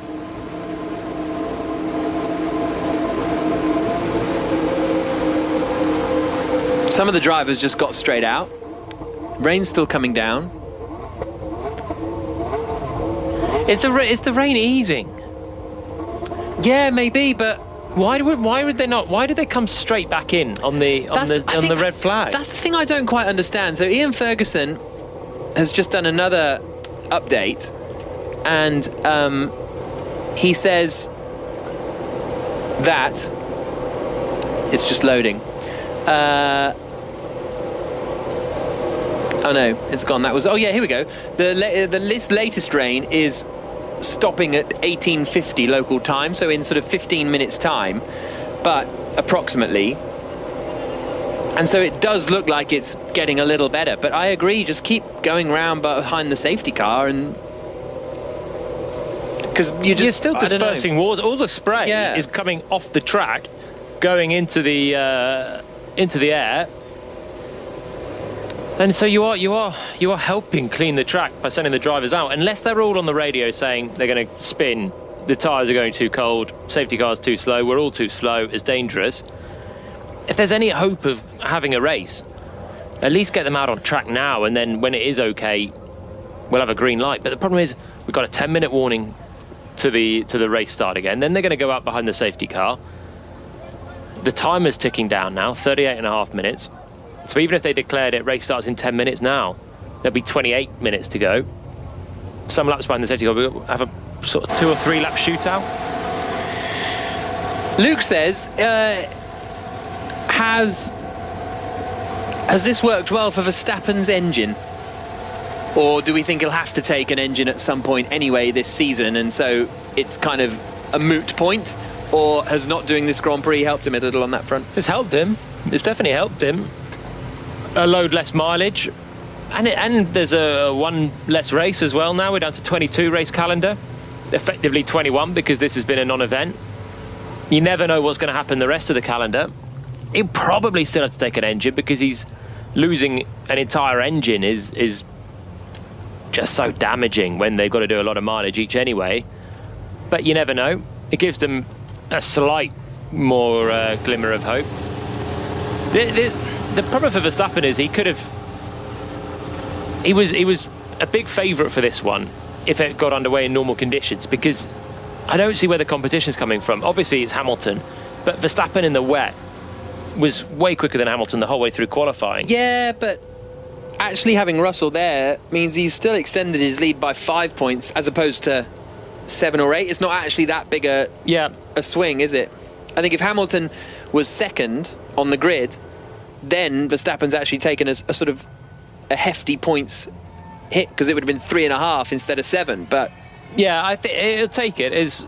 But on a day where I think it was going to be Verstappen, Hamilton, probably away first and second, given what they normally do in the rain, and given George Russell's heroics from Saturday were unlikely to last through to the for the whole race, if we had a whole race. And where's the rest of the competition coming from? Bottas outside the top 10, Perez at the back, Norris 15th, 14th now with Perez down. Who's unhappy with this one? Latifi's going to get another point. Double points again for Williams. It's Alfa Romeo. So that's 2 double points in 2 races in a row, including a second place. Yeah. Right, still the red flag. 36 minutes to go. They got there. I can't decide if everyone's sort of hung around long enough that you've just got to call it, or we've hung around long enough, we might as well see if we can get a 2-lap, 3-lap race out of it. But the thing is, in wet conditions, if you have a 2 or 3-lap race, maybe I'm wrong here, but nothing really happens, because everyone just kind of spreads out, don't they? Initially, to get out of the spray, and then it takes, Do you want to know what I think will happen if we did get a 2 or 3 lap race? There's a shunt and then a red flag. Someone will go off on the first corner, and it'll be immediate safety car, and it'll be one person loses out or 2 if there's an incident between them. So in a race that short, someone will lose it straight away when the conditions are going to be marginal anyway, and we'll be straight back to where we're at now. It's raining harder. We're not racing. It was Robert Graves who was at the powerboat race. Thank you, Robert, for refreshing my memory. We're not going racing, are we? Sebastian Vettel, and he's actually just taking off his. Is he putting them back on? No, he's taking off his seatbelts and he's jumping out, hoisting himself out of the car. 35 minutes to go, 10-minute warning before we're going to get any race anyway. But still, we're not being told that. The weather's just come in again, though. The visibility's gone. You can no longer see the pit garages from the top of Les Combes. It's got to be done. It's just. I don't know if they're going to just let this time out, or at some point just tell us that it's not going to happen. That's the thing. This is why I'm getting annoyed. Are they just going to leave us here 34 minutes? I'm out of conversation. I'm out of broadcastable conversation. Surely. Surely I've got nothing left in the tank. We've done cheese. We've done chess. We've done adult toys. We've done Jean Lacey's wine. We've given Tiff Nadell a shout out. Oh. Just do a countdown till the next update. We don't know when it'll be, but just keep the countdown going. Yeah. 33 minutes left on the clock. And there we go. For those that some of you have genuinely asked, we've both had a pit stop in this. We've both done a one-stop strategy in these 4 hours. Andrew Benson has apparently you've 2 stopped, Andrew. Lost count of the number of stops, Pat. Really? Wow. It's the nerves, the excitement. They weren't all what you're suggesting. He's just getting away from the chair. I just made myself a cup of green tea just before the race, lovely. in inverted commas, started just then, but that's gone. Was that to soothe you? Yeah, a little bit, yeah. Before a frantic... It's one of those days, Julian, isn't it? So how far ahead of Alonso is Ocon in the race? Will not resume. This has been an IMG production for BBC Radio 5 Live. We'll catch you later. Right. So, there is going to be a podium, apparently. Are we going to hear from the winners? What's going to happen now? I don't know. Are we? We're going to do an update into 5 Live. There will be a podium, but I don't think we're going to cover it for you. No offence, but I don't think you need to hear us say Verstappen is standing on the podium in the rain. But the session is over. So Russell officially gets his second place.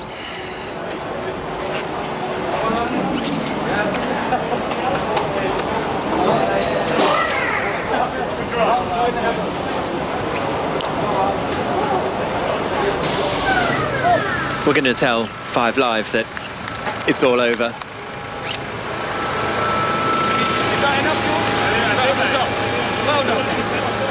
In a moment or two.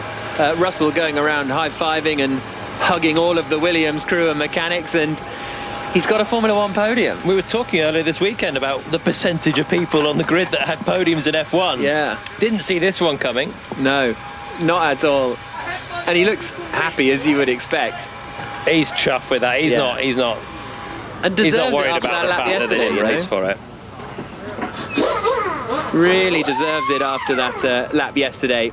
So Max Verstappen takes another win, and Hamilton finishes 3rd, Ricciardo 4th, which is a decent result for the McLaren team. Vettel 5th, a good result, but it's going to be so weird in the future when you look back at these races and, oh yeah, Russell's podium, and then you'll remember that the race didn't happen. Very curious indeed. Half points. Half points one. It'll be an asterisk one, won't it? Yeah. Exactly. Like that, Adelaide, 91. Russell making his way back into the podium, back into the garage, I should say, before he makes his way up onto the podium. And he earned it yesterday. That lap was so good for Russell. Yeah, exactly. It wasn't, he's in the second quickest car in dry conditions and just drove to the pace. Yeah. The conditions to be, he almost was on pole. He was almost a race winner for Williams, were it not for Verstappen beating him by 3/10 right at the death. Yeah. Well, he could have won. Like, I think that's the... And what about Norris? Yeah. Norris was flying. He's lost a big haul of points here. Norris and Russell could have won this Grand Prix. Like, that's the mad part of it, isn't it? So, yeah. Here's some radio.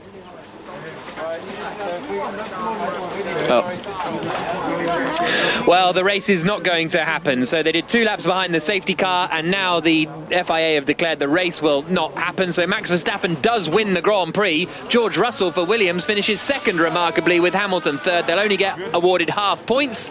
But if you want to listen to 4 hours of nothing happening, it'll be available to re-listen to on BBC Sounds. Yeah, it's great, honestly. Right. So that was our update into 5 Live.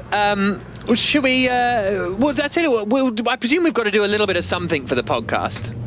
I would have thought. I don't know. Well, I'm trying to ask the boss, but he's not really listening. Oh, here's the Red Bull radio that we missed a moment ago. Yes, podium ceremony? Yep, absolutely. So after they've been weighed and all the rest of it, they'll go from there. Michael, well done for getting us all through this. Team effort. Thanks, Jonathan. Right, there we go. The podium ceremony will take place.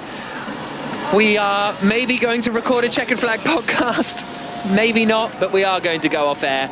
In fact, we'll keep going so we've done the full 4 hours, shall we? Another 90 seconds. Jolyon Palmer, your thoughts and feelings after that Grand Prix? It's been an emotional roller coaster, Jack. Hasn't it just? It's been a real emotional roller coaster. What a win for Max Verstappen. Driver of the day. They want to know who your driver of the day is. It's toss up between Alan van der Merwe and Bernd Mailander. Mailander didn't really do much. I'm going to go van der Merwe. Yeah. And he was on the giddy limit. He was on the giddy limit, but unlike Sergio Perez, didn't crash. The other 19 were fine, and Perez was the villain today. Good result for Russell. Yeah. He's chuffed. Absolutely. And it's been a unforgettable. Yeah, it has been an unforgettable Grand Prix in a string of unforgettable Grand Prix. That's 2 back-to-back unforgettable races in Budapest and in Spa. Thank you so much for joining us. Honestly, seriously, thank you so much for all of your interactions on the social media and on the emails as well. You've really helped us. Huge shout out to maybe Tiff Needell's driver of the day. I think Tiff Needell maybe is driver of the day for his performance driving home from Silverstone. It's been great. And yeah, we'll see you next week for Zandvoort. Hopefully the weather will be a little bit better. This has been an IMG production for BBC Radio 5 Live. You can re-listen to this if you want on the BBC Sounds app. But for now, Max Verstappen takes the win. Lewis Hamilton still leads the championship.